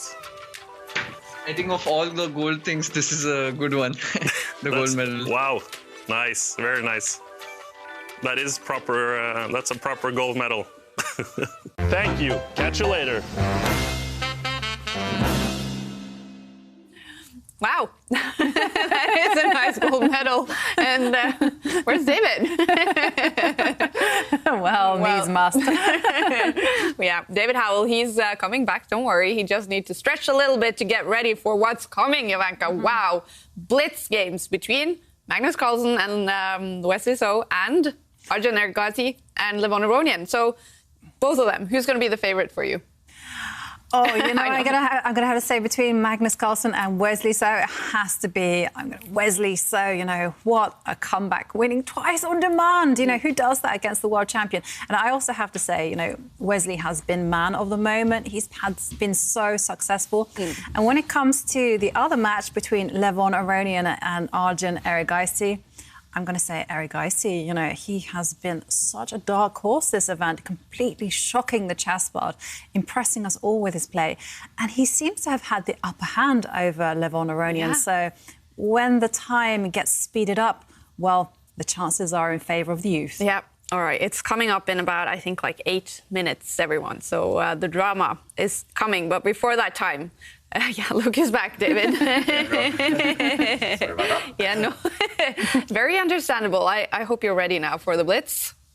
Yes. Feeling fresh? I can't wait. I'm a bit nervous. I'm sure the players even more nervous. Yeah, bring it on. All right. But before that time, we do have a few minutes. And this is the Goldmoney Asian Rapid. Today, we're also talking about golden moments in sports. We have some golden moments coming up with the Blitz. But do we have some cool answers, Ivanka? We do have some cool answers. And, of course, we're asking, what is your favourite golden moment in sport? And Rising Jozo says, Slovakia barely got to the World Cup in 2010 for the first time. And then they had to beat current world champions Italy. Oh, my computer's being strange. To get to the quarterfinals, Slovakia won 3-2. And also the last goal was the player first touch with the ball after he was subbed in. What a miracle. I just love those kind of underdog moments. Certainly love that story by Rising Joso. And Dax20PH says, when Manny Pacquiao became the only 8th division world champion in the history of boxing and has won 12 major world titles. So, yeah, amazing moment for Manny Pacquiao. I also happen to know he's a keen chess player. So, yeah, and if you want to enter our quiz of the day, there's still time, then you can tweet your answer using the hashtag ChessChamps, or alternatively, you can go onto the Champions Chess Tour page on Instagram and you can post your answer there. I just love hearing the stories and your fond memories of these magical sporting events. Very cool, very cool. And we could have another golden moment in sports today. I think definitely we will have. The biggest surprise, of course, will be if Erigaisi is able to beat Levon Aronian. David, what chances do you give him in the Blitz? I think it's 50-50 at least for Erigaisi now. It feels like, especially after yesterday, where he, it was a bit 50-50. He managed to strike, he managed to win a game. And then today, Erigaisi leading in the first 2 games, completely winning, actually, forcing Levon Aronian on the defensive. Erigaisi knows he just has a free hit now. Nobody has expected him to get this far. Nobody expected him to even have a chance against Aronian. And now, being in these tiebreaks, he can just play with the pressure off. He can relax, play his thing. We know he's super fast, Erigaisi, super quick at calculating, great in the openings. All the skills you need to be a good blitz player, a good speed chess player. And, yeah, I think Aronian, he's going to be starting to realise, no easy customer here. He's got his back to the wall to get past this teenager. And of course it is Magnus Carlsen who was better than Wesley So in the preliminaries, and Aronian being best in the preliminaries, who can choose the colours. Do we know anything about colour choices? Looks like Magnus is white in the first game. I'm not 100%. I'm not 100% sure. We'll get that confirmed shortly, but either way, usually the technique for the top players is to choose black first. You see how you do with black, and then you know your approach with white. It's easier to go kind of all in on for a must-win situation with white, or it's easier to kind of go solid as white, depending on the situation. With black, your fates are slightly out of your own hands. So usually players choose black first. And, well, David, could you also just remind us on what we're about to witness here? What are the regulations in tiebreak? So in these next tiebreaks, it's going to be best of 2 blitz games. By blitz, we mean there's only 5 minutes on the clock per player, gaining only 3 seconds after every move. So that's much, much faster than the rapid format so far. And if after these 2 blitz games, the score is 1-1. If the players still can't be separated, then it's down to Armageddon chess. It's going to be a bit of a lottery, but white will have 5 minutes, black will have only 4 minutes. The pressure's on white, with that extra minute, to win the game if he wants to progress. And Magnus Carlsen and Wesley So, they have played against each other in this thing many times. Magnus coming from the best experience, winning in the Armageddon, right? In the FTX Crypto Cup. So who's sort of got the best sort of mental mind right now going into that? Because Magnus remembers the Armageddon from the last tournament, but he just lost 2 games to Wesley. Yeah, I have to favour Wesley here, because even though Magnus was successful in the FTX Crypto Cup, I mean, Magnus did come here, did go into the day being 1 match up, and he then won a first game, and then he lost 2 games. So he has to be kicking himself, especially when there were decisions that he kind of brought on himself. So I think Wesley, he's a phenomenal blitz player. So I reckon, Wesley will take the spot. Yeah. Well, what's it about for Magnus now, David? Because we know he's going to be angry with himself. Yeah, it's just about channeling that anger into onto the chessboard, maybe playing on the front foot, because the last 2 games he was playing for the draw and that rebounded. Actually, Magnus, he loses games, everyone does, but he is the best in the world at bouncing back immediately afterwards. This time, however, he's lost 2 in a row. He nearly never, ever does that. So it's recovery, but then channeling that anger, that frustration into playing on the front foot. Don't let Wesley dictate the play. That's rebounded in the past. That's why he's here in the tiebreaks. That's why he didn't qualify earlier on already today. All right, Ben, of course, they finished Game 4, both of them, almost at the same time, both of these quarterfinal matches. But we're going to follow the first Blitz game between Erigaisi and Aronian, just because I am so anxious to see what level Erigaisi plays at in Blitz, because we haven't seen that. And like David, I'm betting, in the fast time control, he's going to be super good. Yeah, I certainly think so. I've been very, very impressed by his play. He really has had Levon Aronian on the back foot. It's been Levon Aronian having to survive in all their games. So, yeah, I'm looking forward to seeing what happens when the time gets accelerated and the nerves start jangling. And I do think, like David says, David's had a lot of experience playing Erigaisi online, and he says he's fast, and I believe him. Yes, Aronian, he does, of course, he's great across all time controls. He's just a great chess player. He's more experienced, so maybe he's been more playoffs before, having won events like the World Cup, where you need to be good at rapid, you need to be good at blitz in the tiebreaks, but he doesn't play so much online. compared to Erigaisi, I think, and that's why Erigaisi, who it looks like will be black actually in the first game, is confirmed, by the way, Magnus will be white. He's taking the white pieces first, which is surprising. Maybe he just wants to strike first, get back into the winning rhythm. Yeah. Maybe he's scared he'll suffer a third loss in a row with black against Wesley. So Magnus taking white, and it looks like that's also the case for Aronian against Erigaisi. Yeah, strange decision from both of them, not going for conventional wisdom of taking the black pieces in the first game. We'll see how it pans out for them. All right, it's starting in a minute or so. These Blitz games, so exciting. All the drama. And of course, the winners of these two tiebreaks will face each other in the semifinals. I mean, okay, your final bet, Jan-Krzysztof, what will that semifinal look like? Who's it going to be? Well, I've said it once, I'll say it again. I think it will be Arjun Erigaisi against Wesley So. Okay, what do you think, David? I have a feeling it might be Wesley So, especially after his performance today, but I will say Aronian in this one. I've been praising Erigaisi, but Aronian is one of the top dogs for a reason, and we are off with the Queen's Pawn opening. White with his last move, just a modest move, pushing a pawn 1 square, black's bishop coming out. You have experience in these types of openings, Jan-Krzysztof? I certainly well, yeah. Yes, I do. Yes, relatively. Yeah, relatively, but it's a little bit timid. What can I say? Pushing the king's pawn to 1 square, and Levon Aronian pushing his queen's bishop pawn forward 2 squares, and now the knight comes out. So far, so good. The big thing in this position is that white has let the black light squared bishop develop without any problems whatsoever.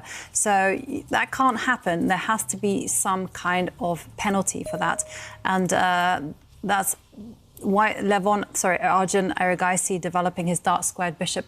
So what Levon Aronian has to do now is he has to put pressure on that light squared bishop. He has to get something concrete in exchange for letting black have easy development. And this is why Levon Aronian, with that queen check and now with that knight jump into the center, is putting immediate pressure on Arjun's position. Yeah, unfortunately for Arjun, he did have to block that check, not with a pawn as he wanted to do, but with the black knight, because the black knight is required to defend his dark squared bishop, black's dark squared bishop, under pressure from the white queen. So black having to jump out with his knight, and now Aronian saying, I'm not going to give you rest, I'm not going to allow you time to castle.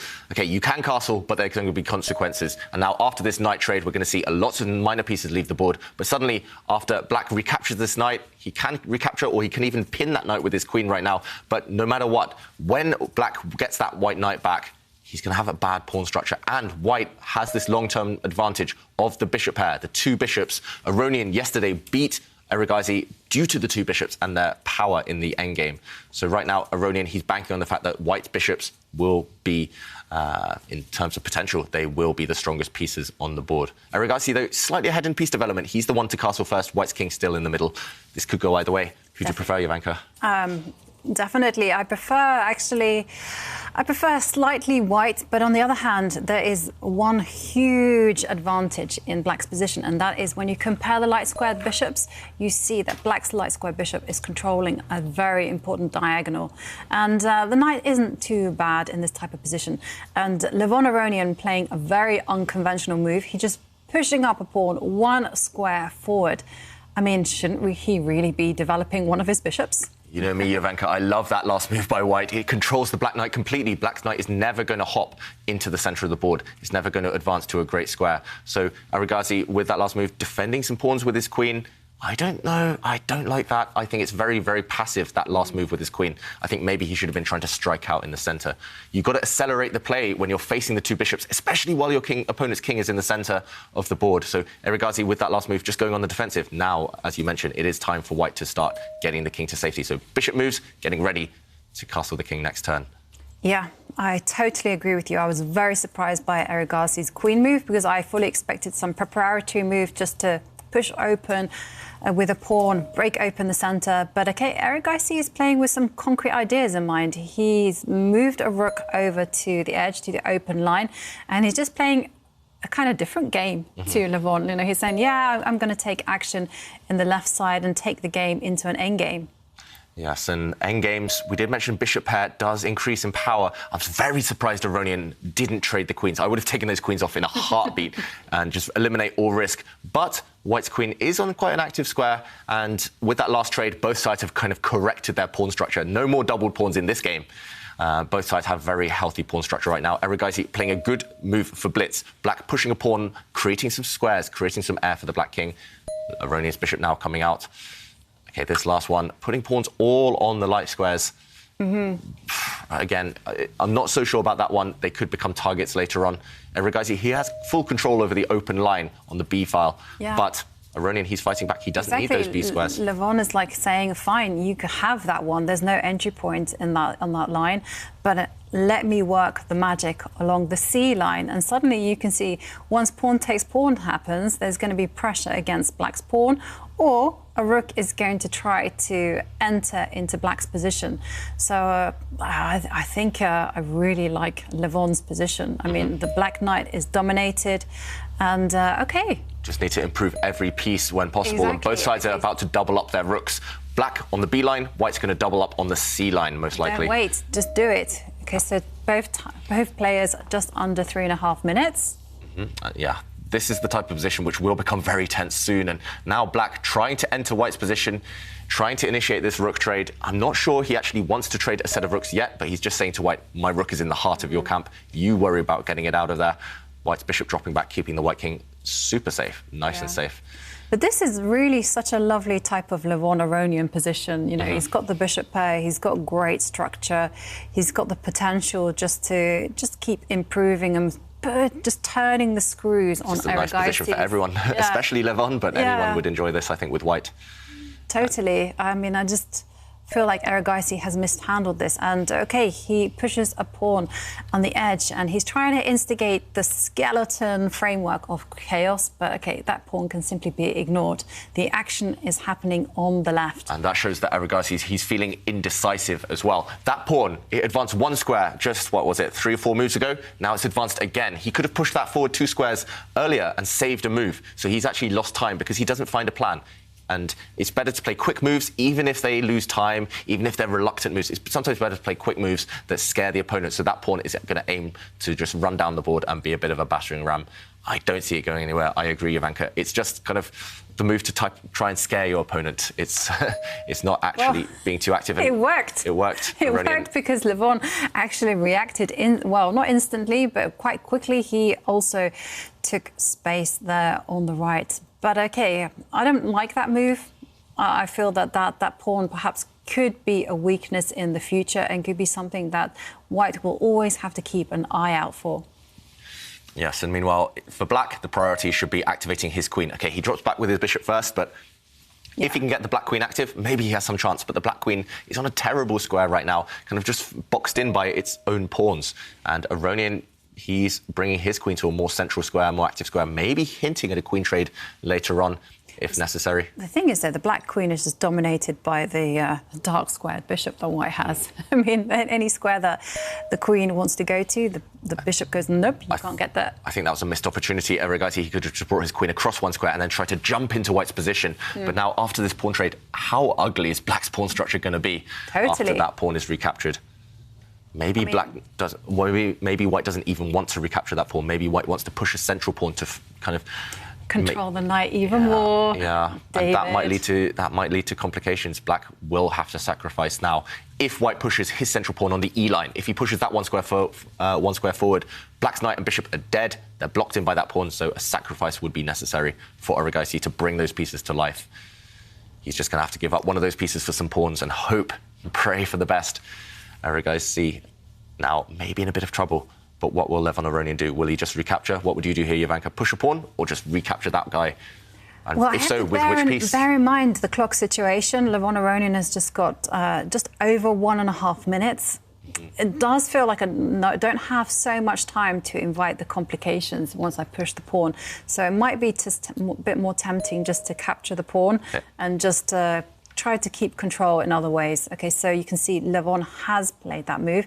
Black has to break out. Black has to make an active move, and I'm just thinking you should just put your knight in the center. Yep. That knight is doing nothing. Don't even need to think about it. Yeah, That's the type of move that should be played instantly. It cost Erigaisi nearly 20 seconds. Now that knight is threatening an undefended pawn, and that pawn is actually quite hard to protect. If you step forward with that pawn, the black knight would jump onto the square the pawn was occupying anyway. So, okay, Aronian, he does push it forward. Is the knight going to jump into that square? Must do, right? It must do. There is one big kind of strategical factor that I notice in the position, but it's not going to matter until the end game, the very late stages of the game, and that is the black bishop could be potentially locked out. But but this is like a really long-term idea. And okay, so rook takes rook, bishop takes rook, forced knight takes bishop. Okay, and now here we have it. We have queens with opposite colour bishops, but take a look at black's bishop. For the time being, it's locked out of the game. Push the pawn next to it, push the pawn on the F line for black, push it forward one square and create some escape squares for that bishop. Everything else is equal balance right now, apart from black's bad bishop. Ooh. Okay, first he activates his queen. Okay, next move, he's going to try and release some squares for that bishop. That's actually a nice move as well.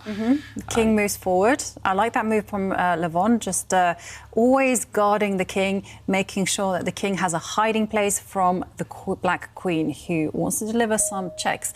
And Erigaisi just moving the queen. I don't know, I feel like he's forgetting his own king. Yeah, his bishop as well. You've got to play with all your pieces. He does have a lot of time on the clock, though. He's got nearly double Aronian's time on the clock. So that will help him if white is able to create any threats. I say if because it's a big if. With opposite colour bishops, it's not going to be easy. It still takes a lot to ever get at the black king. It takes a lot to activate white's bishop. Yeah, for starters, I would push my pawn on a dark square, and then I would put my bishop quite close to the king, and then I would try to create some nuisance with my queen. So that pawn, it was under fire. It had to step forward to protect itself. And now Erigaisi, what's he going to do? He needs to get the black bishop into the game somehow. I don't see it yet. Maybe he can try and offer a trade of queens. Lots of choice for him. He does offer that trade of queens. If the queens come off, dead draw. Opposite colour bishops, we've mentioned several times today. Aronian retreating. Not going for that. And I'm just noticing the bar in the Blitz first Blitz game with Carlsen and So. It's been to So's side. It's shifting over to Carlsen's side. Dramatic in that one as well. Wow, that game, it could still go either way, though. Very, very complicated in that game. This one, OK, black tried to initiate that queen trade, didn't quite work, didn't pay dividends, so white now has had the time to activate his bishop. Erigaisi, you're right, Jovanka, he's kind of just leaving his bishop. I'm not sure he's forgotten about the black bishop being boxed in, but maybe he thinks it's not the #1 priority. First, he's advanced his pawn all the way up to a light square, where it's easy to protect, so that makes sense. Next, finally, surely he'll try and push a pawn, create some escape squares for the black bishop. Well, he's done some really good things, though. I mean, let's not take that away from him. You know, he's activated his queen. He's kind of bullied Levon Aronian by offering queen exchanges, knowing that Levon cannot accept that. And yeah. The time is now, surely. Just push a pawn. Or, OK, first he puts his king on the side of the board. Safe square. Maybe there's no rush. Maybe I'm just being too kind of too picky here, too nitpicky. And white still has no winning plan, no breakthrough. Well, you do have a plan. You know, you can just go forward at the right time with the pawn that's next to the king, push it up 2 squares, and then suddenly... That'll never happen, Jovanka. That would just rebound on white, for sure. I understand that's white's winning plan, to push a pawn on the G-line to create some kind of friction over that on that side, but you're weakening your own king. You're not getting at black's king at all. Yeah. I think that would be... We might see it from Levon Aronian, but if he does, it'll be suicidal to push pawns to open up the white king while black's king is super safe. So maybe that's what Erigaisi's hoping for. First, he pushes a pawn. That one surprises me. That one, it feels like now white has a perfect structure, 4 versus 3 on the right side. White's king is still a bit of a target, but now, OK, black's given up a pawn. How will he be able to justify this? He needs to be able to give some checks now. He has to give checks forever, otherwise he's just a pawn down for nothing and he's going to lose. Yeah. So Erigaisi, he must have a plan in mind. He must have calculated something. What's his justification? This is his justification, right, to come down and attack the pawn, because now it's not easy for white to defend that pawn. But on the other hand, I think he's Okay, well, Levon just captures a pawn. There's no more checks. White's king drops back. The black queen cannot check the white king from the bottom because the white bishop covers the dark squares. I don't like what Erigaisi's done. He's just given Levon a winning plan. White had no plan. Why give your opponent a plan? And now white has this extra corner pawn, which we saw won the game for Wesley So against Carlsen earlier on the A line. The white king is a target, so it's not over yet. It's not easy, though, because black can push the pawn 1 square forward, and that's what Aronian's done. But I envision that Levon will not capture that pawn. He will push his pawn forward, and he has done that. And, OK, well, there's plenty of danger, plenty of excitement here, because that black pawn can either be a huge asset and will save the game, or just be eaten. Yep. And I think... He will be eaten alive. Yeah, Aronian's coach needs to have a word with him. Use all your pieces. What is that black bishop doing?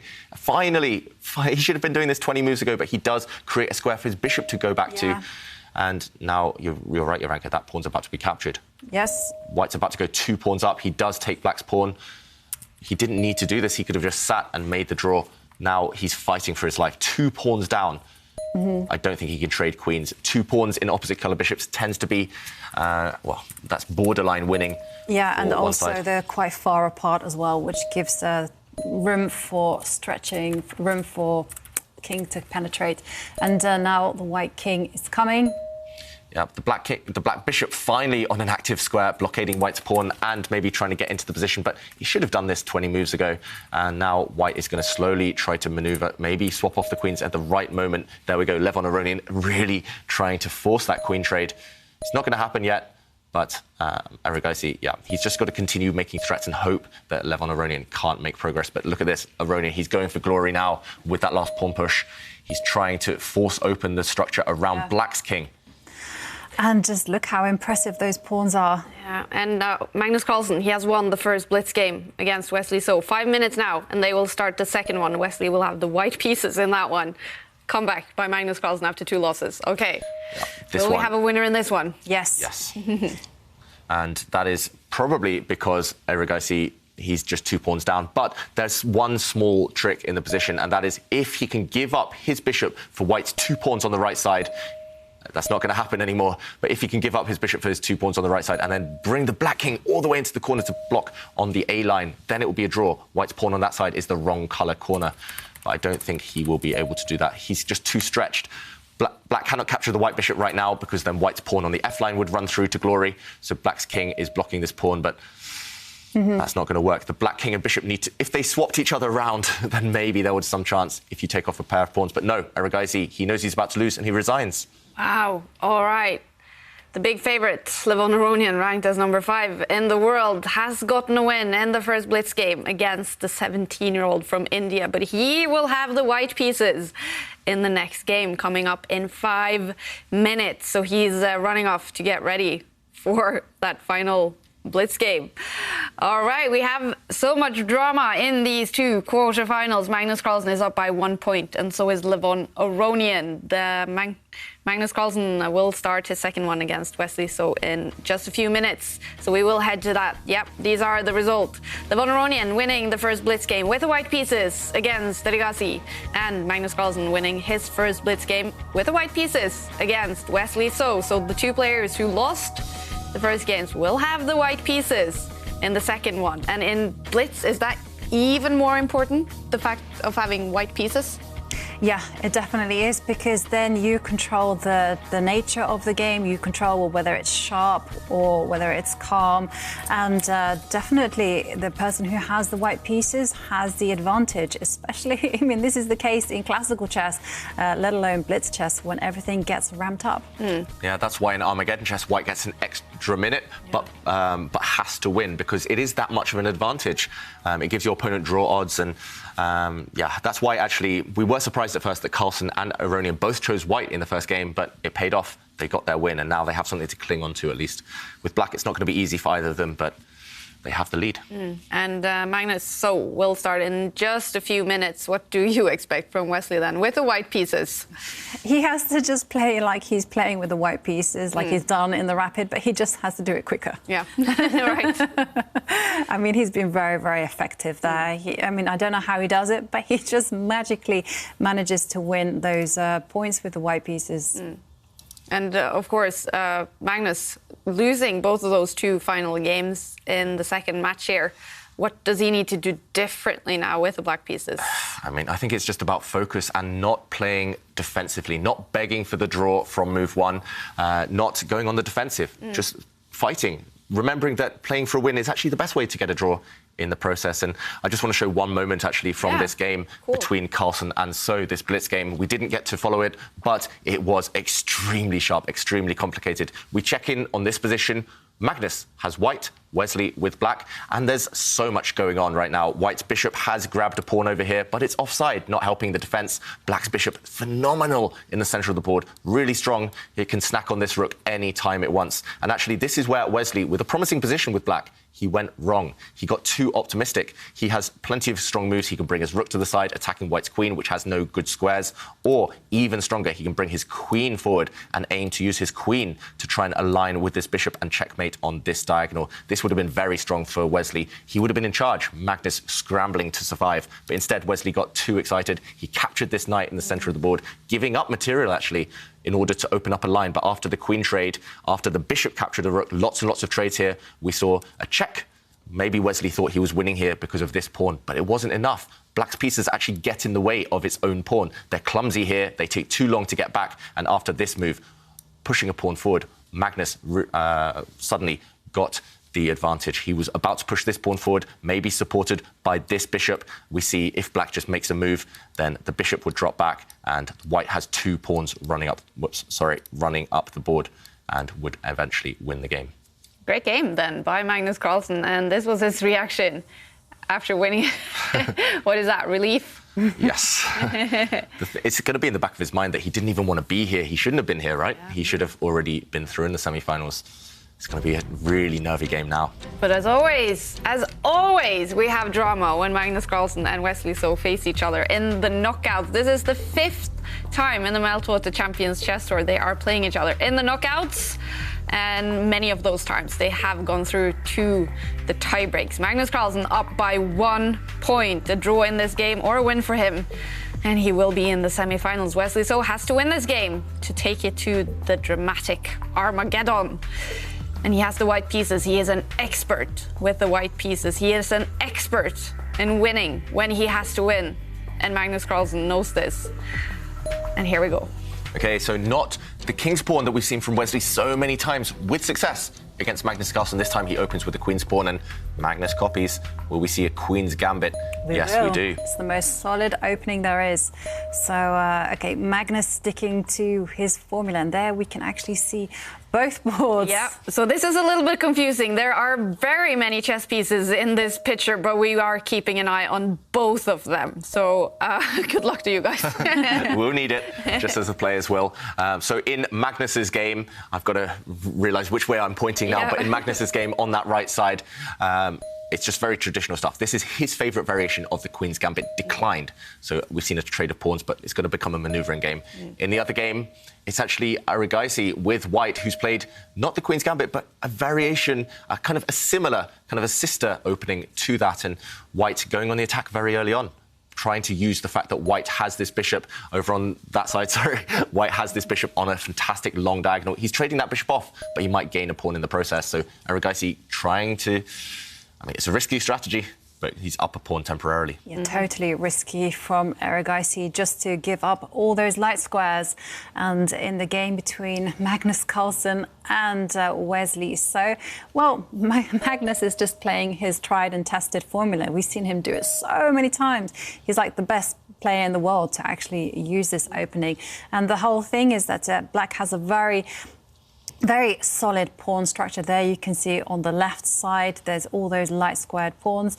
And the big point is that the light squared bishop is now developed. So Wesley will be putting pressure on Magnus's position just by developing his pieces to good squares. Yeah, solid from both sides so far. I should mention as well, though, that Magnus, he did use this opening as black to defeat Hikaru Nakamura in a crucial game earlier in the tour, in the final of the New in Chess Classic. And, OK, let's switch to the other side, because that's where the action's happening. White is up a pawn. Aronian, in his typical style, he's not playing solid. He needs a draw, but he wants more. He's gone and given a second pawn up. Now, black is 2 pawns down, Aronian, but his bishops are about to be unleashed. The black bishops are going to become super strong now. The queen's coming off the board first, and then black is going to hope that his bishops in that game are going to compensate for his pawn deficit. I like it from Aronian. I really like it. Yeah. It seems to be a formula, actually, that Levon Aronian uses. Just give up a pawn or whatever, or somehow get the 2 bishops against the youngster. He prefers active pieces. That's the key. Active pieces are sometimes more important than pawns, and the queens have come off in Aronian's game right now, so white has an extra pawn, but black, look at this, black castling on the long side. So this one is going to get sharp, despite the absence of queens. Magnus's game, there's been a trade of bishops, but not too much else has changed right now. Definitely feels there's more tension in the Carlsen-So game than in the Erigaisi-Aronian game. Many pieces on the board on this side. Yes. Yeah, and there's also a big issue that white hasn't castled the king. So if Wesley were feeling really, really aggressive, he might castle the other way. No, he doesn't. He castles the same side as black. Yeah, and Wesley, his success against Magnus, coming from behind and winning games on demand. His successes have actually been by building up slowly and then taking his chances when they come. It's not all-out attack, so that's why he castles on the same side as Magnus. Yeah, I would have loved to see that, Jovanka. White castling on the opposite flank and then both sides throwing pawns at each other. It would have been complete chaos, but Wesley's biding his time before making his move for victory. All right, and now all 4 players are taking some time to think, OK, we have a move on this side. Yes, on this side, we did see a check from Aronian, and that was blocked by bishop. One thing Aronian doesn't really want to do long-term is trade some bishops. Black's bishops there are fantastically strong, but he does trade them in order to gain a bit of time to get his rooks into the game. And then we see Black's rooks on that board are fantastic, and Black's bishop is also amazing, but he's a pawn down. Yeah. And the longer that continues, the less confident Aronian will feel about holding the game. Yeah, but now, I mean, how easy is it to defend that pawn? Because say you develop your knight, then black will simply put pressure on the pawn, and every time you step there with your king, you get checked. True. Like, there he comes. Check. I'm going the wrong way. Yeah, that way. That's the good thing about having a lead in a match, only needing a draw. Black just happy to repeat the position. White needs to try something new, and you're right, Jovanka. How is he going to keep that pawn alive? His extra pawn. Black's rooks lined up together. They're going to regain that pawn. Black shouldn't rush yet. Maybe black should step us to the side with his king, just get out to the eye line of white's other rook, the rook that's just moved. But right now, if Aronian does that, he looks completely safe. Totally safe, right? Yeah. And he just captures the pawn. And rook takes rook, rook takes rook. And now Erigaisi is attacking the bishop. But cool as a cucumber, Levon steps forward with his king. So here it just looks like it's totally level. I mean, look at it. There's no pawn majorities any side of the board. It'll be a huge shock if Aronian doesn't make a draw in that game. Equal pawns, equal pieces, everything balanced. But on the other game, meanwhile, we see the evaluation bar swing, but it's still a quite quiet position. Both sides still building up, so let's ignore the bar for now. It's still full of tension. All the pieces, most of the pieces at least, still on the board. And we see both sides just bringing their rooks into the game. So, yeah, on that side, still a lot of tension. I slightly prefer white's position because it does feel like black's bishop, black's light square bishop on that board is just blocked in. So one bad piece makes the position bad sometimes. Magnus, though, is extremely solid. No other weak spots apart from maybe that bad bishop. All right. And we have moves in the other one. OK, Erigaisi trying to grab a pawn on that side. He tried to deflect away the black king, but Aronian, knowing that the black bishop was about to drop off, tried to counter-sacrifice it. And now, trade of pawns, that only helps black, I think. And Erigaisi, he's having to take risks. They're not great moves, but he has to take those risks in order to create some imbalance, still within the realms of a draw. Yeah, I actually think that Levon has the upper hand there in that position with the bishop being way superior than the knight. But in lots of developments happening in the game between Magnus and Wesley. Yeah, so Magnus on this board, he's come up with this great idea of trading bishops. Your opponent's piece is better than yours, just take them off the board. And again, a draw is all he needs. And right now, there's lots of trades about to happen. Bishops are about to leave the board, knights are about to leave the board. There we go, bishops now simply traded, and no problems at all for the world champion. He's still super solid. Yeah, Wesley there, lifting his eyebrow, raising his eyebrow. He knows it's going to be difficult to create winning chances in that game. And the other one as well, still finely balanced. White's rook and knight neutralised by black's rook and bishop. And, OK, why is Magnus thinking on this board, Jovanka? Is he going to recapture the knight instead of the bishop, maybe, in the middle of the board? Yeah, he probably is, but it's very safe just to go knight takes bishop. Yeah, Magnus looking off to the side. Maybe he's trying to force a way to initiate even more trades, to kill this game, kill all the life. But the light square bishop perhaps isn't very good. So maybe he's saying, well, you know, let's play knight takes Knight takes knight, and then knight takes bishop. Yeah. So Magnus has a choice on this board. He can capture 2 different pieces. Both of them look fine, but he's spending too long on the clock. Okay, so he plays knight takes knight, and now I think the only way to get any kind of play here for white is perhaps just to go knight takes knight and then stick the knight into the center, attacking the queen, and then just and actually that's even better, retreat. Keep pieces on the board. Keep That's what pieces Wesley on the needs board. to do. I forget the golden rule. Yeah, Wesley, if he'd gone for more trades, that would have been a dream position for black, only needing a draw. But this is a dream position for black. I mean, anyway. The black knight is right where it wants to be. I'm talking about the knight that is on the d6 square. Both knights, to be honest, are pretty well placed. It's just lovely. And if you look at Wesley's position, there's not one single active pawn break, and that is bad news. So Wesley is just resorting to just maneuvering the pieces, just trying to find some kind of something. Meanwhile, on the other board, no progress for white. Erigaisi, he's just been moving his rook, his knight, back and forth, but actually, Aronian, it feels like he's actually going for the win. He's improved the black pawns on the right side. He's improved the black king. Aronian, if no danger at all. With pawns on both sides, his bishop is better than Erigaisi's knight. I guess Erigaisi's only hope is the clock. He does have a lot of time left. Yes. The problem is it's Blitz with 3 seconds after every move. You're gaining. So Aronian, even if it goes down under a 1 minute, because there's not many pieces left, he should be fine. And Magnus on this board also looking fine when he just needs a draw. Clock's more balanced on this board, at least for now. And Magnus has a simple plan. He's just going to stack up all of his pieces and improve the black rooks. Well, Wesley has now made a committal decision on the right side. And he's pushed a pawn, and he signaled his intentions for expanding even more in the center.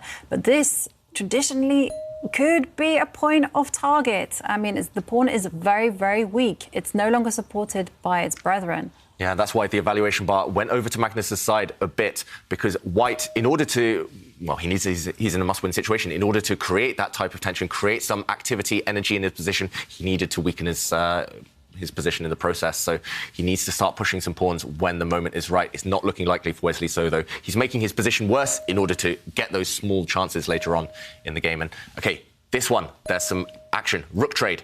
But that's only going to help black. Black's bishop will work on both sides of the board. White's knight is just not able to contribute. It's a short-range piece. It won't help. And, well, OK, we have to take a look at the game between Wesley and Magnus, because look at that. You know, you said he was kind of forced to worsen his position, and he has. He's really rolled the dice here, and he's gone full-on beast mode by attacking the knight, because just look at that white king. It's got no pawns to protect it. And Magnus jumping in, so there now is some threats in the position. Wesley would pressure. Yeah, Wesley would never, ever have played these moves if he only needed a draw or if he wanted to play safe in a normal game. But because it's Blitz, because he needs to win, he's weakened his own king, as you mentioned, Jovanka. And that black knight, super strong. White's king stepping forward. It's going to become a real target. Black can push pawns. Black can even try and get the queen into the game. It's looking very, very good for Magnus there, if he stays calm. Yeah. And also on the clock. And there you see it. The pawn has stepped forward. Lines are going to be open. And when that happens, the attack starts brewing. And in the other game, well, the players are just simply maneuvering. Yeah. No progress in that game right now. White's still just dancing around with the knight, hoping that Black's king, Aronian, walks into maybe some kind of knight fork, some double attack. But meanwhile, look at the other one. White's king is about to be in huge trouble. Magnus there sacrificed a rook. He gained that rook back. But look at White's king, the black queen, about to jump into the position. It's looking hopeless for Wesley So. Yeah. He's down on the clock, 38 seconds against 1 minute 10. But also, the white king's so open. That's the biggest factor. In Blitz, never let your opponent attack your king. And now the queen has joined into the attack, and Wesley comes forward. He's forced to defend with his queen. But just look at White's king. Look how vulnerable it is. All Magnus needs to do is just introduce another piece into the attack, and it's going to be game over. Wow. Yeah, White is completely stretched to the maximum now on this side of the board. Wesley has no hopes of ever attacking. Black is the only one who can win that game, and probably the same on the other board. It does feel like Aronian, he's putting the finishing touches to making a draw, at least in this one. He's eliminated the rooks, most of the pawns now, and White doesn't have enough material left. This is simply going to be a draw on this board.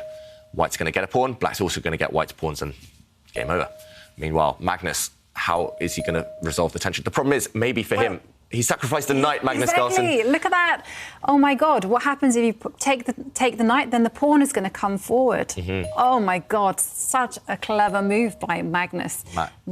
Spectacular stuff. We said that was why he lost games earlier on in the day, because he played too much for the draw. Here, he only needs a draw, but he's playing for the win, and it's going to pay off.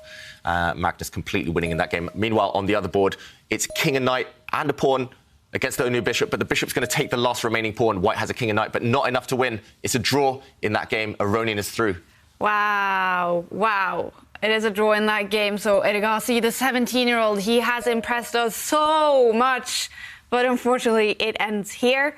He is out of the tournament. Levon Aronian is through to the semi-finals, and he's going to face the winner in this game. And, well, the winner of this match, and it's probably Magnus Carlsen. It certainly looks that way. I mean, just look how many extra pawns that Magnus has. It's one at the minute, but it's going to be a second one.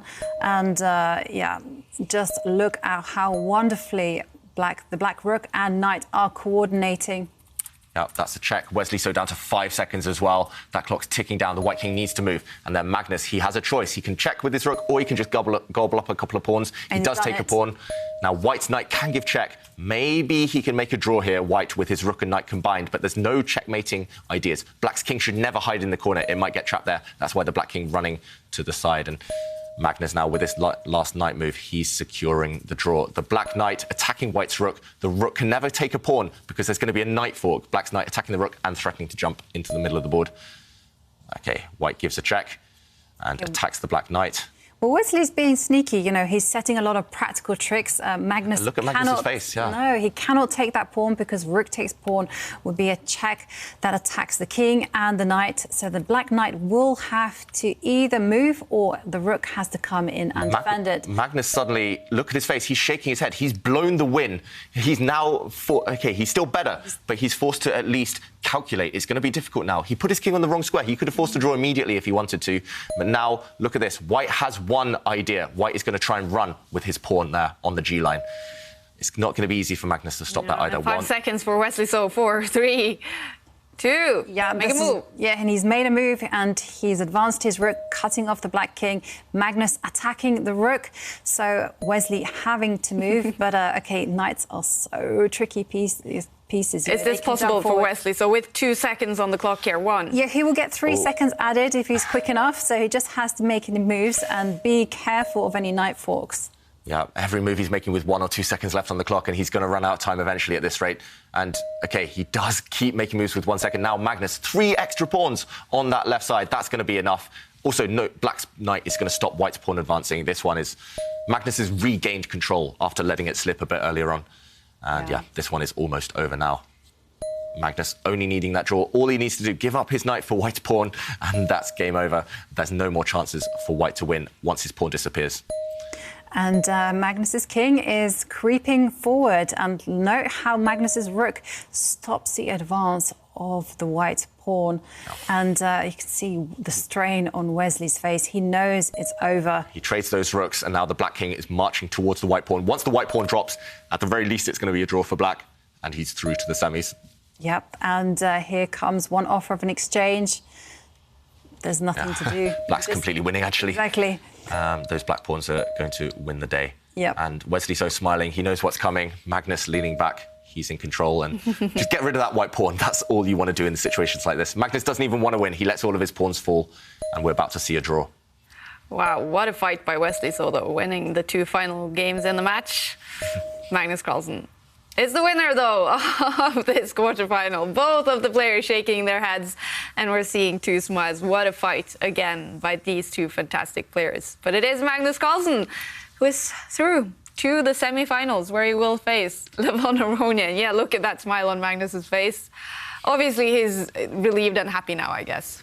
Yeah, once again, he's taken us through the whole roller coaster of emotions. You know, I mean, both players put up such a great fight with, you know, Wesley losing the first game of the day and then striking back and winning when he really had to. I mean, absolutely amazing stuff. And boy, Magnus Carlsen able to recover from 2 tough losses just to convincingly win the Blitz playoff. wow. Yeah. What do you think of, well, Magnus's play here in the Blitz, in the tie breaks? In the Blitz, it was fantastic. I mean, he never makes it easy for himself. He should have wrapped it up earlier on, of course.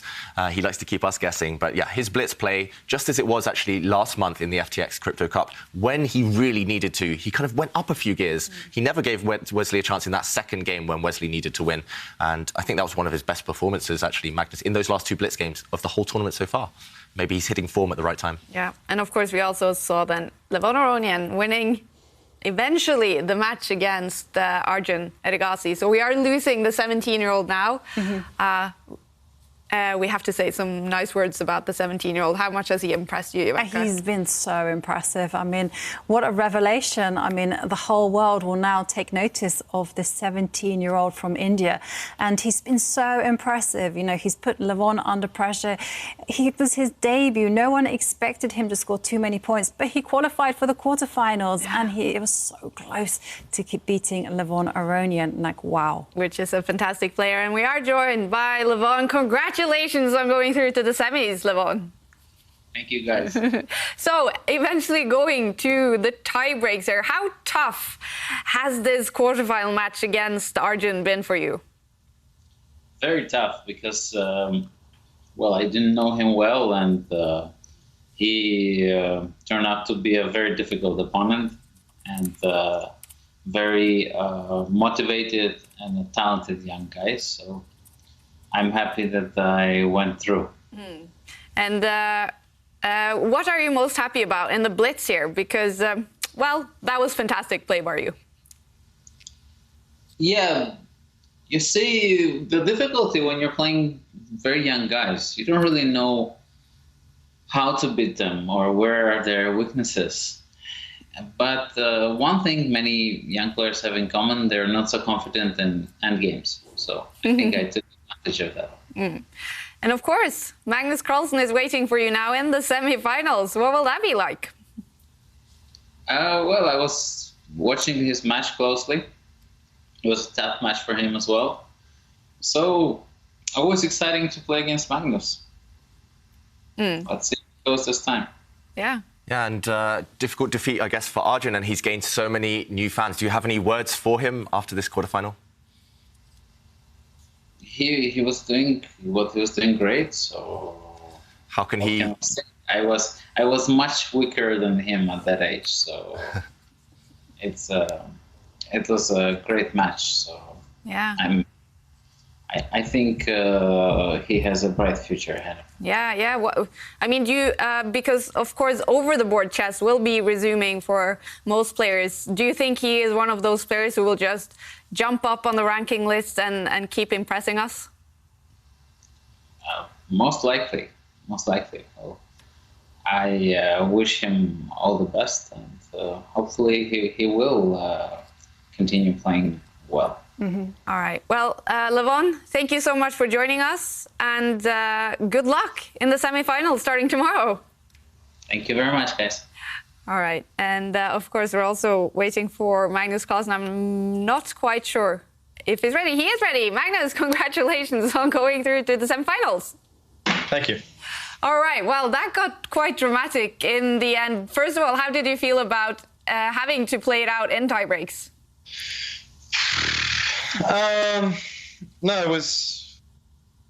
I mean, I wasn't happy, but at least I had some confidence knowing that I'd beaten him in the last tiebreak we played, where he didn't look that comfortable. So I thought that, you know, even though it was a massive blow for me, of course, to lose the last two games, then still felt like I had a good chance. You mentioned those last two games, Magnus. What went wrong there, and how did you recover afterwards? I guess I wasn't well prepared enough in the first one, because you know, he. I knew that this time was a first draw, but I guess you have to know a few more things than I did. So I guess in retrospect, I might have done well to play another line. And I also think he played really, really well in the last two games. So even though there are a lot of things that I could have done better, I mean, that was a huge factor in his comeback. And it seems maybe that once the score was level again, he started to get more tense as well. I don't know, because his level dropped quite considerably in the Blitz. So overall then, Magnus, how do you rate your performance in this another knockout battle against Wesley here? It was more of the same, to be honest. So I thought after the first two games today, I thought this might be the one time that I actually have a fairly clean performance. But yeah, it wasn't to be. But overall, I'm happy to go through, and I mean, I'm not that upset with my losses. Obviously, it wasn't good, but I'm still very happy that I managed to pull myself together and to pull through. And of course, it's Levon Aronian then waiting for you. Were you hoping a little bit it would be Erigasi, a very exciting 17-year-old? The thought didn't cross my mind, to be honest, that, yeah, I mean, I sort of assumed it would be Aronian, but yeah, I was thinking very, very little of my next opponent, to be honest. And I thought, you know, regardless of whom I'm going to play, they're probably going to be, at least on paper, weaker than Wesley. And of course, we are looking forward to a big anniversary for you tomorrow. 10th anniversary as world #1 consecutively. Is that an anniversary that you care about at all, or will it not be in the back of your mind? Yeah, I care a lot more about my match against Levon. I guess that's why you're 10 years world #1, Magnus. Good luck tomorrow. Thank you. Thanks for joining us. All right, exciting stuff. We're going to have Magnus Carlsen versus Levon Aronian after some dramatic tiebreaks. And these are the results after those tiebreaks. Levon Aronian, he did eventually then win his match against 17-year-old Arjun, who has made a big breakthrough in world chess here. Just really giving Levon Aronian a tough fight. Eventually, though, it stops here for Arjun, but definitely we're going to see more of the young Indian. Magnus Carlsen in tiebreaks, again getting dramatic against Wesley So, but the world champion is the winner in that one. Ding Liren, he tied the match against Jan-Krzysztof yesterday, but today the Chinese has played some fantastic chess, winning 3 games. He's through to the semifinals where he will face Vladislav Artamev, who crushed Anish Giri, who hasn't been on form. The Russian looking really good here. So these are the semifinals. Okay, David, first of all, I'll ask you, which one are you most excited about? After those 2 tiebreaks, I have to say Levon Aronian against Magnus Carlsen. Both of them had really exciting, dramatic days today. How will their energy levels be tomorrow? I expect to see quite a close match, at least in the first day of their semi-finals. And Yamaka, who's going to be your favorite now to go through to the big final? You know, I have a mixed bag of predictions here. You know, I've been very impressed by Artamev, I must say, you know, to defeat Anish Giri so convincingly. I mean, that was a big surprise to me. And what can I say about Magnus Carlsen? You know, he really pulled it off when it matters, and that's why he is the champ. Yep. He has many golden moments, Magnus Carlsen becoming world champion several times, of course, winning the matches he's played. And we're talking about golden moments in sports, and we have a winner for the question of the day. Yeah, we do have a winner. But before we announce the lucky winner of 1 year's Chess24 Premium membership, we do have a few honourable mentions, and I'd like to read those ones out. First up is Board Particle, who says that their favourite moment comes from 2011 ICC Cricket World Cup. This word still gives me chills. Dhoni finishes off in style, a magnificent strike into the crowd. India lift the World Cup after 28 years. Wow. Yeah. What a moment. And wait, let me a second. Let me just adjust my computer. And a lot of naked men.